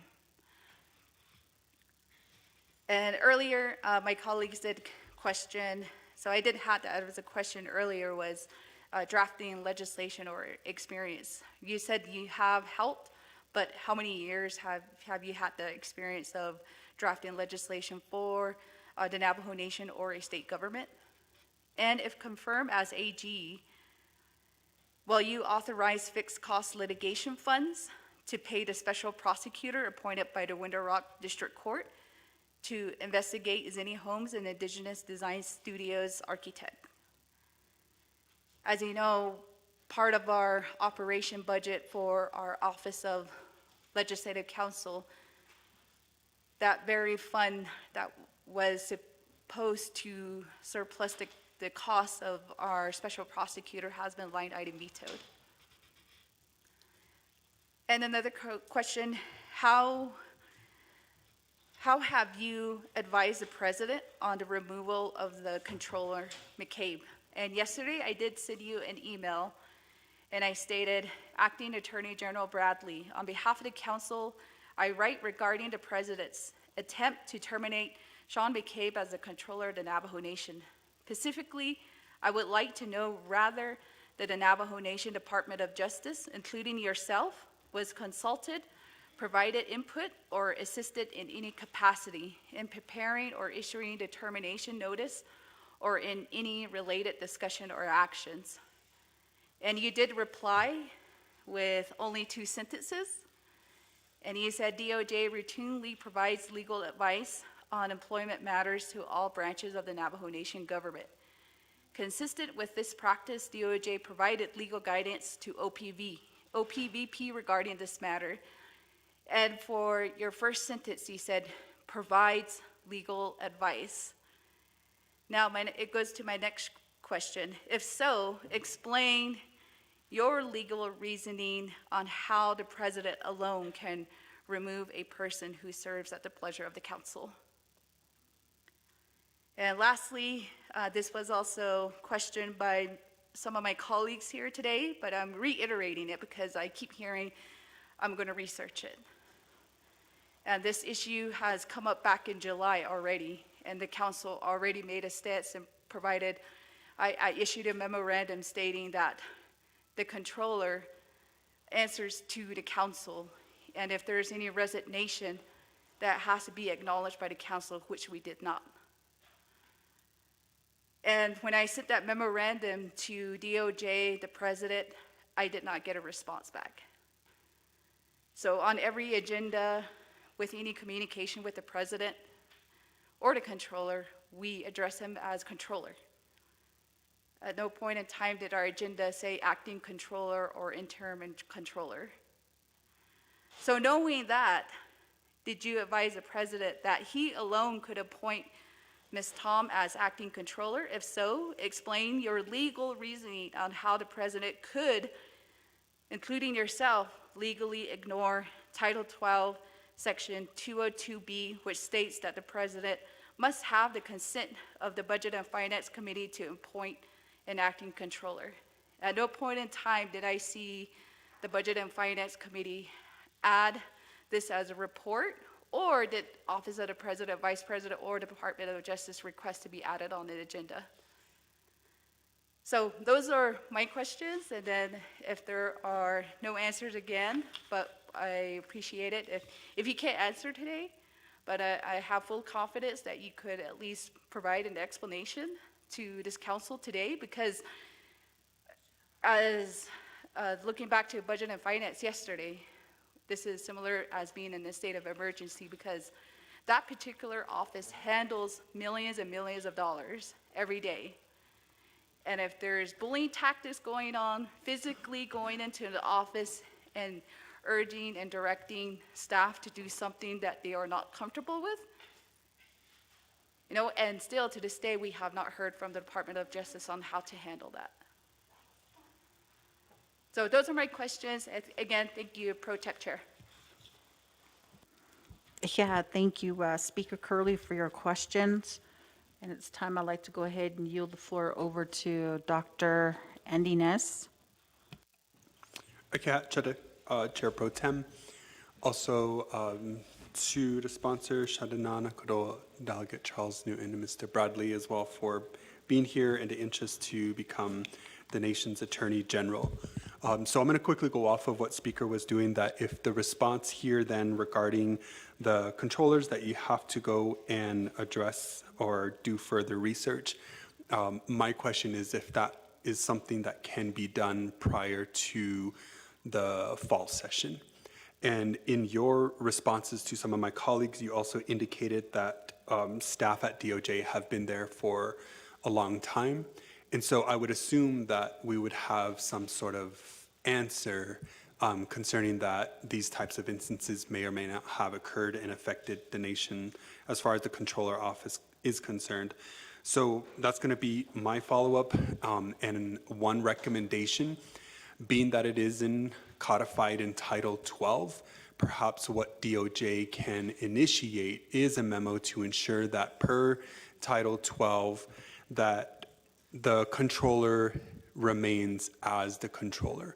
Because oftentimes when we talk about the Office of the President, Vice President, and these memos that come out from the Chief of Staff, it's quite concerning because it appears that several staff within the Office of VP, President, Vice President, OPVP, their positions they tend to be like interchangeable, meaning that, for example, there's a position where they make a decision, for example, as Chief of Staff. But then you have another position where either it's a new individual or they're in a different capacity advising, then that just needs to be clarified. And I've heard that this past, I believe it was Budget and Finance Committee, I could be wrong, but those types of things are concerning, and I think that's where the Department of Justice, through the AG, as the representative for the entire Navajo Nation, can possibly interject and should interject. And so that would be my recommendation regarding those concerns, because we do have staff, Navajo Nation employees that are confused, that are indicating, who do we listen to? And my response and those questions that have come to me is that by law, the Navajo Nation has an existing resolution that confirmed Controller McCabe, and therefore no resignation has come before this body, nor have we rescinded or introduced any legislation to remove the controller. So that remains as is. And to have an effect such as what we've seen in the last 48 hours is really compromising the integrity of employees. And it's unfortunate that we continue to learn about how some of these employees are leaving positions, and many of them have been in these positions for 20, 30 years. And that's type of what I consider a mentality coming from the top executive branch filtering into the programs. And it shouldn't be that way because we are all in these positions temporarily. And so I think that's an important matter to truly consider and remain neutral in those decisions, because again, we're all temporarily, we don't want to impact anybody permanently. And that's the unfortunate thing that comes from a lot of our Navajo Nation employees.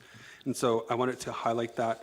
But going off of your presentation here, under slide 3, I believe, when you talk about the role of the AG, so in here under bullet 3 says provide legal advice and opinions. So I want to know what your strategy is when you are considering that legal advice and opinion. Also to 2 Navajo Nation Council subsections 1963B, it's also your duty and responsibility to execute contracts as well, and I want to understand your strategy as well. I think we are in a very vulnerable state when it comes to looking at some of the contracts within the Navajo Nation, some of the practices that have been done in the past, and that's why we have issues concerning like Zenny Homes, for example, and others. And so I want to understand more about your strategy on those.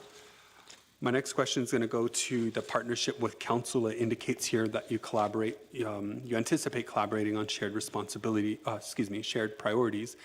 And in instances where we don't share priorities, how do you handle those disagreements? Considering we are all representatives to the Navajo people. And those are going to be my questions at this. Oh, I'm sorry, two follow-ups based on your responses. You indicated that a conflict analysis was done, and I want to know who conducted that conflict analysis. And then you also, sorry, I'm looking at my notes real quick. I'll pause there, actually. Thank you, Speaker, Chair Pro Tem. Thank you, colleagues, Honorable Speaker Curley, and also Honorable Dr. Nez for your questions. So I'd like to go ahead and yield time back over to Mr. Bradley for response to colleagues here. Okay, thank you so much, and thanks for the questions. I appreciate them. And so in regards to the speaker's questions, talking about, how do you see, talking about experience and, being raised and those types of things.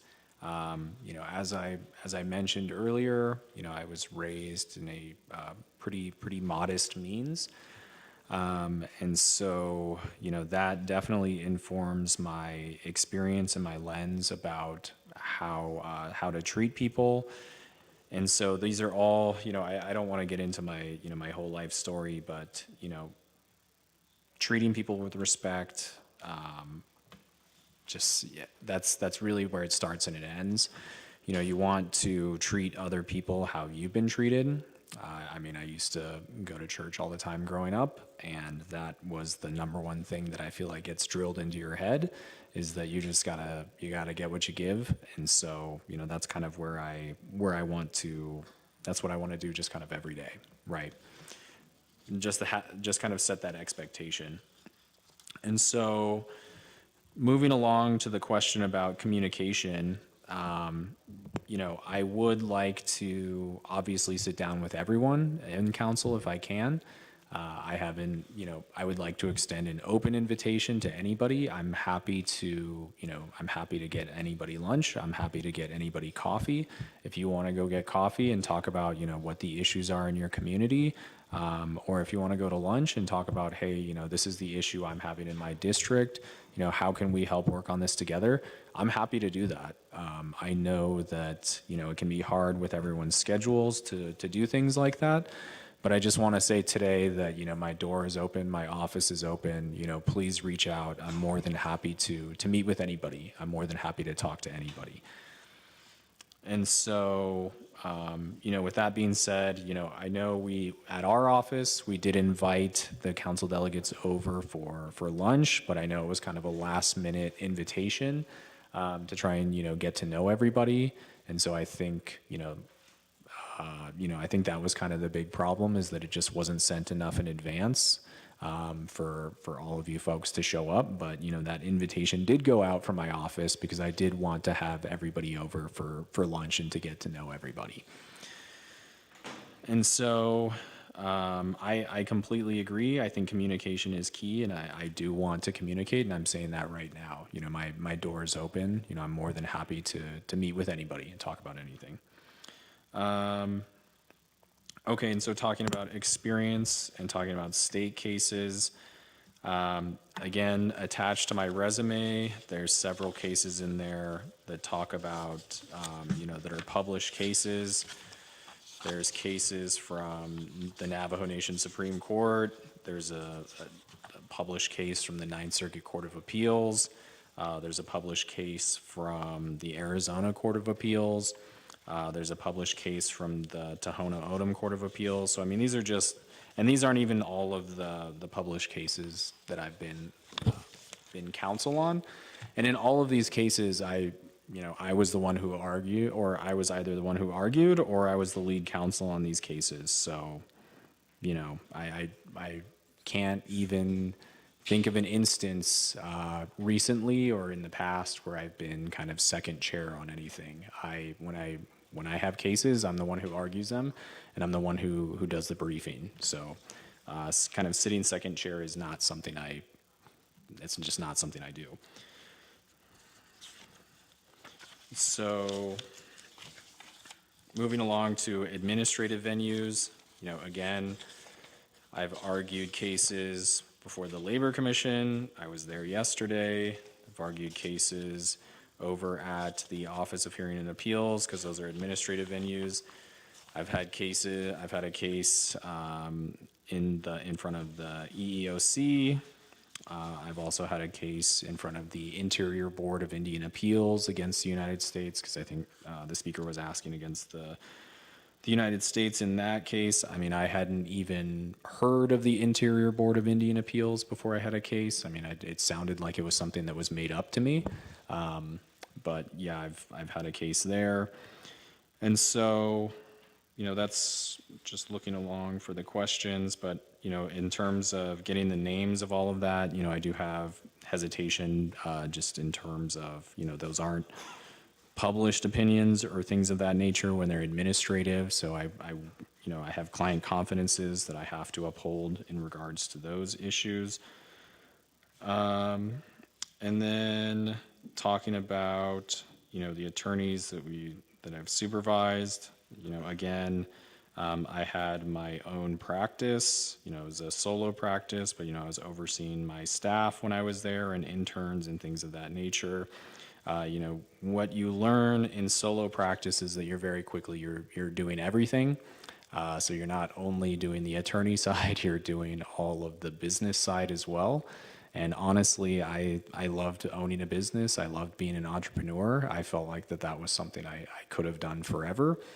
And I think you get a lot out of it. I'm very supportive of entrepreneurs. I think one of the groups that's doing wonderful work on the Navajo Nation is Change Labs.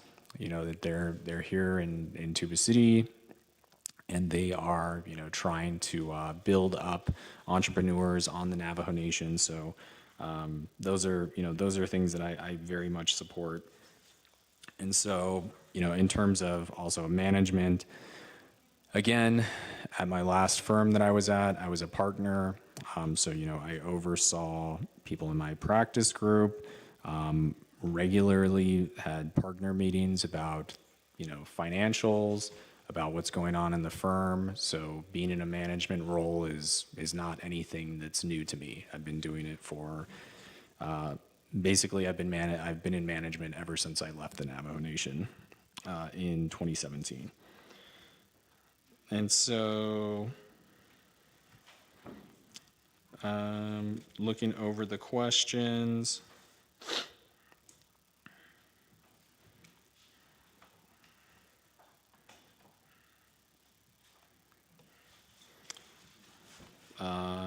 Okay, so about the fixed costs litigations fund, that has been something that has been raised to me before by Office of Legislative Counsel, and that was something I said that I'm more than happy to talk to her about and to discuss that. Because a big issue that we have in terms of the fixed cost litigation fund is that, I'm presumably, me or somebody else is going to be up here talking about asking for more money for that. Because just looking at the financials of the fixed cost litigation fund, we're going to have to be here. We're going to have to ask counsel for more money for that, just given the massive scale of legal research and cases and contracts that we have for issues for outside attorneys helping the Navajo Nation. And a lot of that, to kind of get back to some of the questions, there's very large portions of that have to do with some of the issues that were raised here today. Special prosecutor bills, investigations into financial issues. Again, I can't get into the specifics, but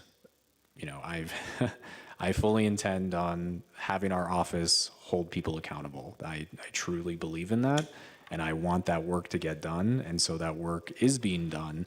I just cannot talk about that here today on the record. And so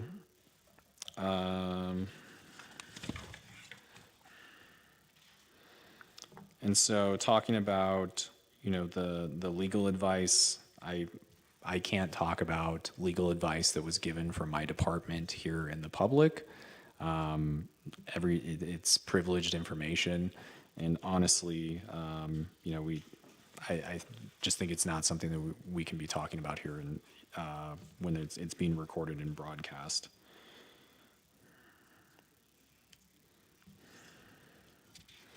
And I think those are the notes I have on the speaker's questions.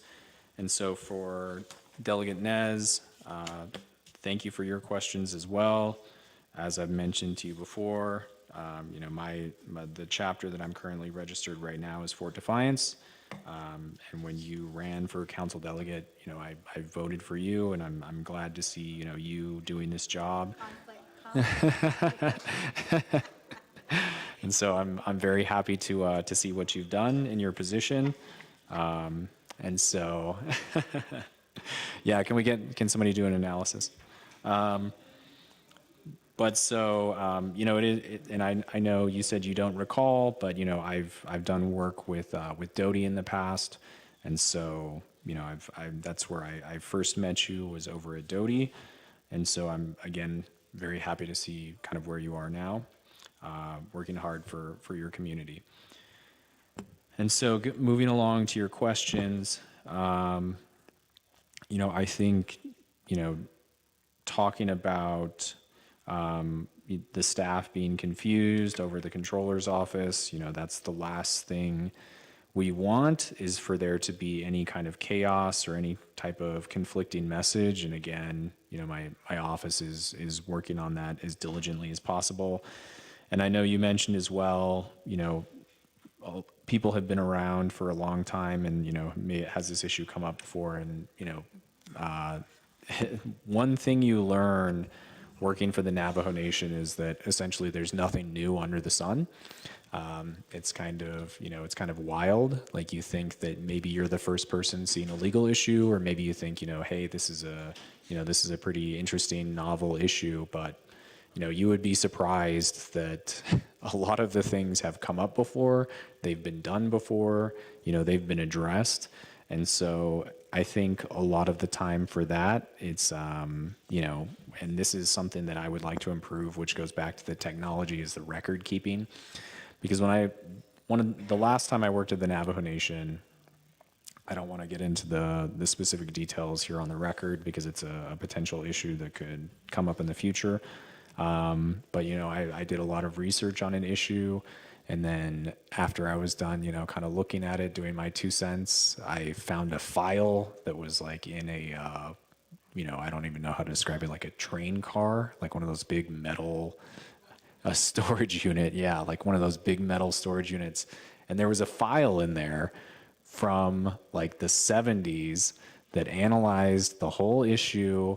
And it said that the issue came up in the 70s, the issue had come up in the 50s, and the issue had come up, you know, even earlier than that. And there were just memos all about the same issue, because what ended up happening is somebody would think this issue was new, they'd look into it, they'd write a memo, and then they would realize, oh, we've already looked at this before, you know, this has come up, and then it would go back in the box. And then somebody would think about it, you know, 20 years later and be like, oh, this is an interesting issue. And then it was literally just, you could see in the file, it was reinventing the wheel, just 20-year, you know, just with 20-year gaps in between. And so that's something I would really like to fix at DOJ, which is just having the record keeping, you know, be more accessible and be at hand. I mean, ideally, everything there would be electronic, and you could just search it, and you could just type in keywords, and then, you know, as soon as something is, you know, hits those keywords, you can just find out. And so talking about, you know, what's the strategy for providing legal advice and opinions? How would you do this? You know, how I do my legal advice and opinions is you've got to do your research. You know, you want to make sure that you're researching things. You know, you want to look at cases, you want to look at statutes. I mean, these are all things, you know, you learn in law school about how to do research. And as I said, you know, one of the things that is done at DOJ is, you know, you kind of lean and learn on the institutional knowledge. Because, I mean, there's people who've been around from the beginning. For example, Arita, you know, Arita's been there since DOJ started.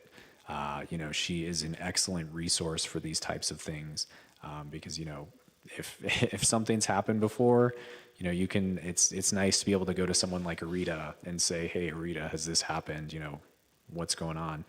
And so thankfully, you know, we have those, you know, people who are carrying on the legacy and the institutional knowledge. You know, the person who, you know, also kind of filled that role the last time I was here was Stanley Pollock. You know, Stanley had been around forever, and he was just one of those people who you could ask, you know, if something had happened. So Again, that just goes into providing the legal advice and opinions. You've got to do your research. You've got to look at the cases, the statutes. And then, I mean, sometimes you have to dig further than that. When you're talking about statutes, you want to talk, you're looking at, the resolutions that were passed, things of that nature. And then contract strategy, how would you analyze contracts? Again, the lens that I look at things when I'm analyzing contracts is, how can this fall apart, right? How can this result in litigation?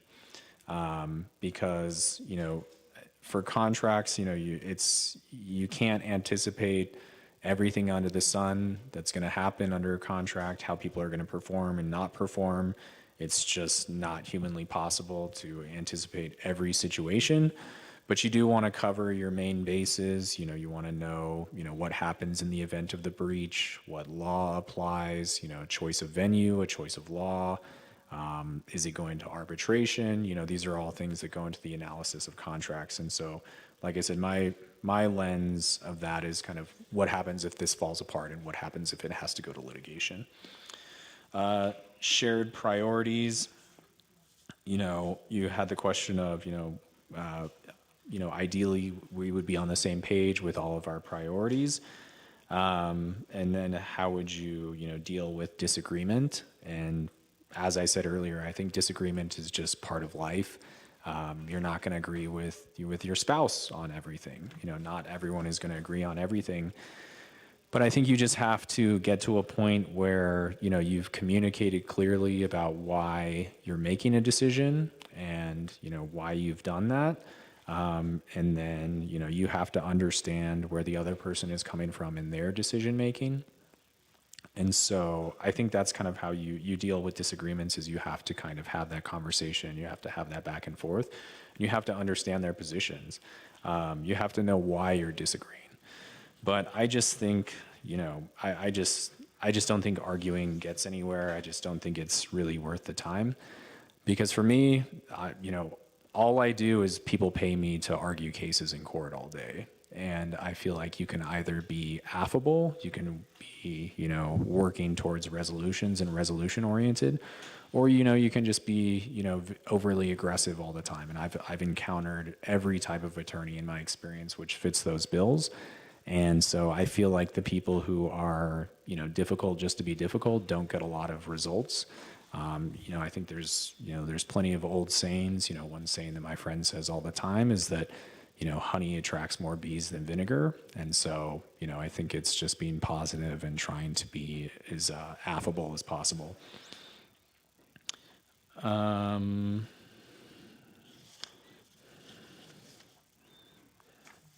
Okay, and then if I missed any, please let me know. I apologize, but that's all. Thank you, Mr. Bradley. Going back to Speaker Curley, one of her questions was if you have any background in drafting legislations for a state or a federal level, enactment. And that's one of the questions. And then also, I know that in regards to a lot of the questions that my colleagues are posing here this afternoon is in regards to your legal opinion in regards to the controller. And I know that your involvement, what was your involvement level in regards to assisting Office of the President and Vice President with that memorandum that was issued here, I believe, in the last 40 hours, 20 hours?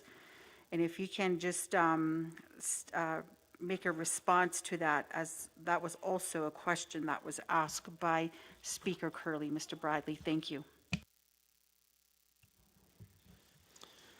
Okay, thank you. And so getting to the question about drafting legislation, I have not personally worked at Office of Legislative Counsel. However, the last time I was here, we did assist in drafting legislation, kind of going back and forth between DOJ and Office of Legislative Counsel. I mean, a big project that was being worked on the last time I was here was the amendments to all of the grazing regulations. And so that was a big project. Unfortunately, it didn't pass. However, that was something that took a lot of time and effort from DOJ and Office of Legal Counsel. And so I've also worked with, other tribal clients. Again, I just don't think I'm permitted to disclose that. But I have had other tribal clients that I've had to draft legislation and assist them with legislation for. Also policies and procedures, employee handbooks, things of that nature. So, that's not something that is necessarily foreign to me. And talking about the legal opinion to the controller, about that, when we're talking about the advice that came out of my office, that was something that I was aware of, but, I was not in charge of that. So, but from what I understand, there's no, or at least I guess I just, I'll leave it at that for the moment. But in terms of getting a response, I do want to get a response as soon as possible. Okay, thank you, Mr. Bradley. So going for point of order, I do have a point of order on the floor by Honorable Lester Yazzie. If you could state your point of order. Yes, thank you, Interim Madam Chair. This point of order is going to be in reference to our standing committee rules of order, page 7, Rule 19.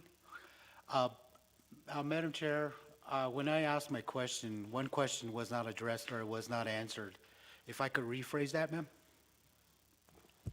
I will go ahead and acknowledge your point of order, Honorable Vice Chair Yazzie, so you can go ahead and restate your question. Mr. Bradley, earlier during my question, one of the ones that I feel like I didn't get a clear answer or a clear direction was, I'll go ahead and restate it. It is apparent the Budget and Finance Committee directive was ignored with a memo from OPVP Chief of Staff dated October 9th, identified as telecommuters agreement instructions. There are no codes, there are no subsections. And where is the legal reference for the Chief of Staff to contradict the Budget and Finance Committee? Thank you, Madam Chair.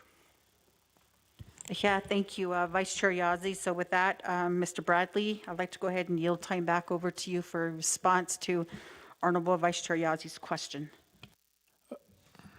Okay, thank you. And thank you for your question, Vice Chair Yazzie. And so, to the best of my knowledge, as I sit here today, no one from DOJ wrote this memo. I saw it when it was sent to me. And so, I just, I don't think it was something that was written or assisted to be written from my office.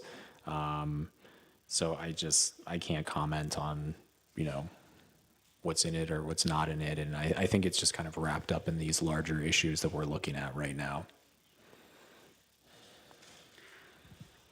So, Mr. Bradley, with that question, with that valid question that came from Honorable Vice Chair Yazzie, I would highly recommend if you could also cite this in your response that you want to make available to this council as soon as possible, as you had stated, and we'll be looking forward to that response, Mr. Bradley. Thank you. So going further, I do have some colleagues in queue again, Honorable Claw, and then we'll go to Honorable Chair James. Thank you, Pro Tem Chair. So I'm going to go ahead and I requested for a directive to be added to this legislation.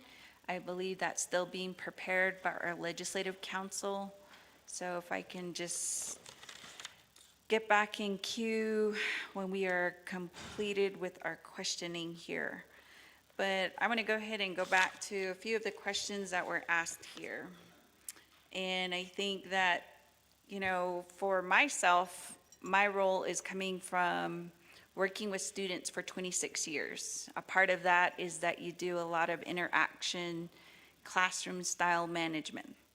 So if you could please entertain us today, and to those that are listening in the audience, I would also request, if you don't have it available, if Madam Chair Charles Newton could also assist us with this.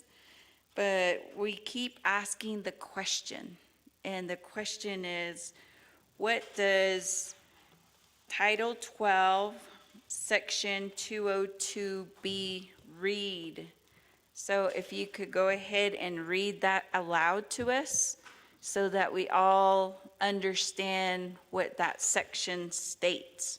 And I think once we hear it, we're all able to get on the same page, and that would eliminate the repeat questions that keep occurring here. The other portion of my questioning is, we've heard about this conflict of interest analysis that has been completed. So that would be part of the directive, is that I am requesting for a copy of that. I am also requesting for another legal analysis to be completed regarding the involvement of your former firm, Zwellinger Wolken PLC. And this is regarding the authorization, because all of us are fearful here of a conflict of interest.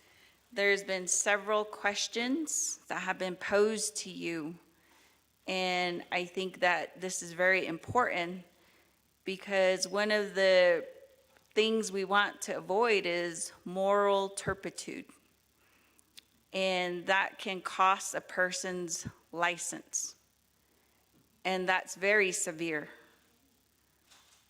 And I think just hearing your story of how you grew up, some things are not worth it to work hard for and to lose it in a blink of an eye, especially for those who would not stand with you or those that would not support you.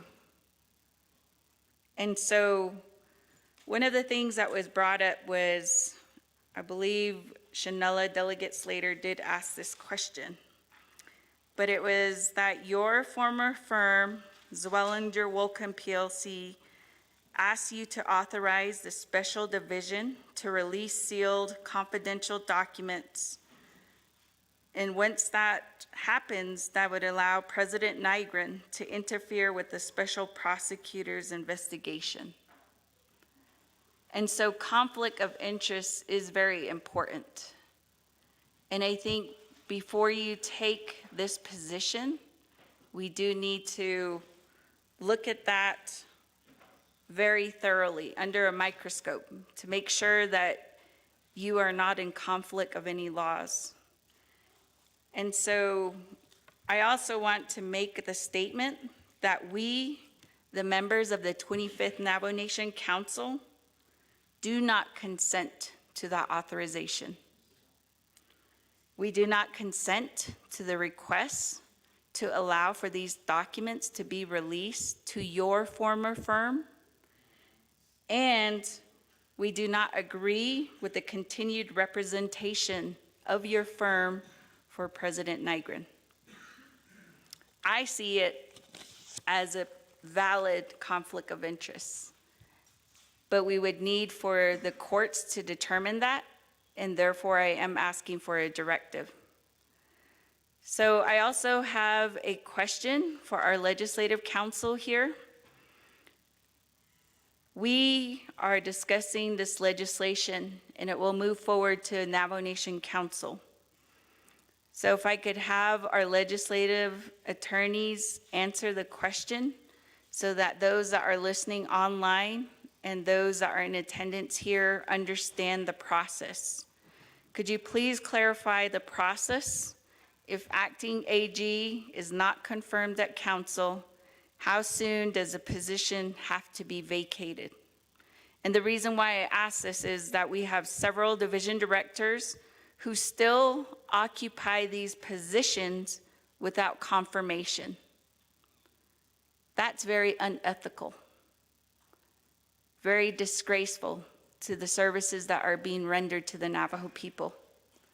So those are the questions that I have. And then also in regards to what we're hearing here is the opinion through what speaker mentioned. On October 8th, there was an email sent out. And this was in regards to employment issues. And I think, number one, it is not an employment issue when you are dealing with political appointees. And so it's very clear in the law that political appointees do not fall under the purview of the Personnel Policies Manual. Therefore, employment questions should not have been entertained. And I think that's where we're running amok here, is that if you had clearly identified the controller's position as a political appointee, this would have saved the nation all of this duress, because we do have employees that are now affected. So with that, Madam Chair, I'll turn it back over to you. Thank you. Thank you for that, Honorable Claw. And before I yield the time over to Honorable Chair James, since there was a request here to get everyone up to speed in understanding the context of Title 12, Section 202, Letter B, I'd like to go ahead and yield time back over to either Shadeja, Honorable Chair Charles Newton, or either yourself as Acting AG Bradley to please read Title 12, Section 202, Letter B into the record. Sure, I can read it. So I've got it pulled up. So it says, the controller shall be appointed by the president of the Navajo Nation at a negotiated salary with the approval of the Navajo Nation Council and shall serve at the pleasure of the Navajo Nation Council. The president of the Navajo Nation, with the consent of the Budget and Finance Committee, may appoint an acting controller to serve during vacancies of the controller pending formal action by the Navajo Nation Council. Thank you, Mr. Bradley, for that reading of that literature of Title 12, Section 202, Letter B. So with that, colleagues, I think we all have an understanding, because this is embedded in law, and that the proper due diligence of questioning as to why, if this is even legal, pretty much is indicated in that particular literature that was just read to you all. So at this time, also, Mr. Bradley, if I could go ahead, yield time back over to you to answer Honorable Claw's questions in regards to the moral turpitude and what your interpretation is on that. And again, I believe that there had been repetitive questions around this as well. And if you could just, provide, your response to Honorable Claw and colleagues of the 25th Navajo Nation Council. Thank you. Okay, thank you. And so thank you, Delegate Claw, for the questions. And so, it's great to hear that you were a teacher, that you do classroom style management.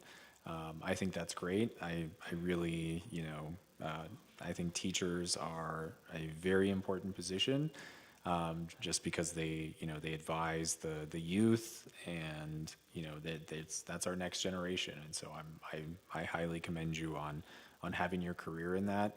My wife, the last time we lived here, she's an educator as well. She taught just down the street over at St. Michael's. And so, that's something that is something that's very important to me. And so talking about, you asked about, reading Title 12, Section 202B, I just read that there. Talking about a crime of moral turpitude, I truly don't understand the question on that one. What is, kind of is going on there.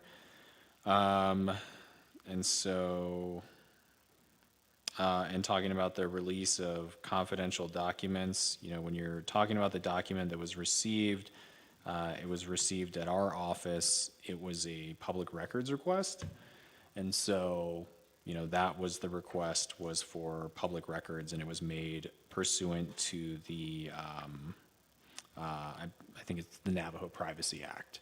So when you're talking about the request that was received, I think that's what you all are mentioning and talking about. However, I had no process or role like in responding to the request.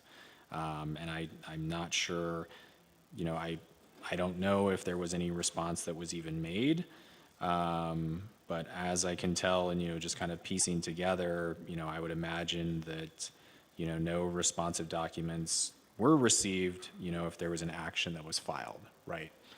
So, I'm not sure, what the accusation is against me in terms of the documents, but like I said, they're not even documents I have. So I can't give somebody something I've never even personally seen, so.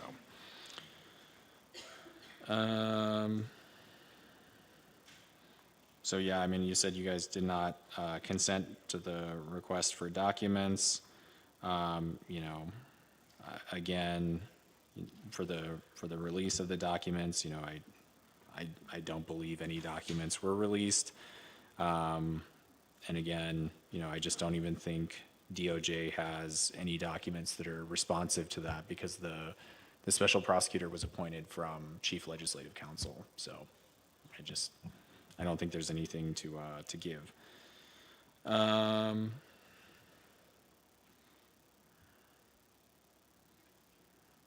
And I think there was a lot of requests, you want your attorneys to look into the conflicts issues. Again, I don't work at the firm. I don't have any, I gave up my partnership to be here at the Navajo Nation. So, for what it's worth, I don't work there. So it's not something that, I'm involved in. I'm not involved in it at all. So, and then talking about the employment issues, when you're talking about dealing with political appointees, again, this is all wrapped up in issues that we're looking at and we're reviewing at DOJ. And this all, again, it's wrapped up in what the statute says and the facts of the situation that is being investigated right now. And then talking about, I'm not sure, what the email was referencing about employment questions and about issues not being entertained, but just as a matter of course, under the Navajo Privacy Act, when people are having issues about employment grievances and things of that nature, it's not public record until the grievance is closed. And so, I tend to believe that, employment issues are not things that we can be speaking about publicly. So that's just my 2 cents about it, but I don't know the specifics of what you're asking about. So I think that's, those are my responses, but I'm happy to answer, if I missed anything, please let me know. Thank you, Mr. Bradley. So, Honorable Claw, right now, our legal counsel are working on getting clarification on your question. So I'll allow them some more time, but at this time, I'd like to go ahead and yield time back over to Honorable Chair James. Yeah, thank you. Again, Pro Temp Chair for Nabi, and then members of Naa'bik'iyati. Really quickly, I know that I mentioned the information of water under the bridge, of concerns and issues that are brought to you. Again, where do you stand with this quote that has been addressed from you? How are you going to resolve this matter? How are we going to resolve the issues of what is happening at this point? And within your department, you have about $11 million that was signed into law for you. And so how you are going to move forward working with your staff It's not compiling to where you're given an answer on what you want to do. Your only response that you've been given is, it's personnel issues, so I'm not going to respond. But, I think at this point, we don't say that when we discuss your budget, when it entails personnel positions. And so, again, if you can answer what you mean by water under the bridge, we can't have that behavior. There is a lot of things that we could probably say that to, but, that's very unprofessional at this point. We just don't let things go. That's part of our traditional values. That's part of our things that we looked into to find solutions and how do we fix the problem. And by responding to saying, okay, it's water under the bridge, let it flow, just forget about it.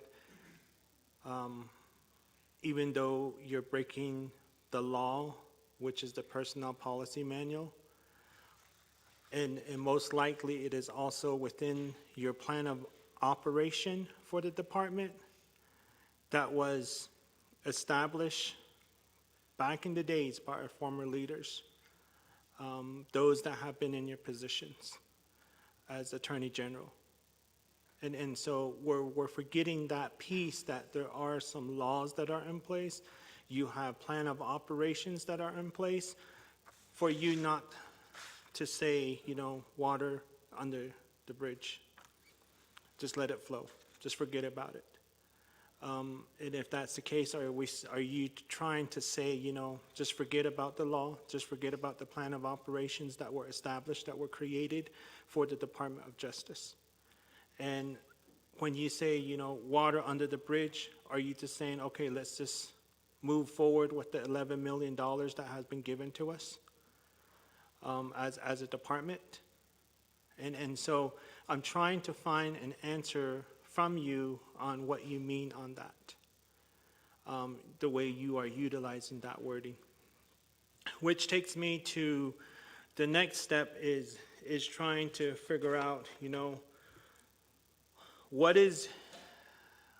this is a new question, what is your interpretation of a line item veto? And if you can answer that for me and my colleagues, that would be very helpful. And based off your response on your interpretation of the line item veto, what is your interpretation of your partial line item veto? Because at this point, you know that council only receives 7% of our budget, again, which was partially line item vetoed from legislation number 0219-25. And so the question is, to you, is that even legally efficient as a partial line item veto? What is your response? I'm assuming that all this has been relayed to you. It was shared with you to where you shouldn't be saying, we're trying to address it, we're trying to take care of it. You probably already took care of it and you addressed it for it to happen regarding the partial line item veto. So again, council only received 7%, and then the rest of the 93%, was partially line item vetoed. I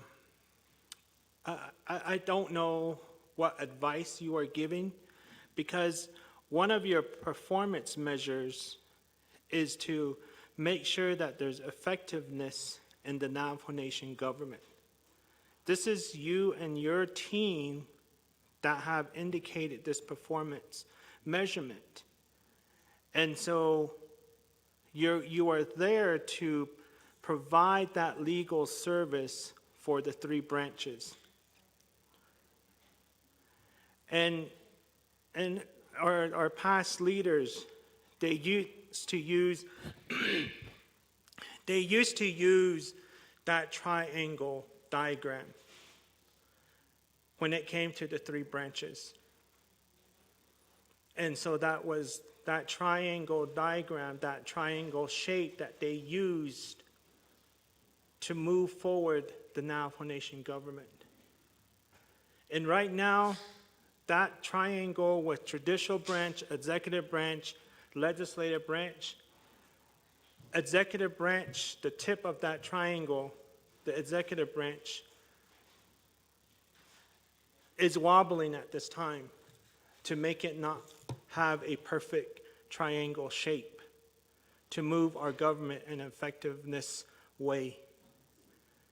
And so based off that, what advices have you been giving to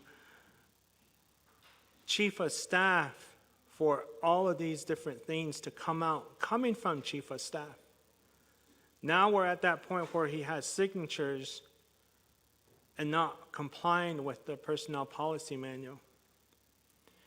And so that's very concerning that if you've put that in your performance criteria, that you are going to educate officials and employees on legal issues affecting the Navajo Nation, and you still can't give us an answer this evening regarding the controller situation, that's very bothersome. By now, with the whole dollar amount that you guys received, out of that 11 million, you have 6.5 million that is there for the many attorneys that are there, which are senior attorneys, principal attorneys. You yourself as an attorney general, you have your assistant attorney general. You have these positions highly paid, but you still don't have an answer. You combine all the degrees that you have, the years that everyone did to get their degrees, all of that, we still can't get an answer out of you regarding the controller position. And at this point, for me, I'm really, really tired of the response that we've always been getting from DOJ. We're looking into it, give us some more time. The more time we give you, the more damages that is happening to the nation. And so that's happening here at the moment. We're trying to wait for an answer from your office, but there's more damages happening. In this case, we have Department of Office of the Controller staff that are being attacked, that are at this point possibly like, should I even go back to work? And these positions are hard to fill. Those positions that are occupied by our Navajo people at Office of the Controller's office are hard to fill. And we're approaching 48 hours now since the issue of this whole controller deal thing has come up. And you still don't have an answer for us. You still have not provided us any documentation. And so that's very bothersome to continue to hear from you that you guys are looking into it. And you guys are going to take some time. And so my question to that is, how much time do you need to get us a result? I don't think it should take that long, because you have your laws in place, you have your plan of operation in place, you have the personnel policy manuals that are in place. They're all there. So why is it taking you guys this long? Why is it taking you this long to try and figure out what's going on with the controller position? I'm trying to listen out for an answer from you with my colleagues asking all these different questions, but it's narrowing back down to trying to get an answer out from you. So at this point, if we can't get an answer from you, what is the time frame? When will you let us know? By tomorrow morning at 8 a.m.? By tomorrow at noontime? By the time we are done here with your legislation? If you can give us an answer, that would be very helpful. I know and we know how to move forward in planning-wise. So those will be my additional 4 new questions. Thank you. Thank you, Chair James, for your question. I'd like to go ahead and also in queue right now, Honorable Toth. I'd like to go ahead and yield time over to you, then we'll go ahead and yield time back over to Mr. Bradley for response. Thank you, Madam Speaker. Mr. Bradley, the first time I saw you was last 2 weeks ago. You came to me introducing yourself. You know what I said to you? You should be defending the Navajo Nation, not taking side. That's what you're doing right now. Listen to you responding. A lot of these questions are legitimate questions. You're not answering it. So how do I vote? To me right now, it's simple question. It's in the law. The law is right there that you read. Why it's taking so long? I'm concerned too. Shouldn't be. So all this DOJ staff over there some are good and some are bad. You need to look at it if you're confirmed, but I don't think I might not vote for you because you're not responding to proper. You're not answering these questions. You're hiding some. You're just taking side. I spent 29 years interrogating an individual that commits crime.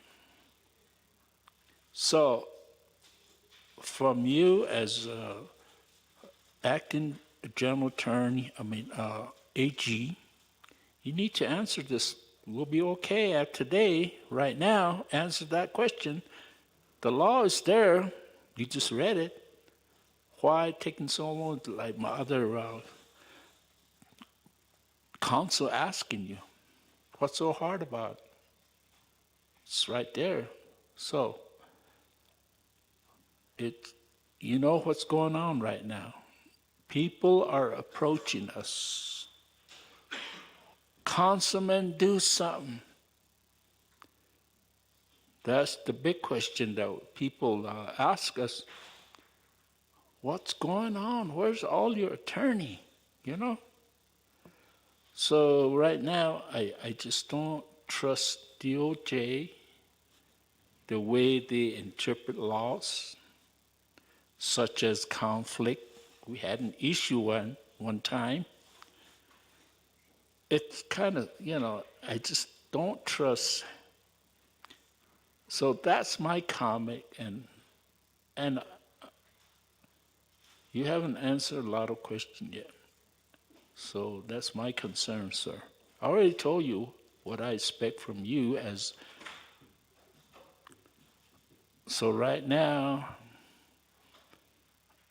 you have to tell me I'm not going to vote. I may not vote for you because the way you answer, like I said, I trusted you. I trusted you to respond all these questions. Madam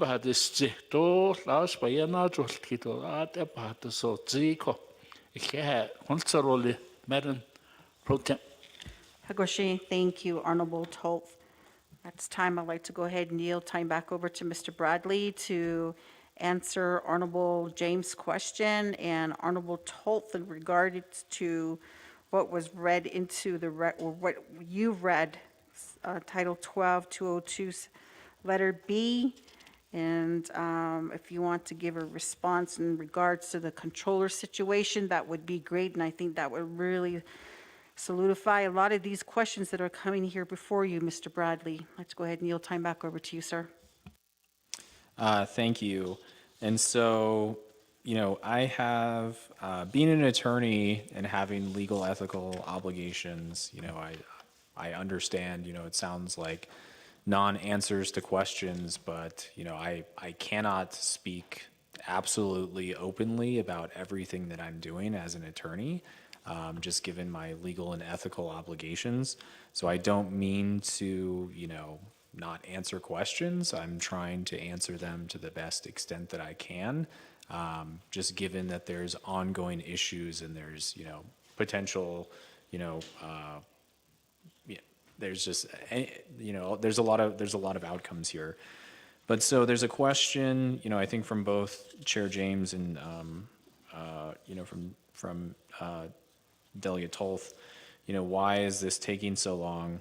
And doesn't this just say that? One of the first things you learn in law school is that anyone can read the law. Like anyone, any person can read what it says. But that's not why you're an attorney. That's not what you learn in law school. You don't just sit there and read statutes all day, because you wouldn't have to go to law school for that. What you go to law school for is for the analysis and the interpretation and the research. And so, while things may seem potentially simple on the surface, doing that research and doing the due diligence, it can take a while. And so, one of the issues that's come up in this case, or in this issue in regards to the controller is that this scenario has occurred before in the past. And so we are in the process of, digging up records, determining what happened in the past about that. And as I just stated earlier about, finding records and record keeping, it's not like everything here on the Navajo Nation is just, on Google. It's not like something you can just find and track down very simply or easily.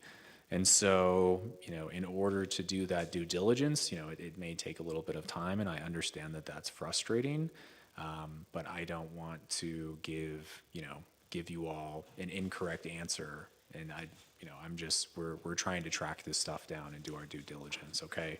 So it's not like we're sitting on all of the information, because we're still actively looking for it. So I understand that that's frustrating, but we're working on that.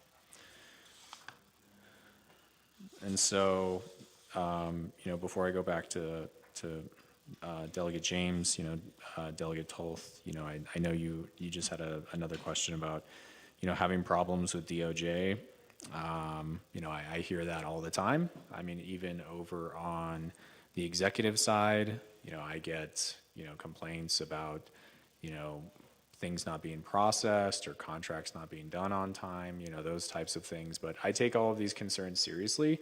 And so when I get an email and I get a complaint about something, my first thing is I try and figure out who's working on this, what's going on with the project.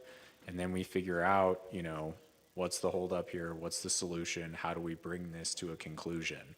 And so, I understand the frustrations. You guys are not the only people who complain about DOJ, but I'm doing my best to try and address all of these problems and all these issues. And here's kind of the same thing, and the point that I get back to is, really, DOJ is made up of, it's all of the staff, it's all of the attorneys who work there. So a lot of the analysis and the legal research and things that are done, it's done by consensus, it's done by people who are all there. So, I don't want to have the impression that, one person is, kind of running everything, because it's just not what happens. And so, moving back to Delegate James's questions, when you're asking me the question about water under the bridge, I don't know specifically what you're referring to when you're saying that. However, I would imagine it has to do with, employee grievances that have been filed.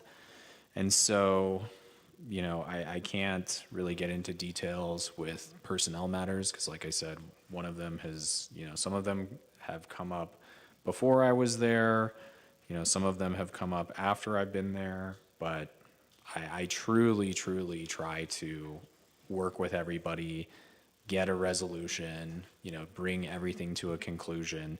And I try to hear people out. I don't think anybody could accuse me of not listening to everybody and not trying to find a solution, because if that's what's being said, I absolutely disagree with that. And I've tried to resolve things, and if there's any outstanding issues, I would love to resolve those as well. But again, I can't make everyone happy, but I hope that everyone would respect my decision-making and my thought process on that. And so moving along to the other questions, in terms of the line item veto, I guess I just don't know if there's any specific instance it's being asked about, or if it was the most recent time that this happened. If it was the most recent time that this has occurred, I've personally not looked into this at all, and I understand the frustrations of only having 7% of the budget. You hear just the arguments from both sides of this, and I mean, this is certainly something that we hear all the time at DOJ, is that executive doesn't have their funds, council doesn't have their funds, but from my perspective, I think the best way to resolve this is to just have you all as the leadership, sit down and work this out with President Nygren, with OPVP. I'm not here as in the same position of you all in leadership. That is that's above me. But that's just what I think is the, kind of the best solution from my perspective, is to just kind of have that dialogue and resolve it. I would love to see that. The things that, I hear is just, that there's this big division. I wish that there wasn't this division when I was here. If there was a big fight, I wish this could have been last year, or I wish this could be, a year from now, but, I didn't, I'm just playing with the card that I was dealt. And so I'm doing my best job to navigate this. But truly, I just believe that everybody should sit down and try and engage in Naa'bik'iyati, talk things out and try and resolve these issues, because it's essentially, a leadership. It's you all as leaders. It's President Nygren as a leader. You all have the power to talk. You guys all have the power to resolve this. And I just hope that, for everyone's sake, that we can, that can be done. Because I feel like, all of the departments at the moment, it feels a little bit like, we have divorced parents. It's just nobody is, there's kind of a big fight between them. And, we're doing our best to make everybody happy and, try and keep everybody moving and on the same page. But that's what I would like to see. And that's my hopeful outcome in all of it, is I do hope that all of these issues could just be resolved by talking things out. And so when talking about, and this is going back to the 3 branches of government, again, DOJ, actually, it depends on where you look in the code, because there is a section of the code that talks about how there's actually 4 branches of government, and 1 branch of government has to do with public safety. So, I guess it depends on who you talk to. But, just talking about the chaos in that, so I'm just looking at my notes. And so talking about, the advice, on this issue, about controller, as I said, DOJ did advise, they did consult with OPVP on this issue. And then, there has been consultation with other executive departments about this issue. But DOJ, in terms of the request for a formal response, we're still working on that. And I don't know the question, or I'm trying to look. And talking about people who are highly paid, one of the issues that we have at DOJ is just that the salary doesn't necessarily match private practice. And so when you're saying, everyone there, they're very highly paid. And I do agree that, given the salary of an attorney to the average everyday person, a lot of people would be ecstatic with that, and they would be very, very happy with that. And, they could, kind of live their whole rest of their life and, never complain. However, an unfortunate reality is just that in the legal services profession and field is that, DOJ's salary, isn't necessarily comparable with what you would get some places in private practice. Okay, I have a point of order on the floor by Honorable Chair James. Thank you, Pro Temp Chair.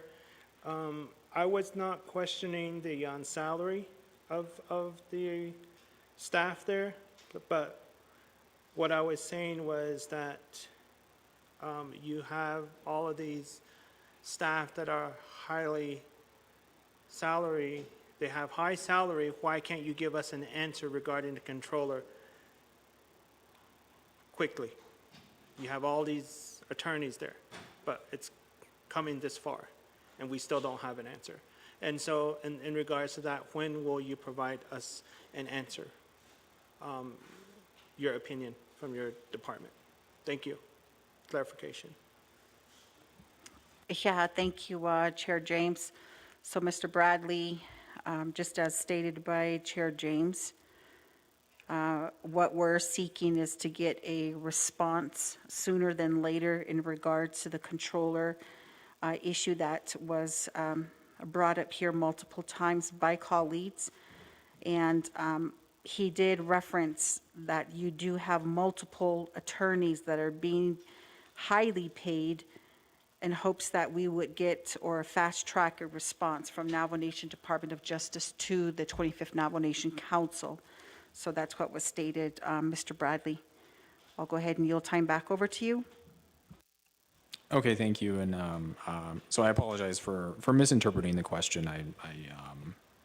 I don't mean to, give you the wrong answer to a question, but this goes back to what I was saying to, in response to yours and Delegate Tolth's question, which is, people are tracking this down. They're looking into it right now. I would like to get an answer as soon as possible because I don't want there to be any more confusion or any type of mixed messages. I think everyone has a vested interest in, getting a definitive answer. So it's not that, and I would say, there's a few people looking into this. There's a few people who are, having to kind of drop everything. Because, when something like this comes up, they have to push aside all of their other work that they're doing and try and get an answer for this like as soon as possible. And so there are constraints for that, but I'm not trying to hide the ball. Like we're trying to get an answer and we're trying to get you this as soon as possible. Like it's just, we're doing the due diligence, as I said, trying to find the records. And so we're working on it. We're not, no one's sitting on their hands over there, pretending this doesn't exist or something like that. Like I don't want to give that impression that people are just ignoring it because that's not what's happening.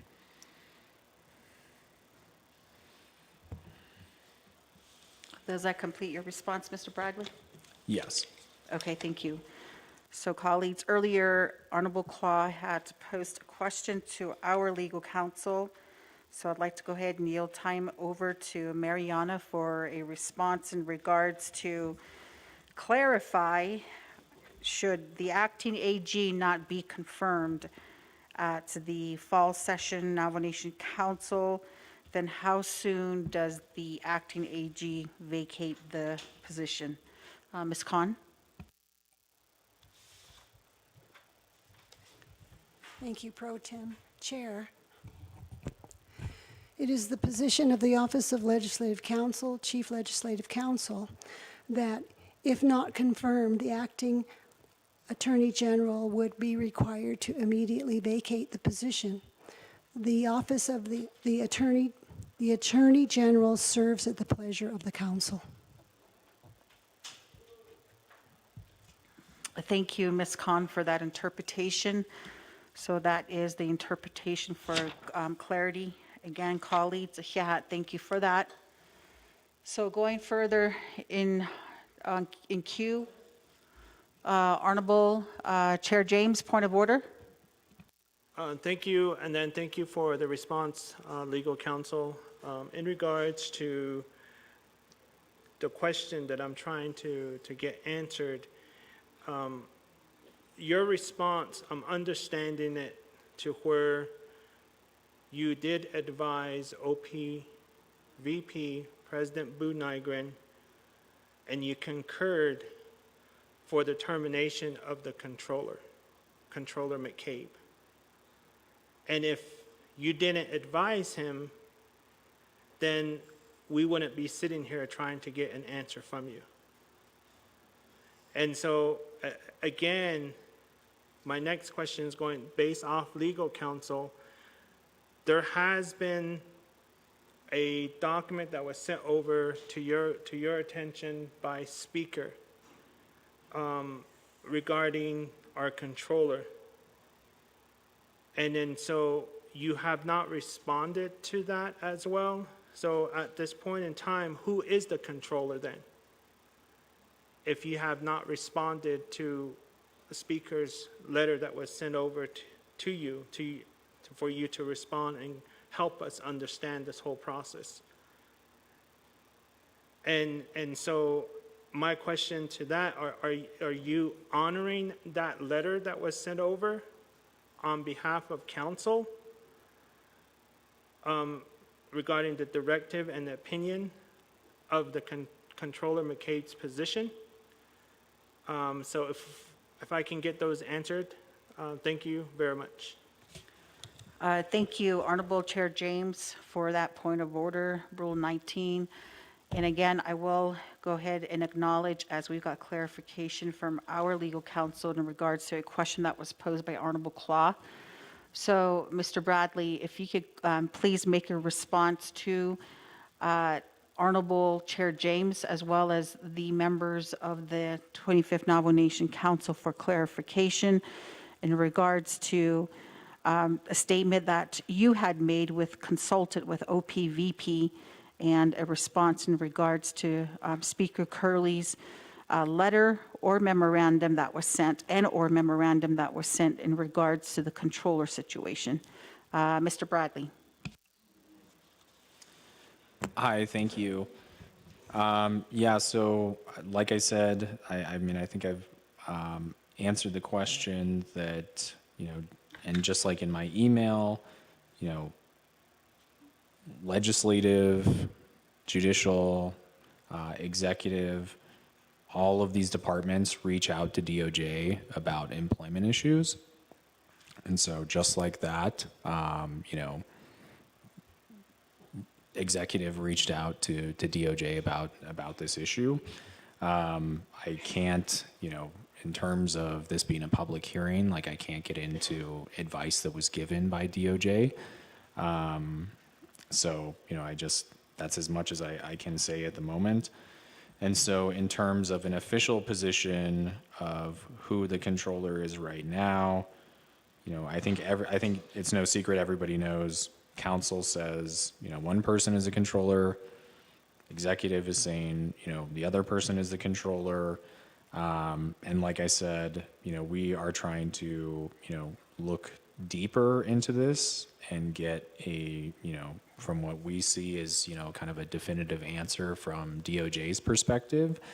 But that's it's going to take a little bit of time. Like I said, this issue is just like a lot of things on the nation. Something similar has come up in the past. And so we're trying to get the records about when this happened previously. And so, we're working on it as fast as we can. And I'm not, like I said, I'm not making this up. I'm just, it's happening, right? So I'm not trying to not give you an answer. I'm saying we're working on it, and we're working on it quickly. Thank you, Mr. Bradley, for response to that point of order question that Honorable Chair James had posed here earlier. And in terms of timeline, I know that your attorneys are currently looking into researching and analyzing this whole situation with the controller. If we can get a timeline on when we can seek a response from Navajo Nation Department of Justice would be great. Hopefully by the end of workday tomorrow would be sufficient so that we would all understand, or even sooner, Mr. Bradley. So with that, I'd like to go further into more questions that I have in queue by colleagues. Honorable Vice Chair Johnson, and then I'll go ahead and yield time back over to Honorable Dr. Nez. Oh, shoot. I'm sorry about that, Vice Chair Slater. I do apologize. So, Vice Chair Slater, you are in queue, and also Honorable Dr. Nez. Just wanted to wake us up. Okay, Vice Chair Slater. Someone's P cards got turned on, but yeah, they're not here. So I guess the first question that I want to ask is if we can get a commitment to have the conflict analysis from both DOJ and the firm provided to us before we vote today. Since they are complete, I think we can recess as long as we need to and just get an understanding from you on how long it will take for the Department of Justice and your prior firm to send that to us. Because you did say they're done, so I just asked you to send it to both the Navajo Nation Council and then the Office of Legislative Counsel, since there are attorneys and they can take a look at that too. But with that said, I mean, Mr. Bradley, I think you're a smart guy. You care about the Navajo Nation. You care about our people. You know, you have the capacity to continue to do good things. And I just want you to really meditate and think about if you want to go down on this sinking ship, because no one's going to prejudice you for doing, the best you can as an attorney for your client. But what the nation and what people will remember is this funny business with your prior firm representing the president of the nation. And whatever technical and legalistic answer you think you can use and explain to folks, that's really not going to cut it. And I've, been impressed in how you've presented yourself and the limited interactions that we've had and some of the commitments that you've made. But I had, not personal relationships, but professional, and I'd say friendly relationships with the two prior attorneys general or acting attorneys general, and just got, burned by them and the actions that they perpetrated against our people in the best interest of the Navajo Nation, and really, really big issues. And I don't think that this council can afford to, rely on just interpersonal relationships for the confirmations of important principles in our government. So we, are asking some really deep and difficult questions right now because of that. And I think we've all learned a lot from, the past couple years. So I guess that was my first question. And, however this vote shakes out today, I just think, the cat's already out of the bag with the firm and these other things. And, you don't have to be a part of all of this. And there's other ways to serve the nation. So I guess, I'm not a lawyer. I don't know the bar rules and all those things, but it really seems like you can't work against your former client. And that's a big part of I assume, the conflict analysis. So can you commit to recusing yourself in all aspects, or whatever I don't know, what would you say? Most generous understanding of that is from the special prosecutor's investigation and whatever indictments come from that, that were authorized under the special division of the Window Rock District Court. And then, if and as there are additional federal indictments, also commit to recusing yourself in any of those. And I'm talking about both for the president and anything where your former firm might be representing him or participating in representing that office, or the president in his personal capacity. And I want to make very clear that the questions I asked earlier were about you in your individual capacity as a Navajo citizen and a bar licensed attorney. I was not asking about the Department of Justice's opinion. And I think you could look at, people who are, say, acting assistant attorney generals at the federal level, who then are seeking a permanent appointment, and how they can speak to their individual legal philosophy without saying, I'm speaking on behalf of the Department of Justice right now. Or other people say with appointments before other agencies that might not be lawyers. So I'm just disappointed that you use that tool to deflect from answering those questions in your individual personal capacity.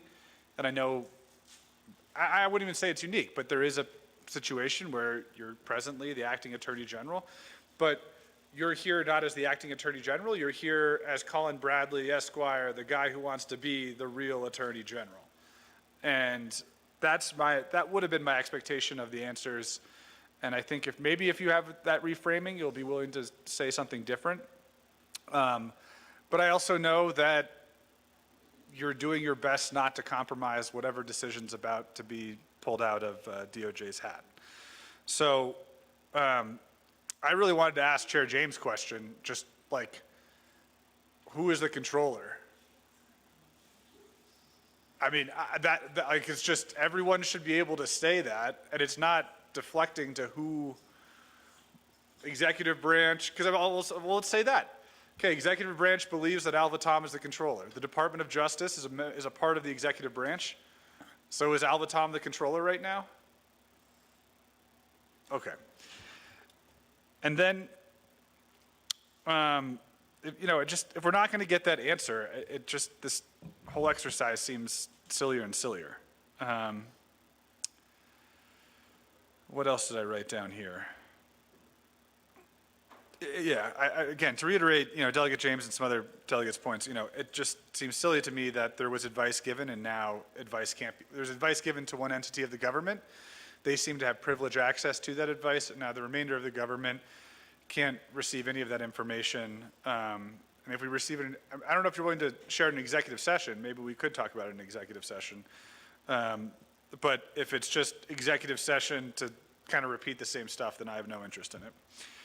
I want you to know that I've received, I can't even begin to count how many messages complaining about your testimony and how you've skirted answers. So I hope that influences how our citizens are reacting to your testimony today and your ability to fulfill the jobs and duty of the Attorney General. I've never had that happen to me before with an Attorney General nominee. I mean, this is completely uncharted waters for myself. And I think you can do the job independent of politics if we take that off. But do I think you are capable of doing the job right now with the political atmosphere on the nation, the person who is appointing you, and the ongoing investigations that are taking place, and your inability to answer some of these questions right now to demonstrate your independence from those political considerations? Those things at the end, I don't have confidence in that aspect. There's a lot of people who can fulfill the technical, legal, all that stuff. And I'd like to think you're one of them.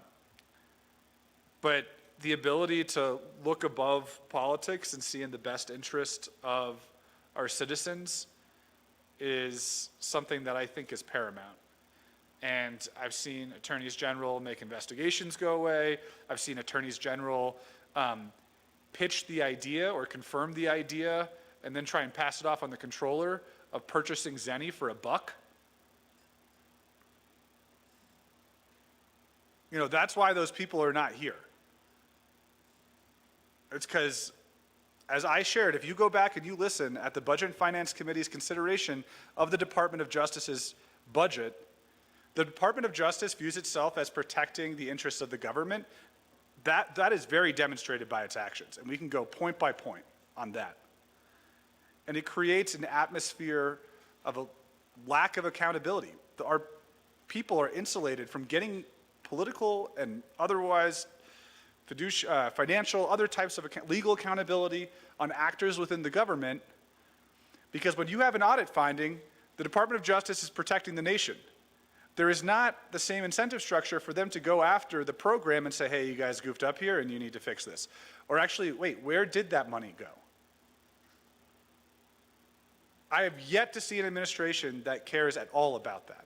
It's all about mitigating political fallout from wrongdoing and then legal fallout from federal and maybe even Navajo Nation accountability. And that is an incredibly perverse incentive structure, and it's something that our current controller has talked about repeatedly on the record at Budget and Finance and before the Navajo Nation Council. I'm saying current controller as in Sean McCabe, but we can give you another example, right? That WIC program. The WIC issue is a program and OMB issue. It is not the controller's office. It's not something else. And so where is the accountability on that? It's not going to come through the president's office. He released a press release like, I'm Superman, I saved WIC. Well, it's like, well, actually, your incompetence created this crisis, and it was the speaker who sent a memo demanding that they address it. I don't think it's necessarily DOJ's job to have that follow through, but it's important for DOJ to recognize that they're a piece in that permission structure and those perverse incentives to not have accountability within our government. When we have a division director trying to pay out invoices with both federal and non-federal funds on things that I've posted about, and the controller having to stop that, and there's no follow-up from the Department of Justice to say, you just tried to use federal funds to pay out loans to the president, to the chief of staff?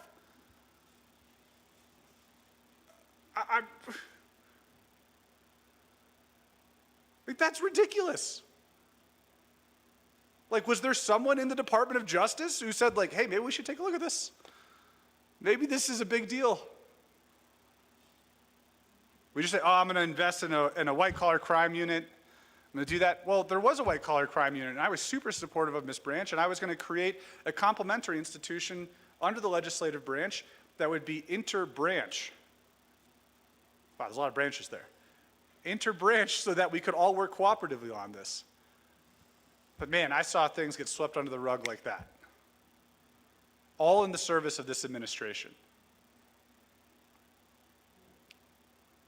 Like, it's crazy to me that no one from the department, I mean, I've started to make things public because I have no confidence in both Navajo Nation accountability and federal accountability. We removed a controller previously. We need the after-action report that you've committed to putting out because our people demand that or deserve it. They need to see the evidence. They need to see what the judge did and not looking into things. But we can't just keep sweeping things under the rug. And that's why I want you to stand up and say, like, I'm not going to sweep things under the rug. I mean, I believe in you. I believe in our past attorneys general. I'm so sick, like in my second administration, of seeing this happen and being an NDOT employee beforehand and seeing how, okay, the auditor comes in, they look at this little thing, and then they realize, oh yeah, they did only do one bid, or they just directly contacted this vendor, and then after that, DOJ just helps manufacture an excuse to prevent follow-up on that matter. And it happens again and again and again and again. So that's why I'm so animated about this. And that's why this council in the past two budgets has actually tried to constrain spending in a way where, appropriation in a way where it matches actual outlays. Not creating a cushion that allows things to be greased, right? You grease the wheels. Oh shoot, we forgot to pay that? Okay, well there's a little money over here, in leases, even though we don't lease a building. We're gonna take that lease money and put it into contractual services and pay this out, and someone will force it through. That's why all of this is happening, right? An additional $1.5 million to the president's office to get to $7.125 million, 116.6% increase from FY23. It's not just about campaigning, it's about greasing the wheels to avoid accountability, to deflect criticism, to skirt meaningful change.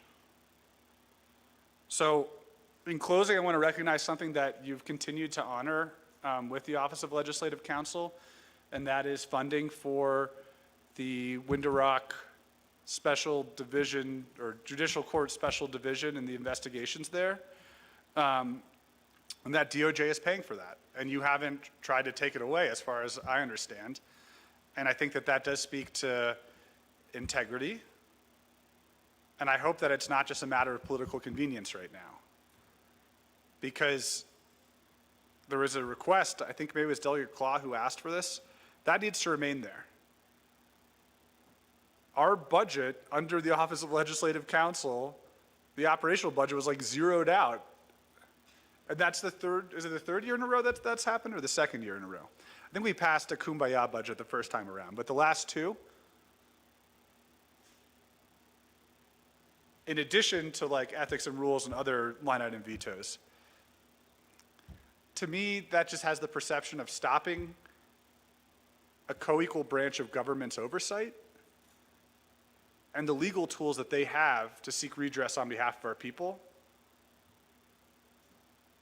That's just wrong.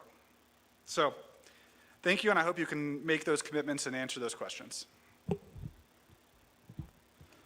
Thank you, Vice Chair Slater. Next in queue, Honorable Dr. Ness. Thank you, Chade, and again for the questions that were posed and then some of the responses that were given. I also appreciate your kind words and your support, but what I tell people when they bring up the election is, with all due respect, the elections are over. I did take an oath to do my best in this capacity, and that's how I'm proceeding here. But I do want to highlight some of the areas that I had questioned the first time, and that's the conflict analysis. And I know my older sister here, Delegate Claw, has that forthcoming directive, so I'm just interested to see what that entails. But you did state on record that the conflict analysis was done, and so my follow-up question was who conducted that conflict analysis. I also think it's very important for myself to also understand the mechanics around the Office of the Controller. I did bring up how unfortunate it is for staff to be in these positions, and I just firmly believe that it's because of the intentions, well or not, from the administration that tends to trickle down into the programs and divisions.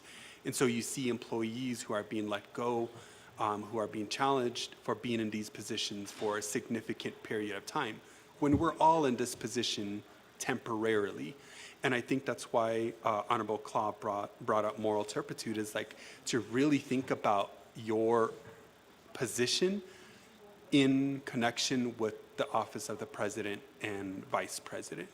And I think that's what's really affecting a lot of potential division directors, is because they were not confirmed at the very beginning, that things are just, for myself, there's just a lot of distrust that I have in a lot of what is happening with the administration and the lack of correspondence that the Department of Justice has. And we're witnessing it this afternoon, unfortunately, that we can't get a significant timeline, even though it was read into record what Title 12 states, that the Budget and Finance Committee was not. That right there is breaking the law. And that's where that interjection should happen. When Delegate James brought up the line item veto, that's also something, again, that was stated that you had to look into. We've been going back and forth for like a whole month, maybe if not more, on similar issues that a lot of the general public and ourselves are learning more and more about each day.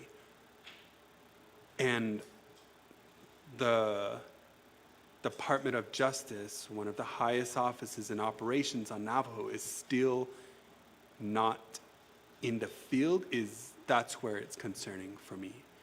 And you know, it's just that state, I think, of where we are currently in this political environment that just gives me a short pause. I'm sure you have well intentions. I'm sure you can do the job just fine. et cetera, et cetera. I read some of the supporting comments that were given to you. I reported to our Crystal chapter. They got, there was a couple of constituents that provided good feedback. But it's like this larger picture that's also confronting the entire Navajo Nation.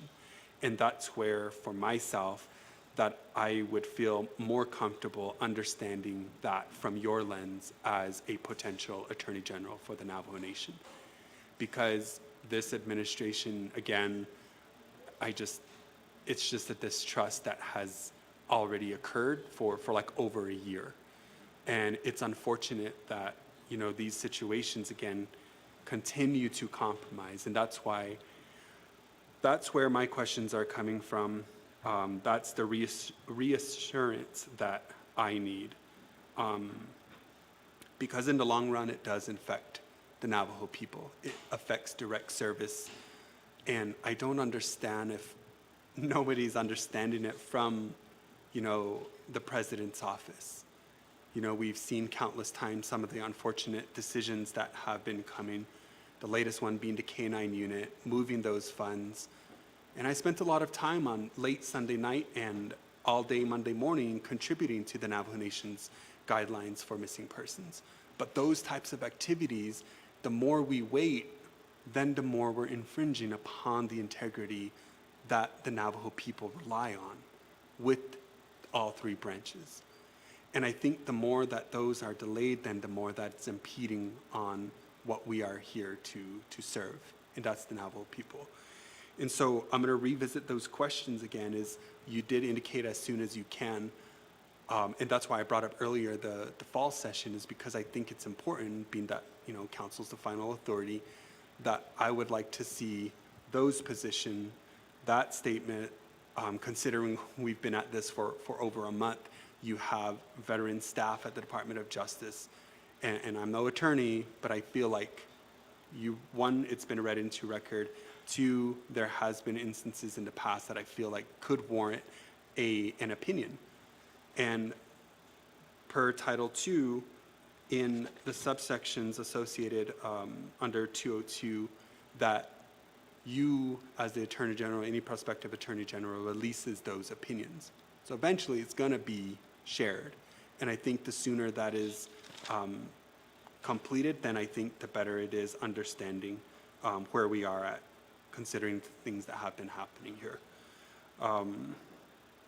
So that's gonna be my comments and my follow-up again, because they were not answered the first time. Thank you, Chair Pro Tem.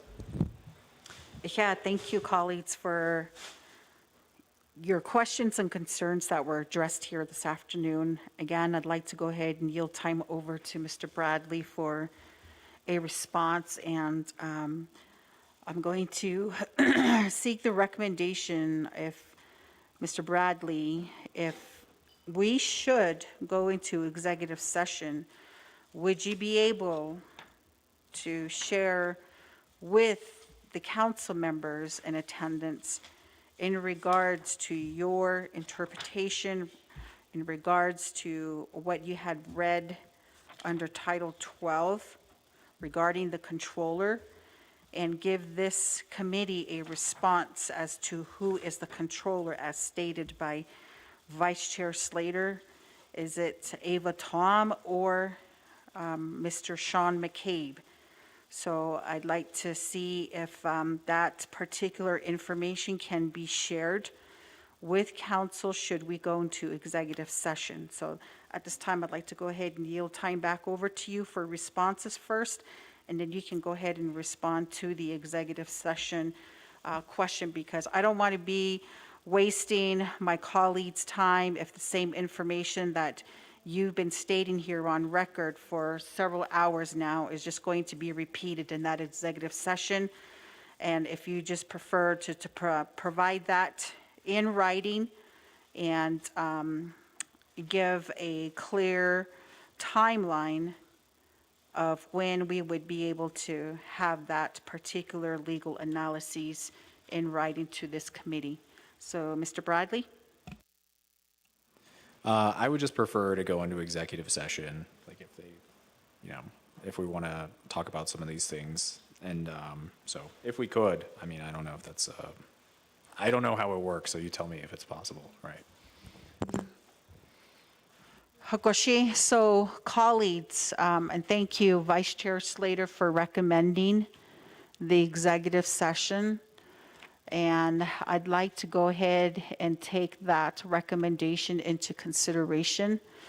As colleagues, we still have 3 in queue, but I'm assuming that the questions that are going to be posed by my colleagues may be around the controller issue. So I'd like to get, this clarified in executive session, colleagues.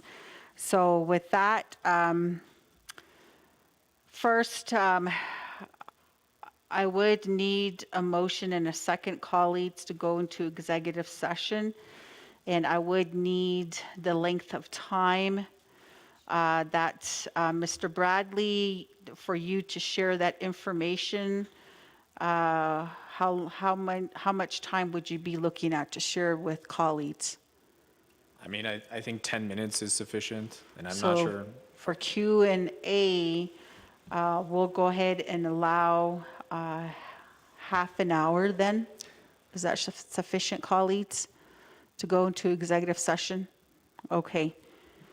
So, and with that motioning party, we just would like to have the members of the 25th Navajo Nation Council with our legislative council here. I'm assuming it's going to be Chief Legal Counsel, Ms. Espino?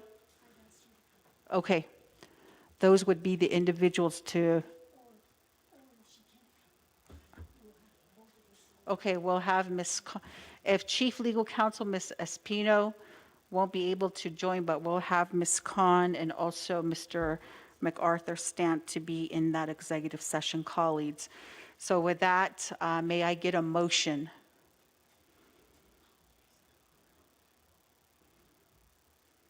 Going once, going twice. Motion? Okay, I do have a motion on the floor by Honorable Chair James. And may I get a second, colleagues? Honorable Chair Nez. And with that, colleagues, we'll be going into executive session for 30 minutes. Do we have the South Conference Room available? Okay, yeah. So let me just reiterate. For 30 minutes, members of the 25th Navajo Nation Council with our Chief Legal Counsel. If she can't be in attendance, then it would be Ms. Khan and Mr. Stant from our Office of Legislative Counsel to be in attendance. So with that, let's go ahead and take this to roll call vote. Colleagues, and we'll go ahead and open the roll call votes now.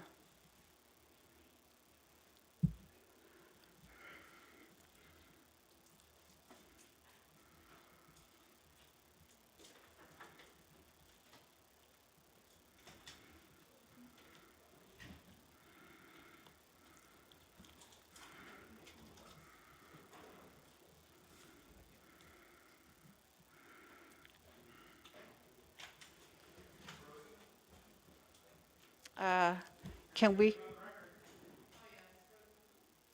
Okay, so with that, I'd like to go ahead. Is it working? The board. So I'm just going to go call out colleagues. Honorable Stephen Arvizo, how do you vote? Or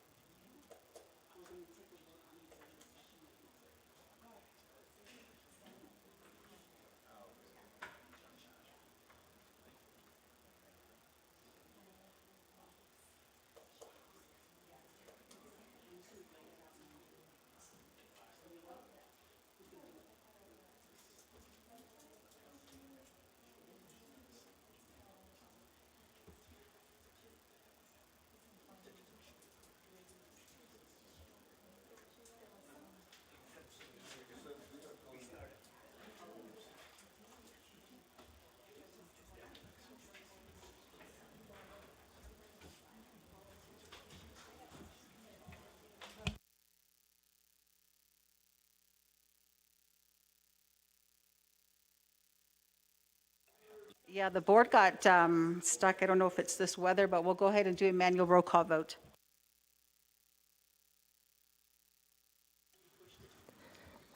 Beginning the vote with Honorable Shandine Parrish. How do you vote?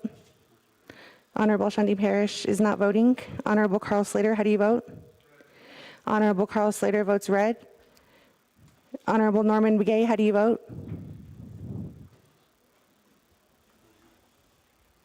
Honorable Norman Begay is not voting. Honorable Amber Canez-Bakrati, how do you vote?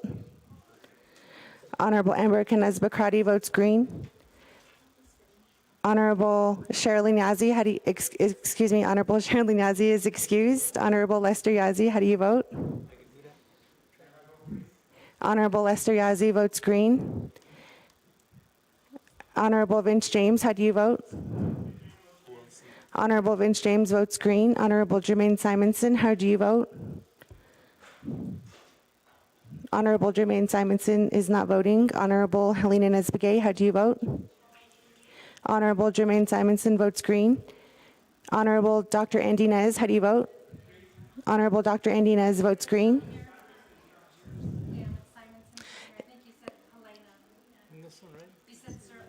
Oh, I'm sorry, excuse me. Honorable Jermaine Simonson is not here and is not voting. Honorable Helena Nesbegay votes green. Honorable Dr. Andy Nez also votes green. Honorable George Tulth, how do you vote? Honorable Honorable George Tulth votes green. Red, excuse me. Honorable Curtis Yanito. Honorable Curtis Yanito votes red. Honorable Brenda Jesus, Pro Tem Chair, is not voting. Honorable Casey Johnson, how do you vote? Honorable Casey Johnson is not here and is not voting. Honorable Shauna Ann Claw, how do you vote? Honorable Shauna Ann Claw votes red. Honorable Rick Nez, how do you vote? Honorable Rick Nez votes green. Honorable Danny Simpson is excused. Honorable Otto So is also excused. Honorable Eugenia Charles Newton, how do you vote? Honorable Eugenia Charles Newton votes red. Honorable Nathan Nota, how do you vote? Honorable Nathan Nota? Honorable Nathan Nota did not vote. Honorable Stephen Arvizo, how do you vote? Okay, the vote board is reopened, colleagues, so you want to go ahead and press your green buttons. I do green or red buttons vote, colleagues, I do apologize. And also to our relatives that are present here in the gallery, Ashonda, no hats in the chambers. So we do see someone on the north side, Ashonda, be respectful. Thank you so much. So again, we have 1 minute and 16 seconds, colleagues, to cast your vote for executive session for 30 minutes.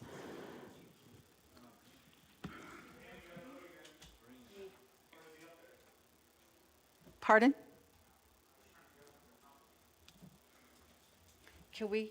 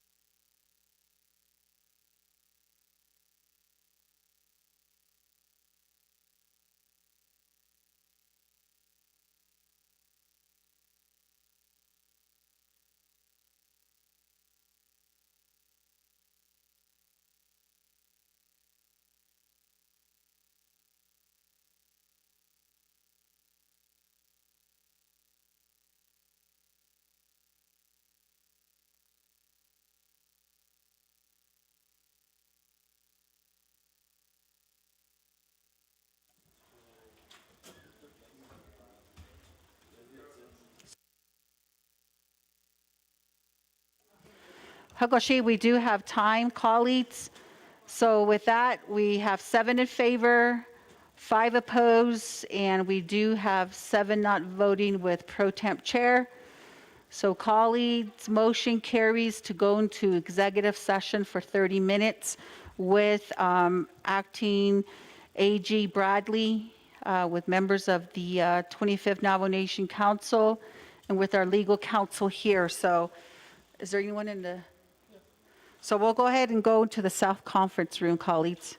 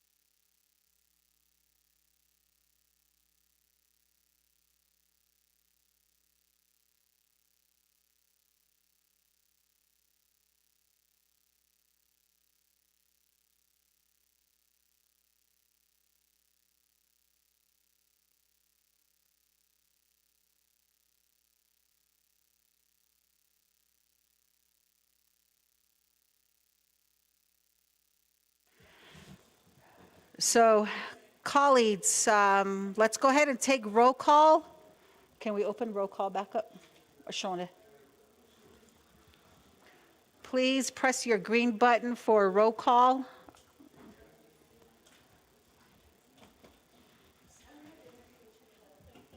Actually, we have Nathan here, Honorable Nota, so we have the two committee rule speaker. So we should still be good, but go ahead and please press your green button for roll call.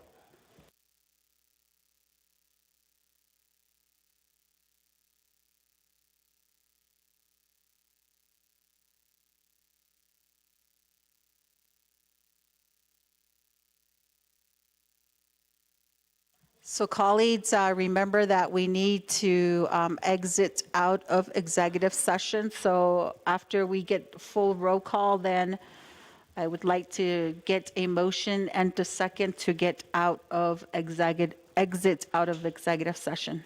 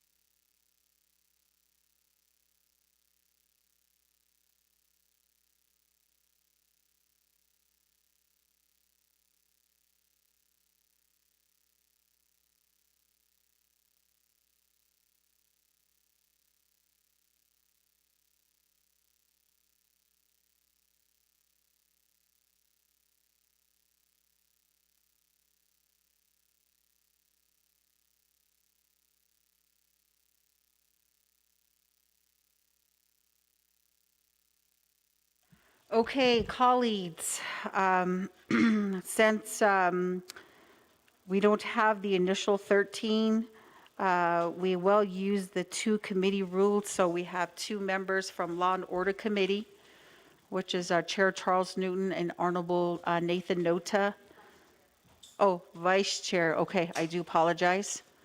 And then also we have members of HES Committee. We have Honorable Chair James, Dr. Nez. We have Honorable Naa'bik'iyati. We have Honorable Tolth and Honorable Yainito. For Budget and Finance, we have Vice Chair Slater and Honorable Lester Yazzie. For RDC, we have Chair Nez and Honorable Claw, myself, and Speaker Curley. So let's go ahead and continue, colleagues.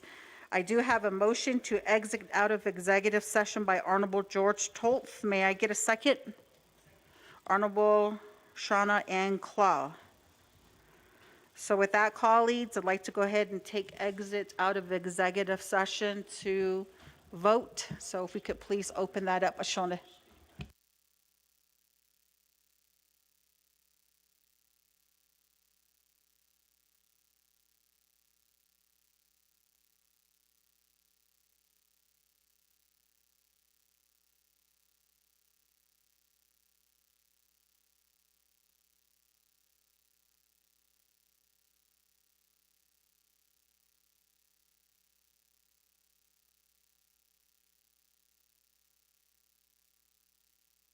Voting on exiting executive session, colleagues.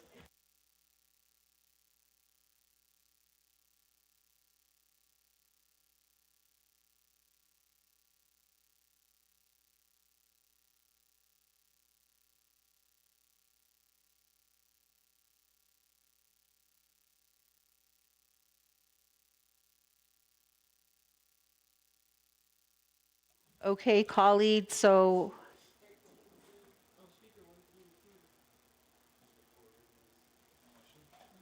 I have 12 in favor.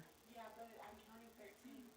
There's a miscount that happens when the chairs are switched.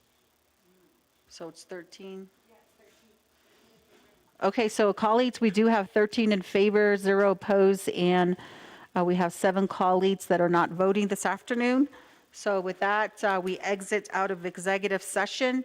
Now going back to legislation 215-25, we do have in queue to continue questions. Honorable Speaker Curley.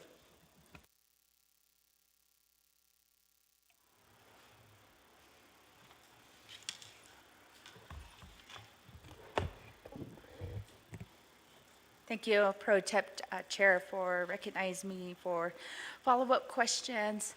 And this will be directly to our Acting Attorney General.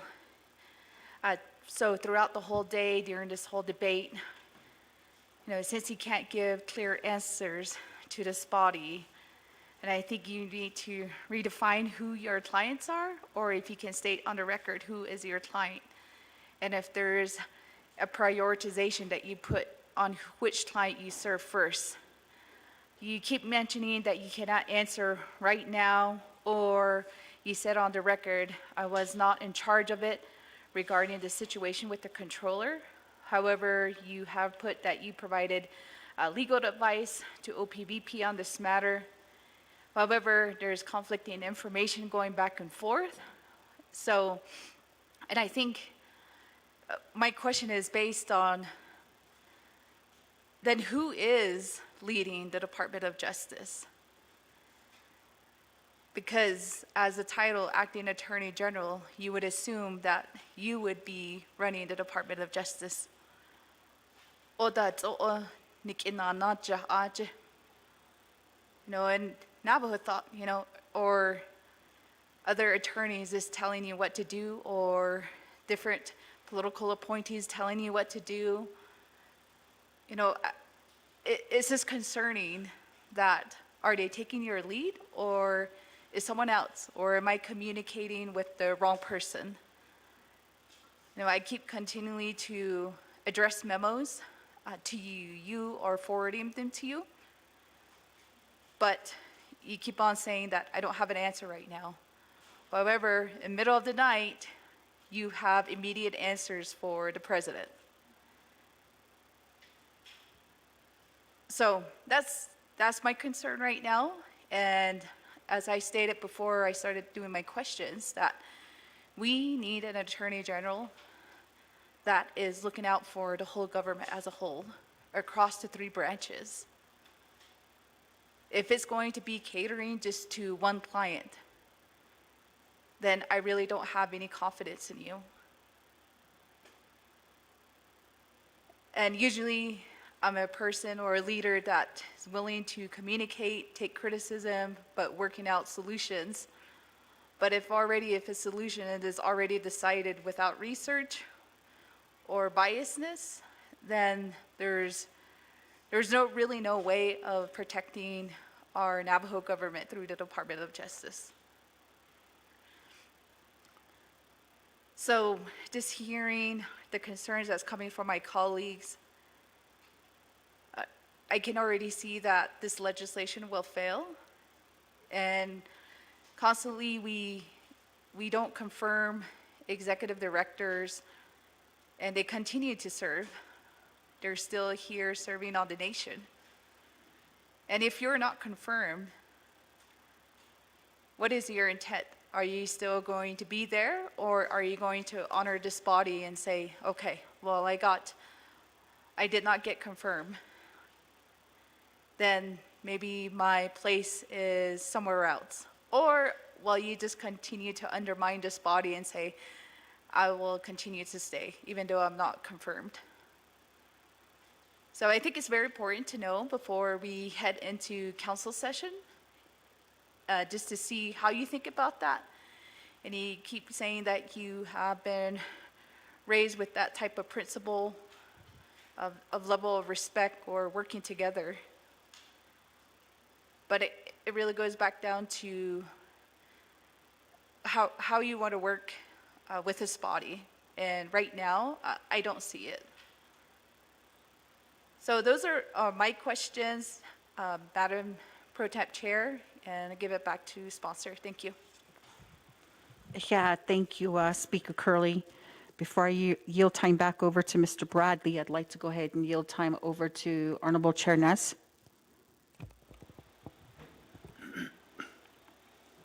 Thank you, Madam Pro Temp Chair.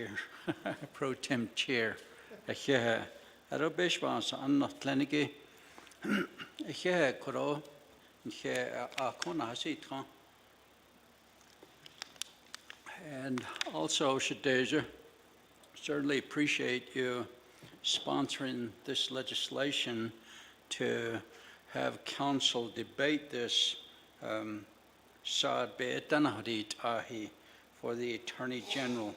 And Mr. Bradley, yat Ricknez in Shke, ho one sanin shla, o Zayd Kachin, Bashichin, Tsanhabitin da Shichedo, Kia Ani da Shanal, Ot out and Enshla, lay lower Fruitland, Aro Nasha, Aro San Juan chapter though.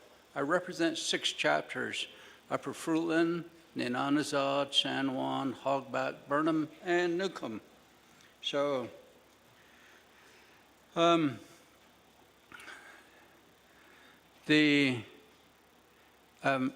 Bradley, I want you to kind of relax a little. Don't feel like you're on trial here today, but you've been asked some pretty good questions, and I'm just listening and observing. But I figure save the best for last, which is after me. So I'll be the last to the second. Mr. Bradley, the office of the president is a very coveted position. To me, it requires godly wisdom. If you don't have that, you're going to be lost in this political circus. I say this for a reason, because I read my Bible, and it gives me certain information, and I meditate on it, and I think about it deeply. And I try to be careful what I say at times, but sometimes our emotions get the best of us. Also, the Speaker of the Navajo Nation Council is one of the most coveted positions as well as being a council delegate. 24 positions here, and this is out of 400,000 registered Navajos, according to census. Only 24 get to sit here and make decisions, to be the appropriators as well as create laws and amend laws. What ego inhinanis, Mr. Bradley, your position as well is probably one of the top positions, and I believe you have to be very careful. In Navajo, the word Attorney General that I asked about, what is that? So the word in Navajo is agatit ahi tso. Tso means big, monumental, huge. That's what it means. So I begin to think of how this person, this individual, will be an expert in law. Okay? The Attorney General, huge. It's stupendous. Under this legislation here, 0215-25, findings, section 2, here it says the Attorney General is the Chief Legal Officer of the Navajo Nation. Now, I do understand why it is labeled agatit ahi tso. This person is the chief, the head, the brain, the wisdom behind being adept in law. And you're pretty much selected by the president, but we get to do the confirmation here. Now, Mr. Bradley, as I go down to page 2, number 10, it says, Colin Bradley is qualified to be the Attorney General, is a member of the Navajo Nation, Mr. Bradley's resume and certificate of Indian blood for the Navajo Nation is attached. Having read through your resume, Mr. Bradley, I would like to congratulate you on your credentials. And you are very much qualified. I can say that just by reading. But here's the but part of this, okay? I would like to welcome you home as we do to our young people and say welcome back to the great Navajo Nation. As a leader, we shouldn't lack knowledge in Navajo. We should at least possess something, things that are very important. Mr. Bradley, behind you is the Navajo Nation seal. There's 4 mountains on there known as the 4 sacred mountains, to the east, to the south, to the west, as well as to the north. And each of these, there's 4 words in Navajo, Mr. Bradley. And I hope that you would know all 4 of these, that you would research and understand how the root words came about, okay?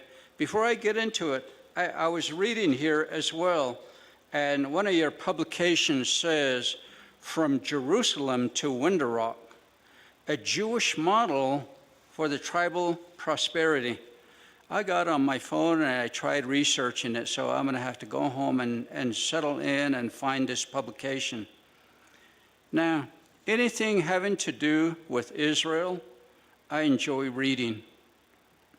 And I'm wondering if you understand the word Jerusalem itself, if you know how it originated from the Hebrew language, Yerushalayim, Oholiga, Yisrael, Israel, Oliga.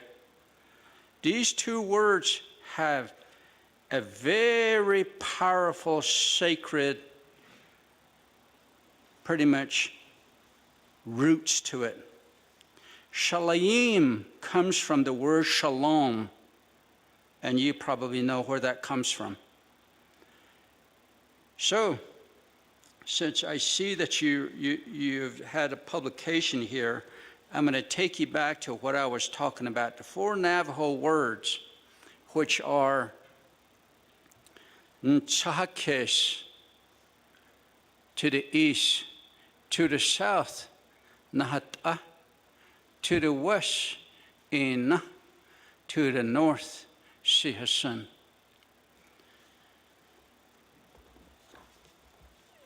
You read this in Title I, it speaks of it. It speaks to it. And I'm sure you read it. Now, as I'm sitting here most of the days since I arrived at 12:30, looking through your resume, I'm thinking you're a very smart man, Mr. Bradley.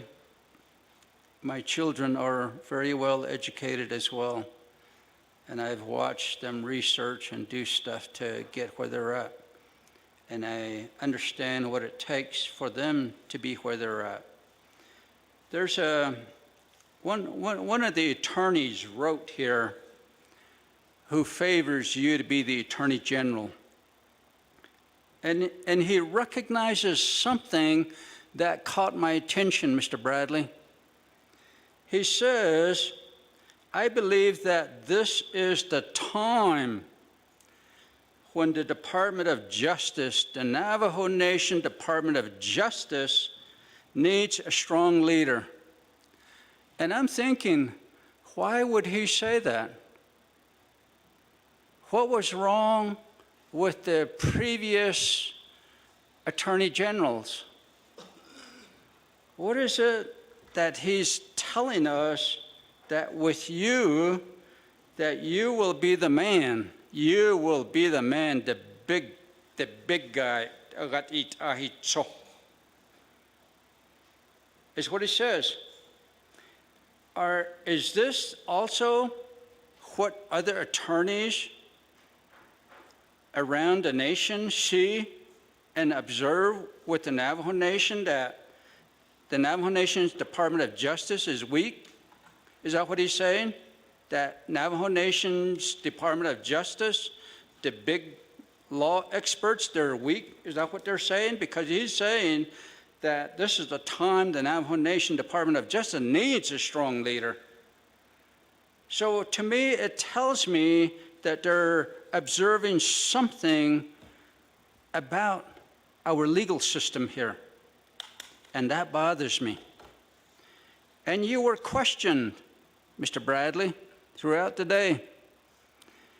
And I'm just listening to your responses. And I believe some of your responses you have parried away. You have deflected some of your responses. And I would encourage you, Mr. Bradley, to be strong and courageous. Learn to stand in the gap. Learn to stand in the gap and be neutral and provide law expertise. I was beginning to see that you're leaning across the street more. You're leaning over there rather than standing in the middle. Mr. Bradley, my father was a World War II veteran. He taught us boys how to be men, strong men, told us to stand up like men. The Attorney General, you yourself, as acting, you need to plant your feet strongly for the Navajo people. You need to take that spear to your right hand and fight and defend for the Navajo people. You need to take that shield to your left hand and defend with all your heart the Navajo people. This takes courage. It truly does. Whether you need to speak up to the president and tell him, no, sir, I cannot do that. I'm not a yes, sir man. Mr. President, I am not going to cross the line and violate laws that I know will bother my conscience. I stand for the Navajo people. That is what you need to say, Mr. Bradley. Be strong in that position when, if you do get confirmed. And I hope that if you do get confirmed, right now, listening to my colleagues asking you questions, you're not very truthful. You're not straightforward with us, Mr. Bradley. I would expect you to be very straightforward and honest and be a strong stand-up attorney and stand in the middle and stand in the gap, but you're not. And that bothers me. You have a good resume, and you have kind of started leaning across the street over there when you shouldn't have done. You're going to be the Attorney General. All your memos should come from you, not other attorneys.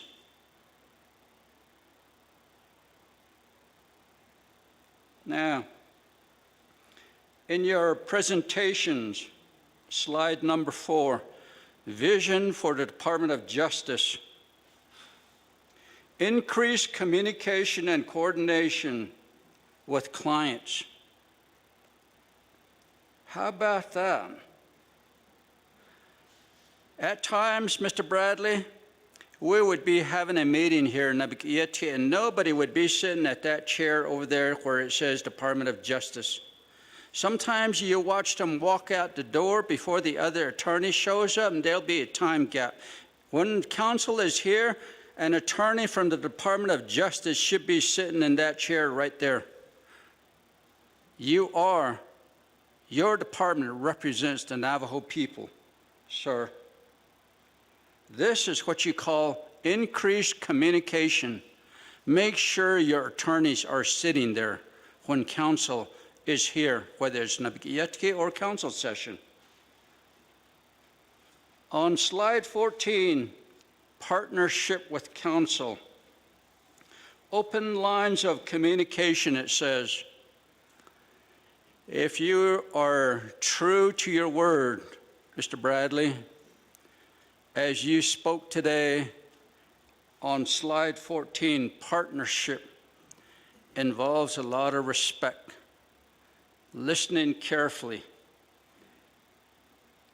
Now, in there it says open lines of communication.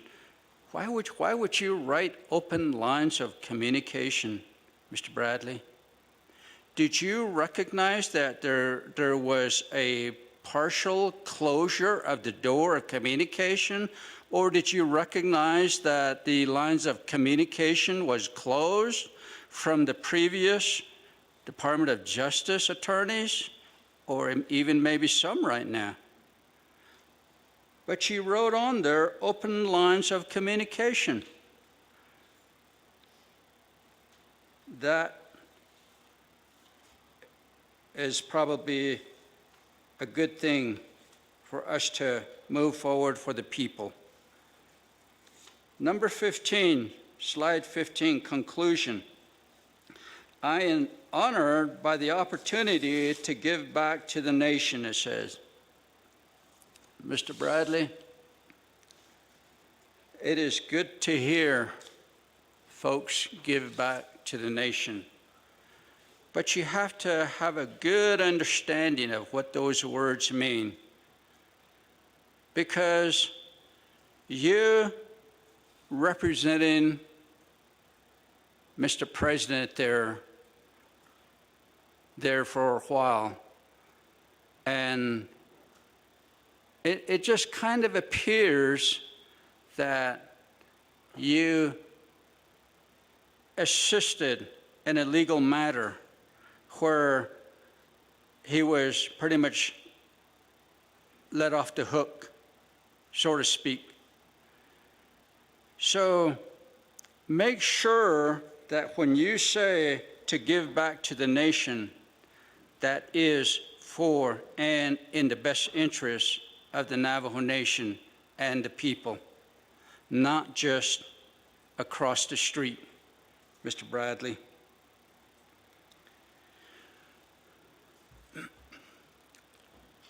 Four times in Joshua chapter 1, 4 times, God told Joshua, be strong and of good courage. I wish I could vote green for you, Mr. Bradley, but today just listening and your responses, your deflection is causing me to vote red. And you will come before the council as well, sometime soon, and most likely during the fall session. So, Madam Pro Tem Chair, back to you. Thank you. Thank you, Honorable Chair Nez, for that statement. So with that, I'd like to go ahead and yield time back over to Mr. Bradley for Speaker Curley's questions, and then the comments that were made here by Chair Nez. Thank you for the questions. I appreciate them. And so thank you, Speaker Parrish. Thank you, Delegate Nez. I certainly appreciate the questions and the kind words. And so, when the question is asked, who is the client? Who is my client? I mean, the simple answer to that is the Navajo Nation. It's the branches, it's the chapters, it's the various entities of the Navajo Nation. And one thing that I've made clear to everybody when I've been working here is that we've got to call balls and strikes. And I vehemently disagree with the assertions that are said tonight, that there's a thumb on the scale, that there's a leaning, anything like that. When I get a legal issue before me, it doesn't matter who it's coming from. I'm making the advice based off of my research and what I think. And, I also lean on my staff who also make these decisions. And like I said, it's a collective decision. There's not one person who's overriding everybody. It's by consensus.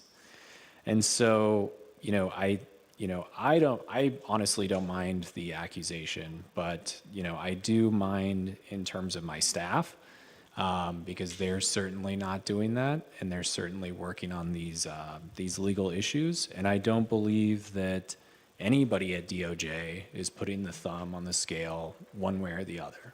That truly, because our job is to call balls and strikes, and I believe that that's what they've done, and I believe that that's what they've done in my time while I've been there. And so, that's what I'm going to continue to try to do. And like I said, my analysis for a question or my weight to something doesn't change. Like, I'm not changing my analysis if somebody, depending on who asks me, right? So that's who my client is. My client is the Navajo Nation. So it includes all the people here. It includes the people who are all outside. It includes all of the members. It includes our land. And I've dedicated my career. I mean, I think my career speaks for itself, that I've given everything I could give to the nation. And so I truly don't believe I could give any more. And again, that's why I'm coming back, and that's why I'm trying to have this role. And so I appreciate the questions, but I just want to clarify that. And so asking about working with this body, as I've stated here tonight, I'm more than happy to work with council. I'm more than happy to work with OPVP. I'm more than happy to work with chapters. I'm happy to work with anybody. And so if somebody sends me a question or if they have an issue, I try to answer those questions. Council delegates who are here, people have sent me requests for legal services, and we've answered those questions, or we've had our staff look into those questions. So there's never been an instance where we're denying legal services to anyone in here. We've been, as far as I know, if somebody asks us a question from here, we're going to try and answer it, and I'm going to continue to do that. And so, that goes with your question, Delegate Nez, increasing communication. And maybe that, is an issue for both sides to work on. If you guys have a question, like I said, there's the high Q, there's an RFS, we'll answer whatever questions you have, and we want to answer them too. Just like the executive departments file the requests for in the high Q. And so, I think that process can certainly use improvement. It can certainly be smoothed over. And I'm committed to doing that. I think it can be improved. Is any system perfect? Absolutely not. But that's what I want to do. I truly want to have a good relationship and work. We have the same goal. We have the same goal of protecting the nation's sovereignty. We have the same goal of making everyone here safe. We have the same goal of promoting economic development. We have the same goal of cleaning up uranium. And so I think if anybody here, sat down and talked to me about, what they believe DOJ should be doing or what our priorities are, I think we'd be on the same page on all of it. I think we would honestly have all of the same priorities. And so the question becomes, how do we work together better? And I'm happy to do that. I don't want to have any impression given this evening or ever that I'm not willing to work with anyone on council, because it's just absolutely not true. And so, speaking of, here, hold on. And so, Delegate Nez, thank you for, I guess trying to look for the article that I wrote. I can send it to you if you'd like to. But the article basically says, it talks about how there's a district court opinion from the Navajo Nation, I think it's from the 80s, that basically says it compares the Navajo Nation to Jerusalem. And basically what it says is that if the Navajo Nation didn't have its reservation, it would be like the Jewish people before the creation of Israel in the 1940s, right? When they were the diaspora, when they were kind of scattered to the ends of the earth. And so the Navajo court was basically saying our land is our most important thing because if we don't have it, we would be like the people in the diaspora. But there's other things that I talk about in the article, which are essentially policies that other tribes have developed or that they should develop, that they have developed in Israel, because in Israel there's what's called a law of return, which basically means any Jewish person anywhere in the world has the right to come to Israel and live there. And then there's programs that exist there to teach people the language. There's programs to try and get people jobs. And so basically my thesis in the article is that, we've got to have arms wide open like Israel does for our members, right? If people want to come back and live on the Navajo Nation, that's what I want. I want them to be able to do that. They should be able to come back. They should be able to learn the language. It should be as smooth and as easy as possible. It should be guaranteed in the law, just like it's guaranteed in the law in Israel. And so that's kind of the thesis of what I wrote, and it is what I believe in. I believe that all of the members of the great Navajo Nation should be allowed to come here and experience the sacredness of living within the four sacred mountains, as you said. And so giving back, that's what I'm here for. I'm truly, when you had the question about giving back, that's why I'm here. That's my whole goal in this. And I appreciate all of the questions, and, I'm just looking forward to it as much as possible. So thank you. Thank you, Mr. Bradley, for your response. And with that, we still have two colleagues in queue, starting with Honorable Chair Charles Newton, and then we'll go to Honorable Claw.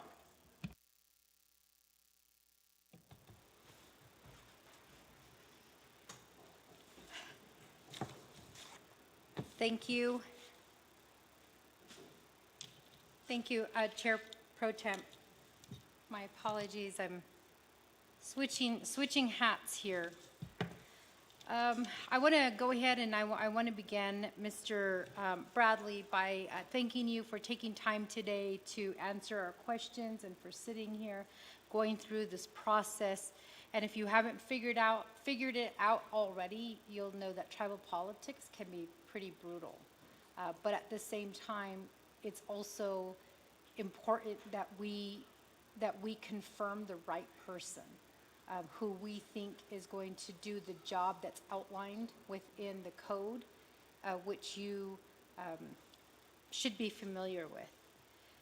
You understand that the questions related to conflict and the hesitancy to confirm you because of your work with Boo.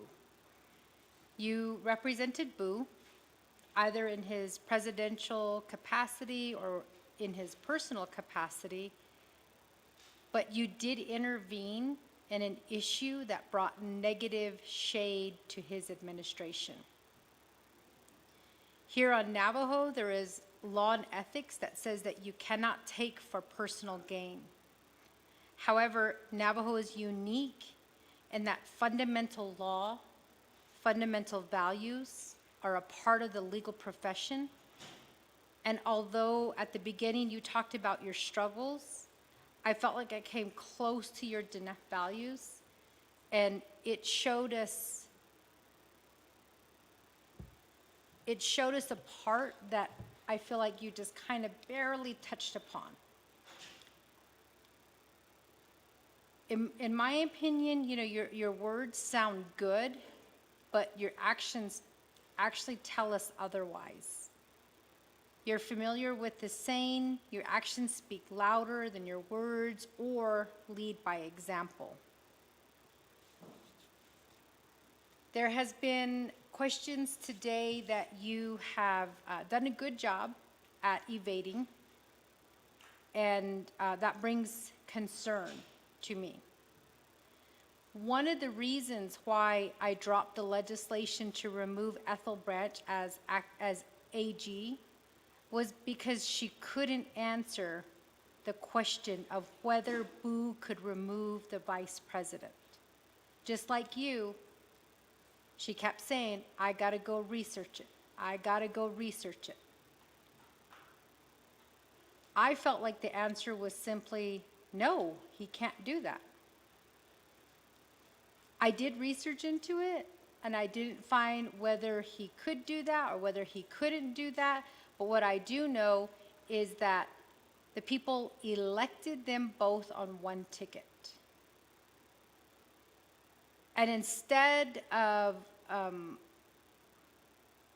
coming to council to talk to us about the issues that she was presenting to him, which I felt like there was no issues at all, he unilaterally removed the vice president. And he did that in so many ways. He cut her budget, just like he's doing with council. He intervened in an investigation that was focused on him, just like he's doing right now. He used the Department of Justice and his lawyers to circumvent the law. And what really bothers me about that, what he had done during that time, is I feel like sometimes as women, we may not agree with each other, but there's certain things that we stand together on. There's certain things that we know, we experience, we feel. One of them, I can tell you, is when it comes to our children. We could be the worst enemies, but when it comes to our children, we unite because we're mothers. And what really bothered me about what was happening during that time is that the women who were providing advice to him about the sexual harassment allegations were women. And that really bothers me when you have something like that happening. If they could have just followed the law by advising the vice president to take the issue to ethics and then step aside, that would have been enough for me, but they didn't.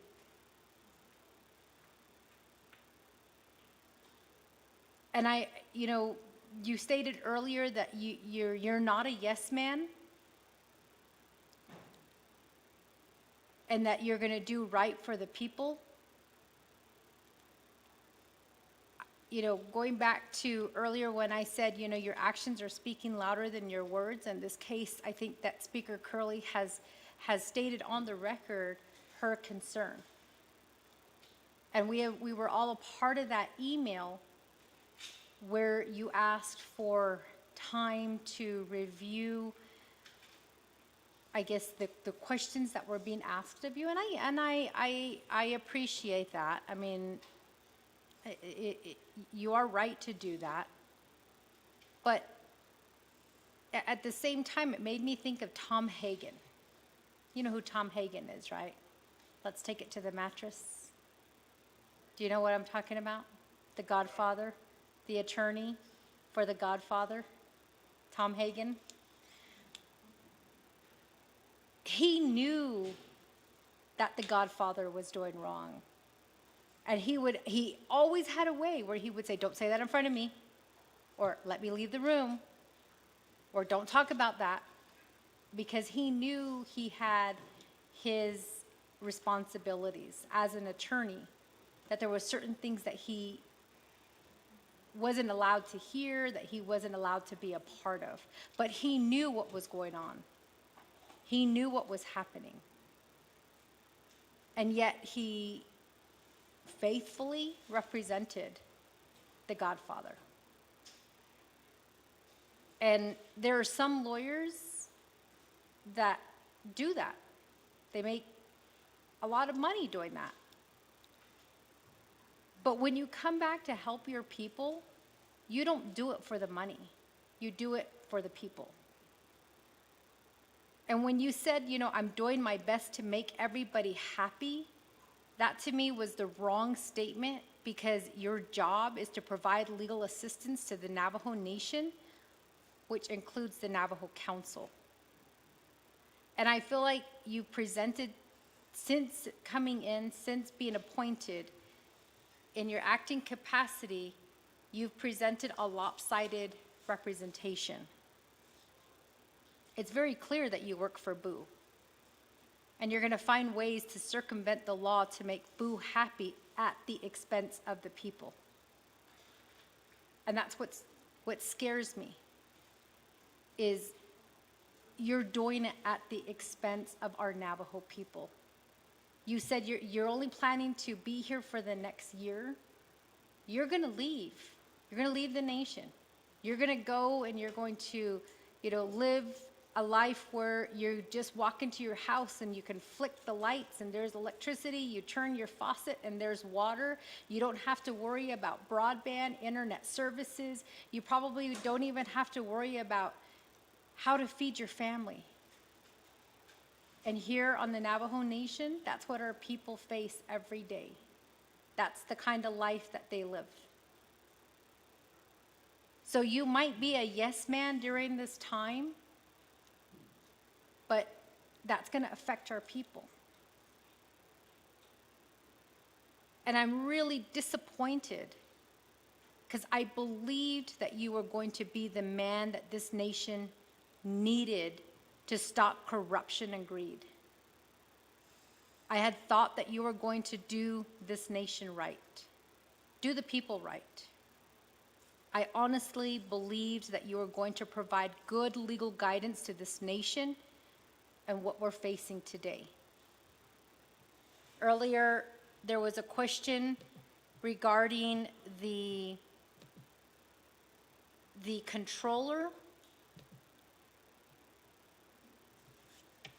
202B, and you read through it, and you made a statement earlier that anybody can read the law. That is true. But a lawyer they're trained to analyze the law, to look at it, to basically research it, provide good guidance. So prior to coming back here to the Navajo Nation, I was a law librarian. I love to research. That was my whole thing. I updated codes for the state of Wyoming. I annotated cases. And you said that, you have to research some of these laws. And again, I said, I appreciate that. But when you glossed over the reading of 202B and the controller, I felt like that was kind of a shoddy job, in that there's so much more meaning to the way that this law is written. It says the controller shall be. That means they have to be. No and, ifs, or buts. They shall be appointed by the president of the Navajo Nation, which in this case, Mr. McCabe was appointed. And it says, at a negotiated salary with the approval of Navajo Nation Council. He shared with us his salary, how much he was making, and we were fine with that. And it further states, and shall serve at the pleasure of the Navajo Nation Council. I've only been a delegate for this is my second term, but I remember our former chief legislative counsel, I remember her explaining to us what it means, shall serve at the pleasure of the Navajo Nation Council. And I think that that's what everybody keeps coming back to. What does that mean? Because we got what it meant. I mean, we got that information from Dana Bobroff when she was here during the 24th Navajo Nation Council. Because as a council during that time, we had to vote on removing the controller. And she reiterated over and over again, same as Department of Justice came back to tell us what it meant to serve at the pleasure of the Navajo Nation Council. And from my understanding, from what I remember, what that meant, it's that council, there are only, I believe it's 3 positions that serve at the pleasure of council. The controller, the AG, which is you, if you get confirmed, and the deputy AG, which also has to go through confirmation. But serving at the pleasure of the Navajo Nation Council means that at any time, council can let you go without reason. We could just come together and say, okay, we decided we're going to go ahead and let this person go. The confirmation is such an important process, and it is within our code. And earlier it was brought up, we do have people who are currently in those positions who this council didn't confirm. And this council, you know, they haven't even gone through the confirmation yet. We have Navajo Nation employees who are questioning if this person has not been confirmed and the law says that they have to be confirmed, then if they fired me, does that mean that it's it was illegal? Those are the questions that we get here at council. And it's one boy who is causing this disruption. And I want to go back to your statement that you're going to do your best to make everybody happy. Your job is not to make everybody happy. Your job is to provide legal advice that is going to ensure that this nation continues, that we continue to prosper under this sovereign nation. That is your job, not to make everybody happy, because nobody can make everybody happy. So when you read through, when you glossed through the code and you said, you know, that this is what the law says, you know, you read it very, very quickly. I understand that, again, because you were asked, and maybe you didn't feel the need to have to stress some of the words like shall. And then the process, which is the president of the Navajo Nation, with the consent of the Budget and Finance Committee, the president may appoint an acting controller to serve during vacancies of the controller pending formal action by the Navajo Nation Council. Now, this is not legal advice. I'm not analyzing the law. I'm simply, as you stated, reading the law. Just like you, I was law trained. Just like you, I learned the exact same things on what a lawyer should know. I'm not calling myself a lawyer because here I'm a council delegate, but I was law trained.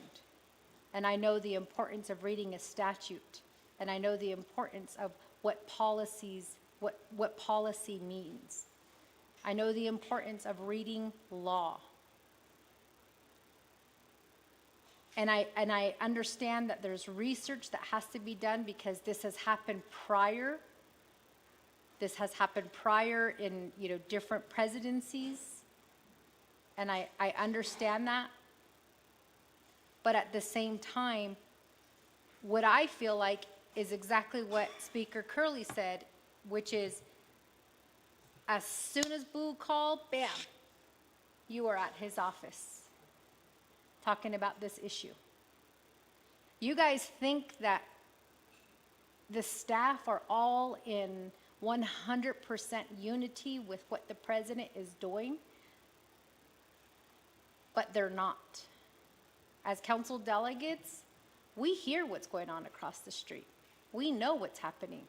because there's always somebody that's not going to agree with what is happening. And I think that the question that keeps coming up that you've evaded time and time again is, who is the controller? You have not answered that question. And I think it's a very straightforward question. Who is the controller? Because I'm hearing excuses. Excuses of why Alva Tom should be the controller, but there are firm decisions when it comes to Controller McCabe. And this council has not moved on, number one, accepting Controller McCabe's resignation. We did not accept it, nor did we try to remove him.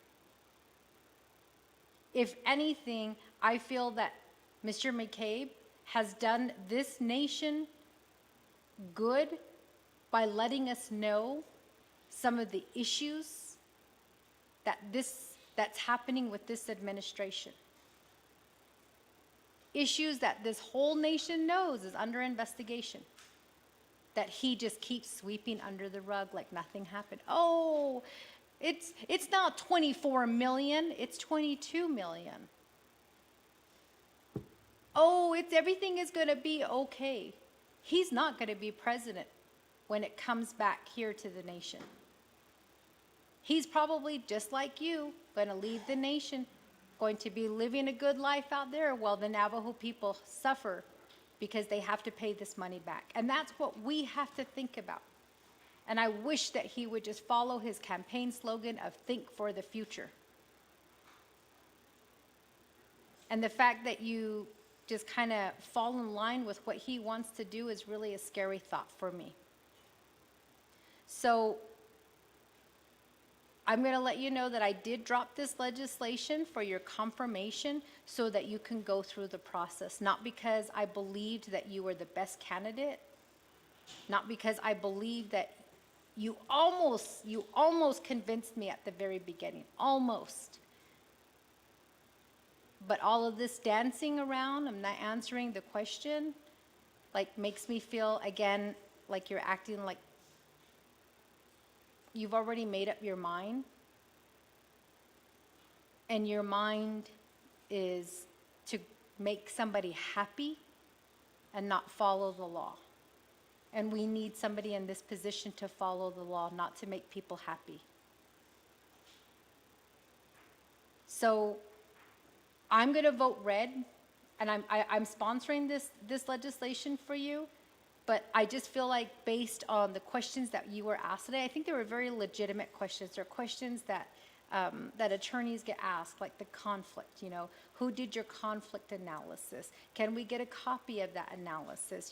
What is your determination on who is the controller? Those are hard questions that you're going to be asked with this council, with this nation, with the people who are living here on the nation.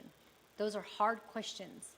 And we kind of expect our attorneys to be quick at answering them and not drop everything to go run to the president's office and tell him what he needs to be told, which is to make him happy. Per your words, you're going to do your best to make everybody happy. So in that same line, I'm going to ask you who your deputy AG is, because we have legislative council here. I'm ready to drop legislation to get the deputy AG through the process, because we need to know where this deputy AG stands, whether she's doing it to make everybody happy or whether she's doing it to provide legal analysis that's going to think for the future and take this future, or take our nation and move it forward.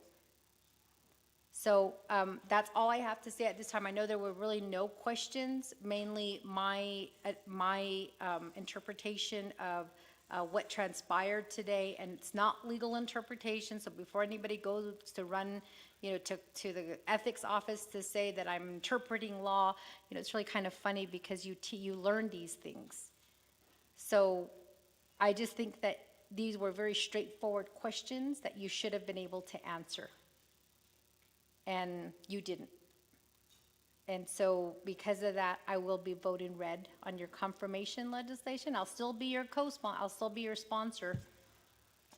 My co-sponsor is sitting there right next to you, but he had the same thought. It's about the process for us. It's about the integrity of the process. And so I will be voting red on your confirmation. And I was really hoping that you were going to think for our people and think for our nation and not think for one person to make him happy. Thank you, Chair Pro Tem. Yeah, thank you, Madam Chair, Charles Newton. Last in queue, we do have Honorable Claw follow-up. Thank you, Madam Pro Tem Chair. And thank you, colleagues who remain here in the council chambers. And thank you to Mr. Bradley for your patience in answering the questions here. So I do have a few questions that are drafted out here today, and I would like your response. Mr. Bradley, would you agree that an AG opinion is a written interpretation of existing law?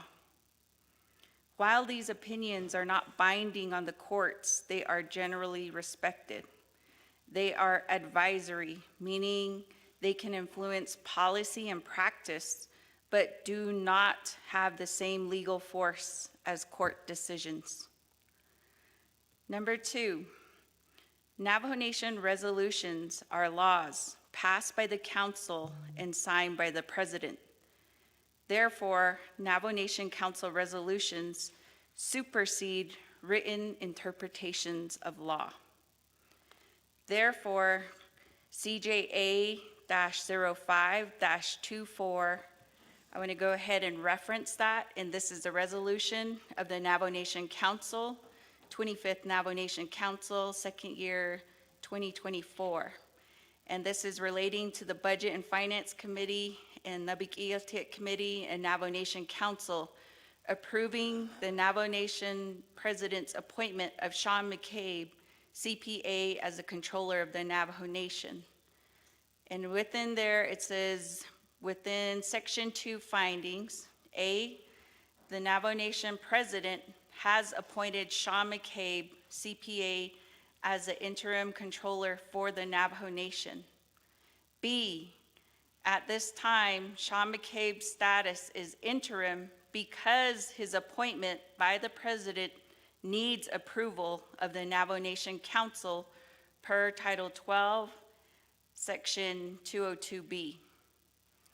So this turned into law, and that was CJA-05-24. Regardless if a PAF does read interim, that's a technical error, because now you have this as the law of the land. So with that, I would just like your response on that. And then also, I wanted to say, I don't know if you have read the responsibilities of the Navajo Nation Department of Justice. And if you have, could you cite those priorities that is indicated in our laws? And in addition to that, you know, this council has been very patient, but I think our patience has worn thin. And there is actually a section that says attorney malpractice. And here it says, contracted or otherwise retained counsel and other attorneys employed by the Navajo Nation may be sued for malpractice when authorized by the Government Services Committee, formerly the Advisory Committee of the Navajo Tribal Council. And this is a Supreme Court case, 1995, Watts versus Sloan.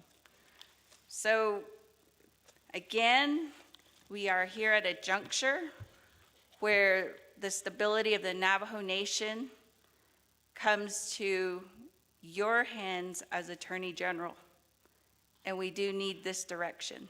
So those would be my questions. Madam Chair, turn it back over to you. Thank you. Thank you, Honorable Claw. And I do see Another player in queue, Honorable Vice Chair Slater.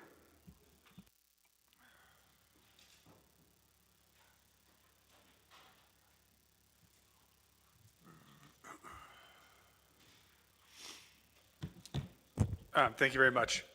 I have a question, and that is, can you turn Mr. Bradley's mic on?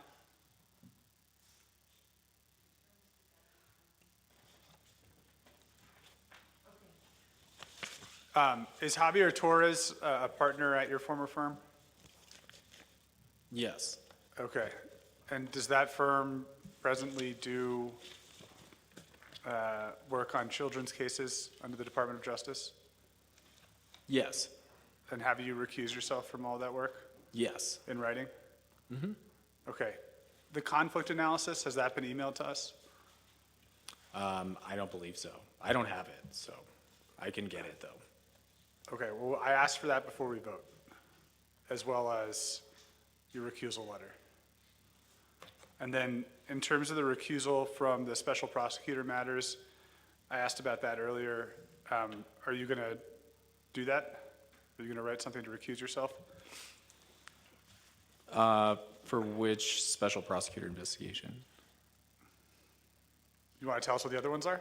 Well, I'm just saying, like, Okay, whatever. Let's just skip over this. For the special division of the Winter Rock Judicial Court, that your former firm has intervened and asked you to, and the Chief Legislative Counsel to release or unseal the documents there. Yeah, I'm not involved in that. Okay, but you're going to put that in writing? I'm happy to put it in writing because Okay.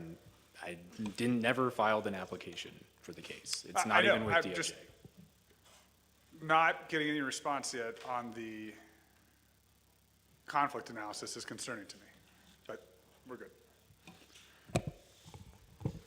Thank you, Vice Chair Slater. So, Mr. Bradley, it was stated earlier by Honorable Vice Chair Slater to have that conflict analysis emailed here to the 25th Nomination Council before we take action on legislation 215-25, and also the recusal letter in regards to these issues that are coming into Nomination Department of Justice, that the prior firm that you were associated with, that you have no conflict of interest and you're recusing yourself in any type of involvement with those issues that come across to Nomination Department of Justice.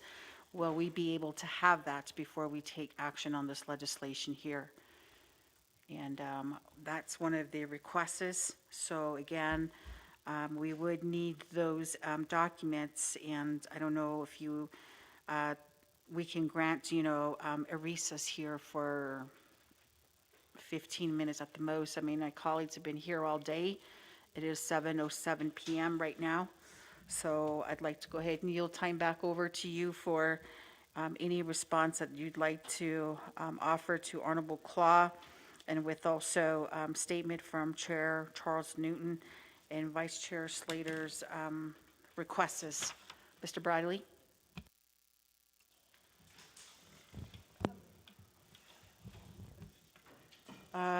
Chair Charles Newton? Thank you. I was just asking how much time is needed to get a copy of that conflict analysis, and I was told that he doesn't know, he doesn't know who has it. So I don't know how long it's going to take and who he has to contact for that. And I really hate to take a 15-minute break and then come back and then find out that he doesn't have that. I don't even know at this point. I would have thought that DOJ would have a copy of it. Maybe Belzowski would be the person to contact for that conflict analysis. But at this point, he doesn't know who has that. So I don't know, colleagues, if you guys want to take a break. No, we don't want to take a break. We've been sitting here and so the requests, Mr. Bradley, as I know that this information was requested earlier in the day. So I believe we do have an amendment also by Honorable Shauna Ann Claw that will address this. So in the meantime, I'd like to go ahead and yield the floor back over to you, Mr. Bradley, for questions from Honorable Claw, and also give us a timeline on when that conflict analysis and also the recusal letter will be submitted here to the Nomination Council. And if you'd like to make a statement in regards to the statement that was made by Chair Charles Newton. Mr. Bradley? Yeah, sure. Thank you for the questions. I certainly appreciate everybody taking their time late, well into the evening here. I know it's been a long day, and I know that there's been a lot of important issues that have been talked about. So I do appreciate all of that. I know that Chair Charles Newton said that she did not have any questions, so most of those were comments. About who the deputy AG is. And so that one is, the delegated person is Catherine Belzowski at the moment. And so that is who the deputy AG is. And so talking about, there's, again, the assertions, the statements that, I'm just here to do, what the president asks and that's it. That's certainly not the case whatsoever. When I'm saying I'm not, when I'm making the statement of, I'm trying to make everybody happy, I also made the statement that, I can't make everyone happy, right? That I'm giving advice, and just by nature, some people will say, they like it, and some people will not. But as I said earlier, the job of DOJ is to call balls and strikes, and so I believe that has been the directive and been what's been asked of my staff. And I believe that that's what they do on a day-to-day basis, is they interpret the law in a neutral way. And so, I just, disagree with the statements that, we're just doing it because the president asks us or because the president tells us to do that. That's certainly not the case. And so, also looking at the questions, we're certainly not in the way of anything. It's quite the opposite. DOJ is involved in numerous legal matters across the nation, and I've never once told my staff, don't do something, sweep it under the rug, or any of these types of things. I'm trying my best to not have any lopsided representation. It's just not what I'm here to do. And so, moving along to the other questions, and so from Delegate Claw, looking at the questions, so, I agree, an AG opinion is an advisory, it's an advisory opinion, essentially, that's binding on executive branch. But I think that something that may be getting misconstrued in all of this is that, the courts, the Navajo Nation courts, are the ultimate arbiters of who declare what is legal and what's not legal, right? We give our advice, we give our opinions, we try and advise our clients, what would be consistent with the law and how they can act in accordance with the law and what we believe is legal and not legal. But at the end of the day, the only people who make the decision, the ultimate decision of what the law, what is legal and what is not legal is, they're across the street. They're over at the Supreme Court, they're over at the district courts. And so, asking the question about Navajo Nation Council resolutions are the law, I think that, I don't know what else to say. Yeah, the Navajo Nation Council resolutions are law. There's other types of laws, there's common law, there's referendums, there's things of that nature. So, and then there's fundamental law. There's all different sources of law, but the council resolutions are one piece of that kind of patchwork, the puzzle, the rug, if you will, here. And so, talking about the duties and the responsibilities, that was something I commented on. I had a citation to in my presentation. It's the citation in the code of where the Attorney General's responsibilities and duties come from. It's all in Title II. There's section 1963 through 65, and so it's all laid out there what the Attorney General duties and powers are, they're all set forth there. So looking at that. And so I think those were all the questions, but if I missed anything, please let me know. Mr. Bradley, so going back up to Speaker Curley, she had posed some questions which I really didn't get no clear clarification on. Her first question is, who is your client? Who do you serve first? And the second question she asked is, who is leading the Navajo Nation Department of Justice? And the third question is, if not confirmed at the Navajo Nation Council, and again, as it was cited here earlier in the afternoon by our legal counsel, Ms. Khan, that they should, acting AG, upon not getting confirmed, will eventually vacate the position immediately. Now, the question by Speaker Curley was, should you not be confirmed, what is your position? Are you going to continue to play this role of acting AG, or will you be respectful and vacate the AG position? So if you could just answer those questions, I appreciate it, Mr. Bradley.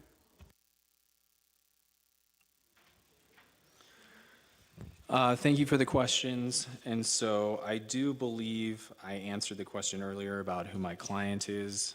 My client is the Navajo Nation. So that includes all of the branches, the entities, the chapters, certain, basically any type of entity that's of the Navajo Nation. If there's a deep dive on that, you can look at the Navajo Nation Sovereign Immunity Act. The Navajo Nation Sovereign Immunity Act defines who is and who is not the Navajo Nation. So again, it's all the branches, the entities, employees, and their official capacities, all of those things. So that is my client. It's the Navajo Nation. It includes all of the above. And so who is in charge of the Navajo Nation Department of Justice? That would be me as the acting Attorney General of the Department of Justice. So that is, that's who is in charge. And so asking about vacating the position, it's just, this is something that, is, is saddening to me, just given that, Ms. Branch was removed, Heather was removed, and I certainly hope, I'm not removed or voted down, because I think that all of this has led to a lot of chaos. And so what is happening at DOJ is, we're turning off and on the light switch every day over there, or, every 3-6 months when this happens, because this has been a year. And so, one person gets removed, all of the projects get on hold, they stop, they freeze. Then what happens is, the next person comes in, Heather comes in, she has to get up to speed. And then, it's just, the turnover is absolutely something that, it's been very, very detrimental to the Navajo Nation Department of Justice. And I would hate to be, removed. I would hate to leave that on anyone else's plate. And so I just, I really hope that wouldn't happen.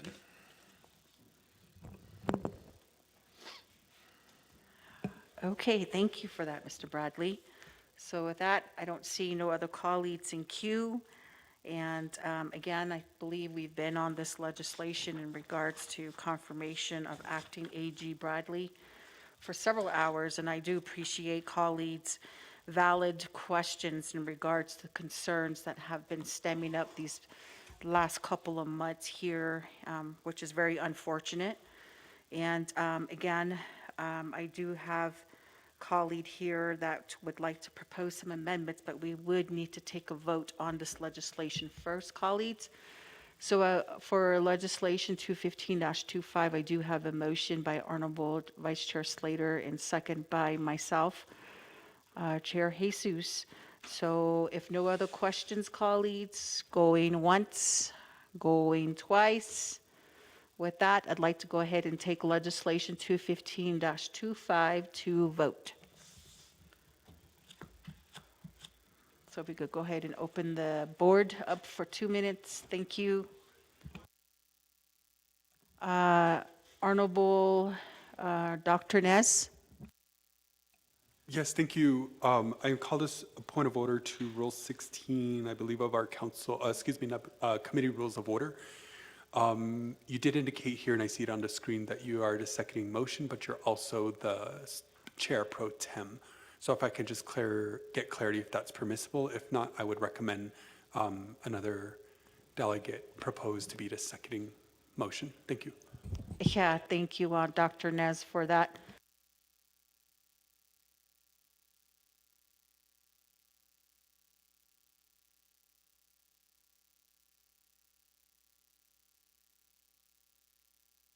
Shadeja, Speaker Curley, can we just go ahead and switch out to have you be the seconding party on legislation 215-25, since I'm pro temp chair here for you? We don't have to vote on that, do we? No? Okay. So, all right. So we'll go ahead and switch out myself with Speaker Curley to second the legislation 215-25. Colleagues, and thank you again, Shitsila, Honorable Dr. Naz, for noting that consistency. And here we're like sitting here all tired, and yet you're still catching stuff like this. I do appreciate that. All right, colleagues, we have 22 seconds on the board.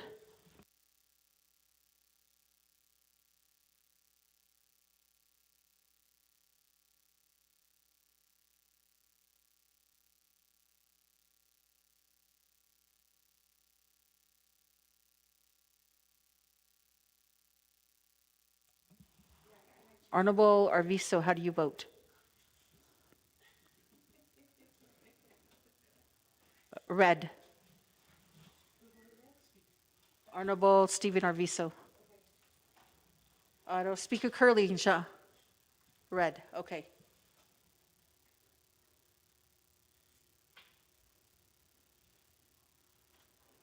I believe Honorable Helena Nez-Begay had left.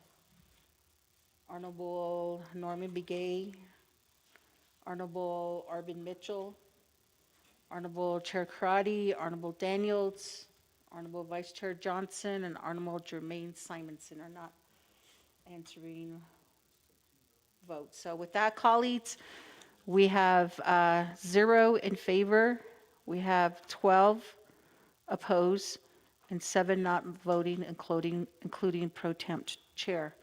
So with that, the legislation fails here at Naa'bik'iyati.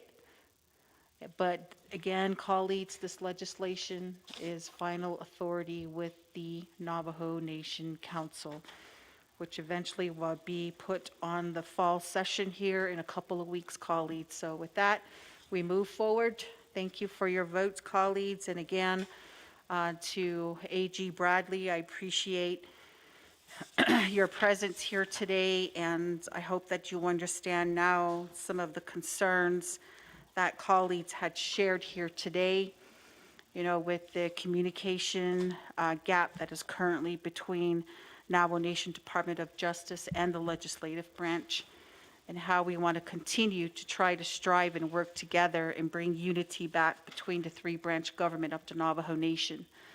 So again, as colleagues had noted, that you have an impressive resume, and that resume did catch your eye to say that I believe we're going to head in the right direction. So again, final authority lies with the Navajo Nation Council. So I'd just like to thank you again for your appreciation for being here today, and look forward to working with you. Yeah. So going forward, colleagues, okay. Honorable Claw? Thank you, Madam Pro Tem.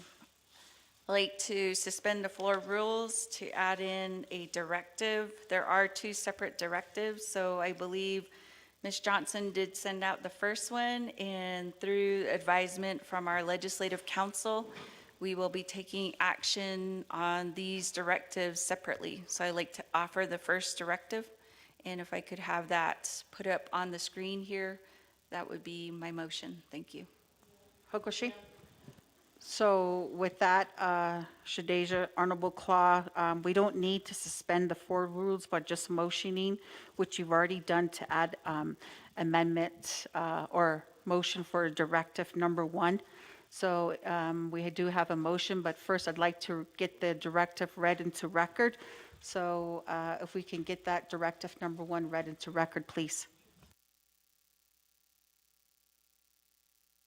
Thank you, Madam Chair Pro Tem. Directive, the Naa'bik'iyati Committee hereby directs the acting Navajo Nation Attorney General Colin Bradley to prioritize the Navajo Nation Department of Justice's legal opinion as to who is the Navajo Nation controller, and to have this legal opinion provided to the Navajo Nation by the close of business, 5 p.m. on Friday, October 10, 2025. Madam Chair Pro Tem. Hakoshi, so thank you for that reading. So with that, colleagues, we have directive number 1, motion by Honorable Claw. May I get a second? By Honorable George Tolth. Thank you, colleagues. And with that, do we have any questions on this directive, colleagues? And again, it's just documents that are being document that is being requested, and I believe that has been the whole discussion with this particular legislation here today. So if no question, oh, Dr. Ness?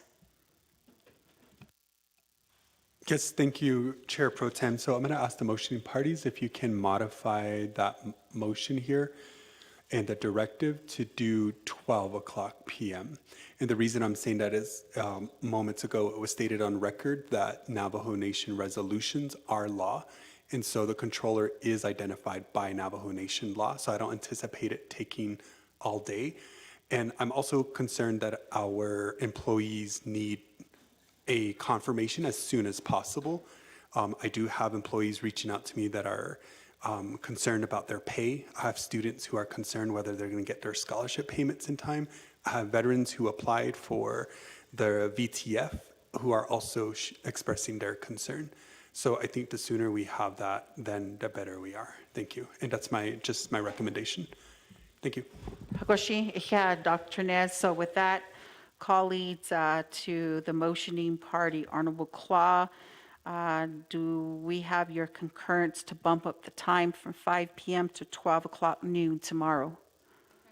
Concur. Auto seconding party? And Honorable Toth concurs, colleagues. So we'll go ahead and change that time to 12 p.m. Any other questions, colleagues, regarding directive number 1? Going once, going twice, and 3 times. So if we can read the directive number 1 into the record again? As modified, yes. Thank you. Thank you, Madam Chair Pro Tem. Directive reads, the Naa'bik'iyati Committee hereby directs the acting Navajo Nation Attorney General Colin Bradley to prioritize the Navajo Nation Department of Justice's legal opinion as to who is the Navajo Nation controller, and to have this legal opinion provided to the Navajo Nation by 12 o'clock p.m. on Friday, October 10, 2025. Madam Chair. Hakoshi, thank you for that, colleagues. Dr. Nez, back in queue? Oh, okay. Oh, okay. You were back in queue, but you're off now. All right. There's a ghost in the... But with that, colleagues, thank you. So we have the second reading. I'd like to go ahead and take directive number 1 to roll call vote. So if staff, if we can go ahead and open the board for a vote, please.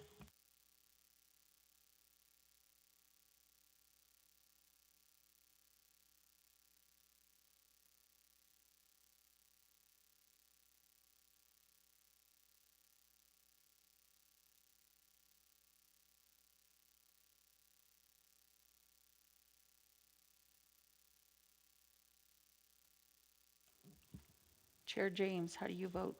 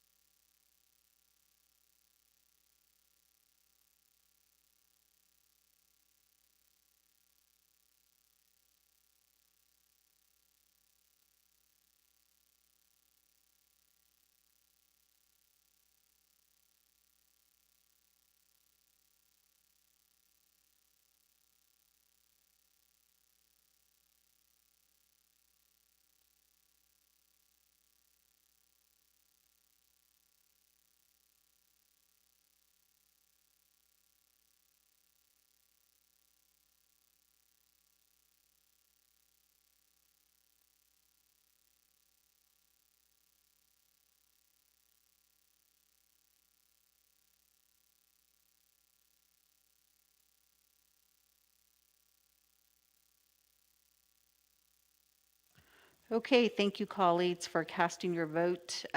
We do have 12 in favor, 0 opposed, 7 not voting, including pro temp chair. So motion carries on directive number 1.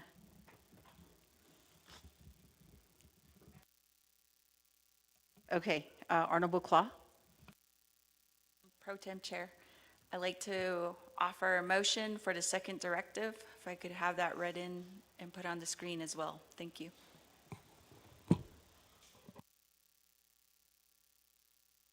Okay, with that, colleagues, we have a motion on the floor for directive number 2 by Honorable Claw. So, staff, if we can read directive number 2 into the record. Thank you, Madam Chair Pro Tem.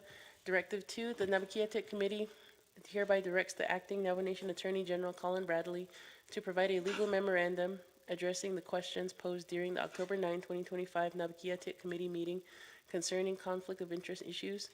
The conflict of interest analysis should examine Mr. Bradley's law firm, the Zwillinger and Vulcan law firm, providing legal advice to the office of the President and Vice President, while Mr. Bradley has been the acting Attorney General of the Navajo Nation. Also regarding the Zwillinger Vulcan law firm, requesting Mr. Bradley to assist in obtaining the Zenny Holmes Special Prosecutor documents. And thirdly, Mr. Bradley's representation of President Nygren in Window Rock District Court in the case WR-CV-67-25. The legal memorandum is to be provided to the Navajo Nation Council prior to the 2025 Fall Council session. Lastly, the Naa'bik'iyati Committee requests a copy of the conflict of interest legal analysis that Mr. Bradley referenced in his presentation before the Naa'bik'iyati Committee. Madam Chair. Thank you for that, staff. So with that, colleagues, I'd like to request for a second on directive number 2. A second? Okay. Honorable Vice Chair Yazzie.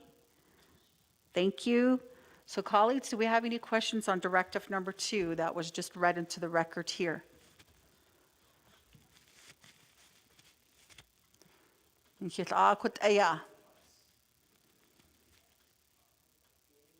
Going once, going twice, gone. So we'll go ahead and take roll call vote on directive number 2. We have a motion by Honorable Claw, second by Honorable Vice Chair Yazzie. I'm sorry, vote.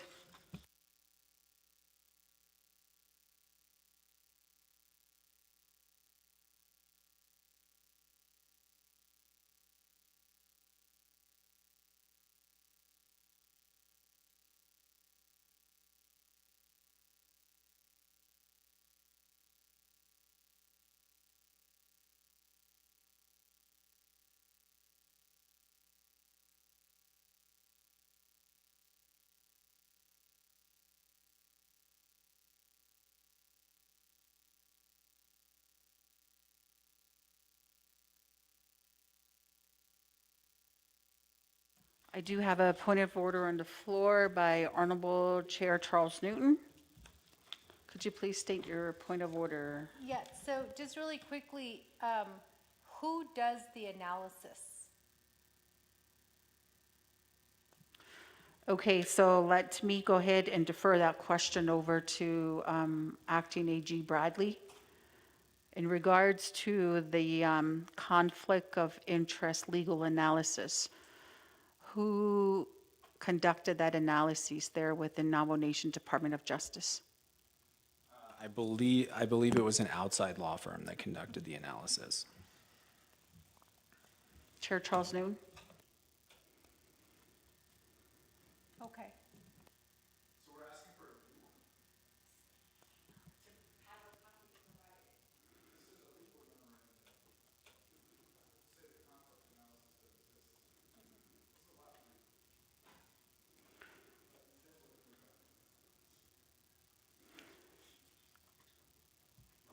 So technically,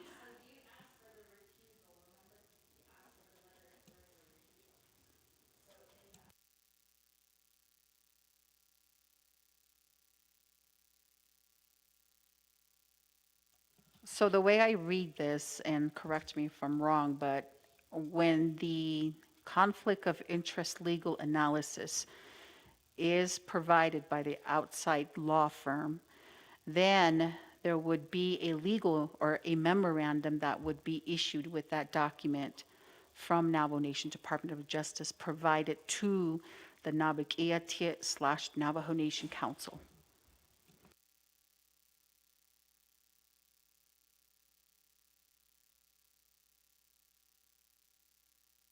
Point of order by Chair Charles Newton. Thank you, Speaker. So my understanding is that there is already a legal analysis clearing him of a conflict. And so we haven't got that copy yet, so at this point, we don't know what that states. If it's like a general, like conflict, where they're saying that there's no conflict with what he's doing as AG and providing guidance to the Navajo Nation, you know, in his prior position working with Zwillinger, Wolken.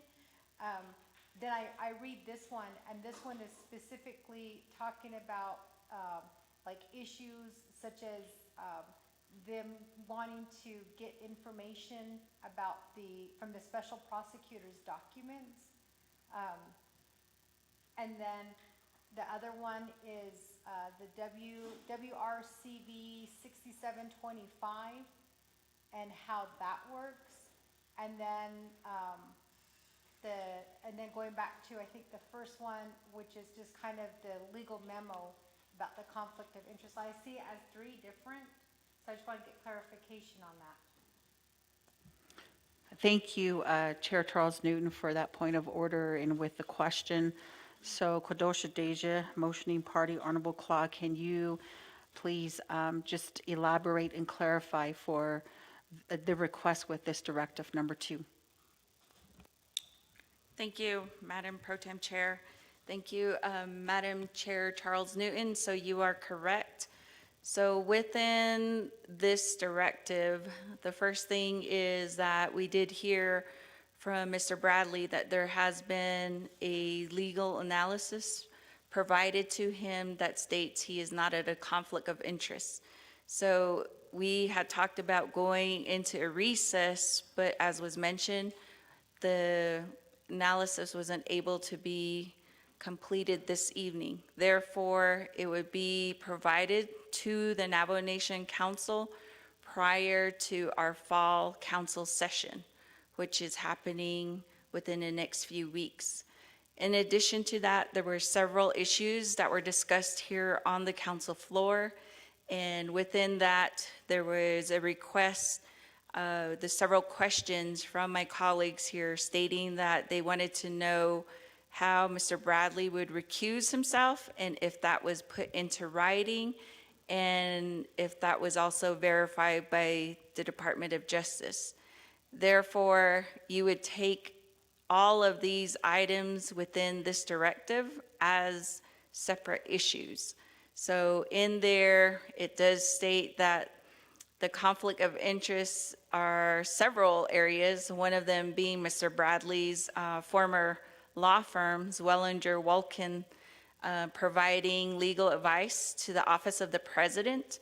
And in that, there was a district court document cited, which is WR-CV-67-25. And within that, we do need to get a legal analysis on that to see if he is indeed at a conflict of interest because he was one of the parties representing Mr. Nygren. So that would be one.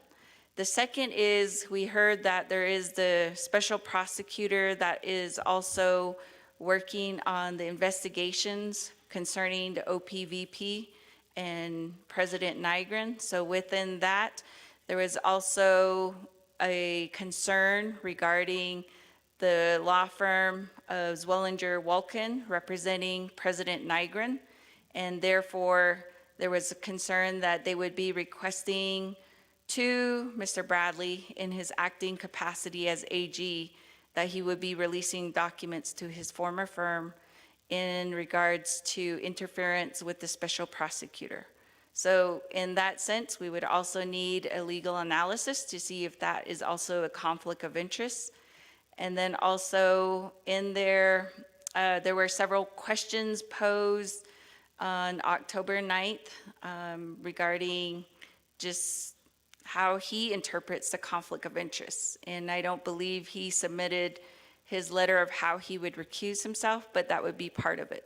So I hope that answers your question, Madam Chair. Thank you. Yeah, thank you, Honorable Claw, for clarifying that. So going back to Chair Charles Newton. Hakoshi? Yeah. So with that, Honorable Vice Chair Slater, green. Honorable Vice Chair Slater votes green. Okay, so with that, colleagues, we have 12 in favor, 0 opposed, 7 not voting, including pro temp chair. So with that, motion carries on directive number 2. So going back to our agenda item. So I do have a motion to adjourn. So just real quickly, colleagues, legislation 228-25. It requires a 2/3 vote as this committee is the final authority, and we don't have the 16 votes right now. So I will go ahead and acknowledge Honorable Chair Charles Newton's motion to adjourn. And may I get a second? I have a second by Honorable Chair James. And with that, go ahead and open the board for adjournment.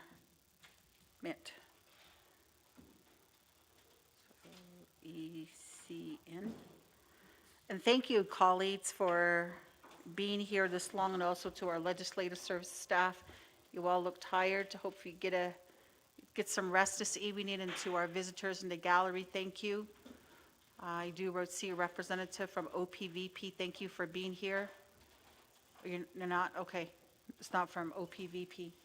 And then again, thank you so much, colleagues, and Ashona, continue to pray in hopes that we bring unity back to the government and that we can get our budget across the finish line so that we can continue our business. So, Chair Charles Newton, how do you vote to adjourn? Green. Goshi. And who else? Honorable George Tolt votes green. Okay, so with that, colleagues, we have 12 in favor, 0 opposed, and 7 not voting, including pro temp chair for adjournment, and we adjourn at 7:42 p.m. And you all be safe driving home, because I know some of you have to drive a distance. And take care of yourselves out there, and we shall be talking to you all soon.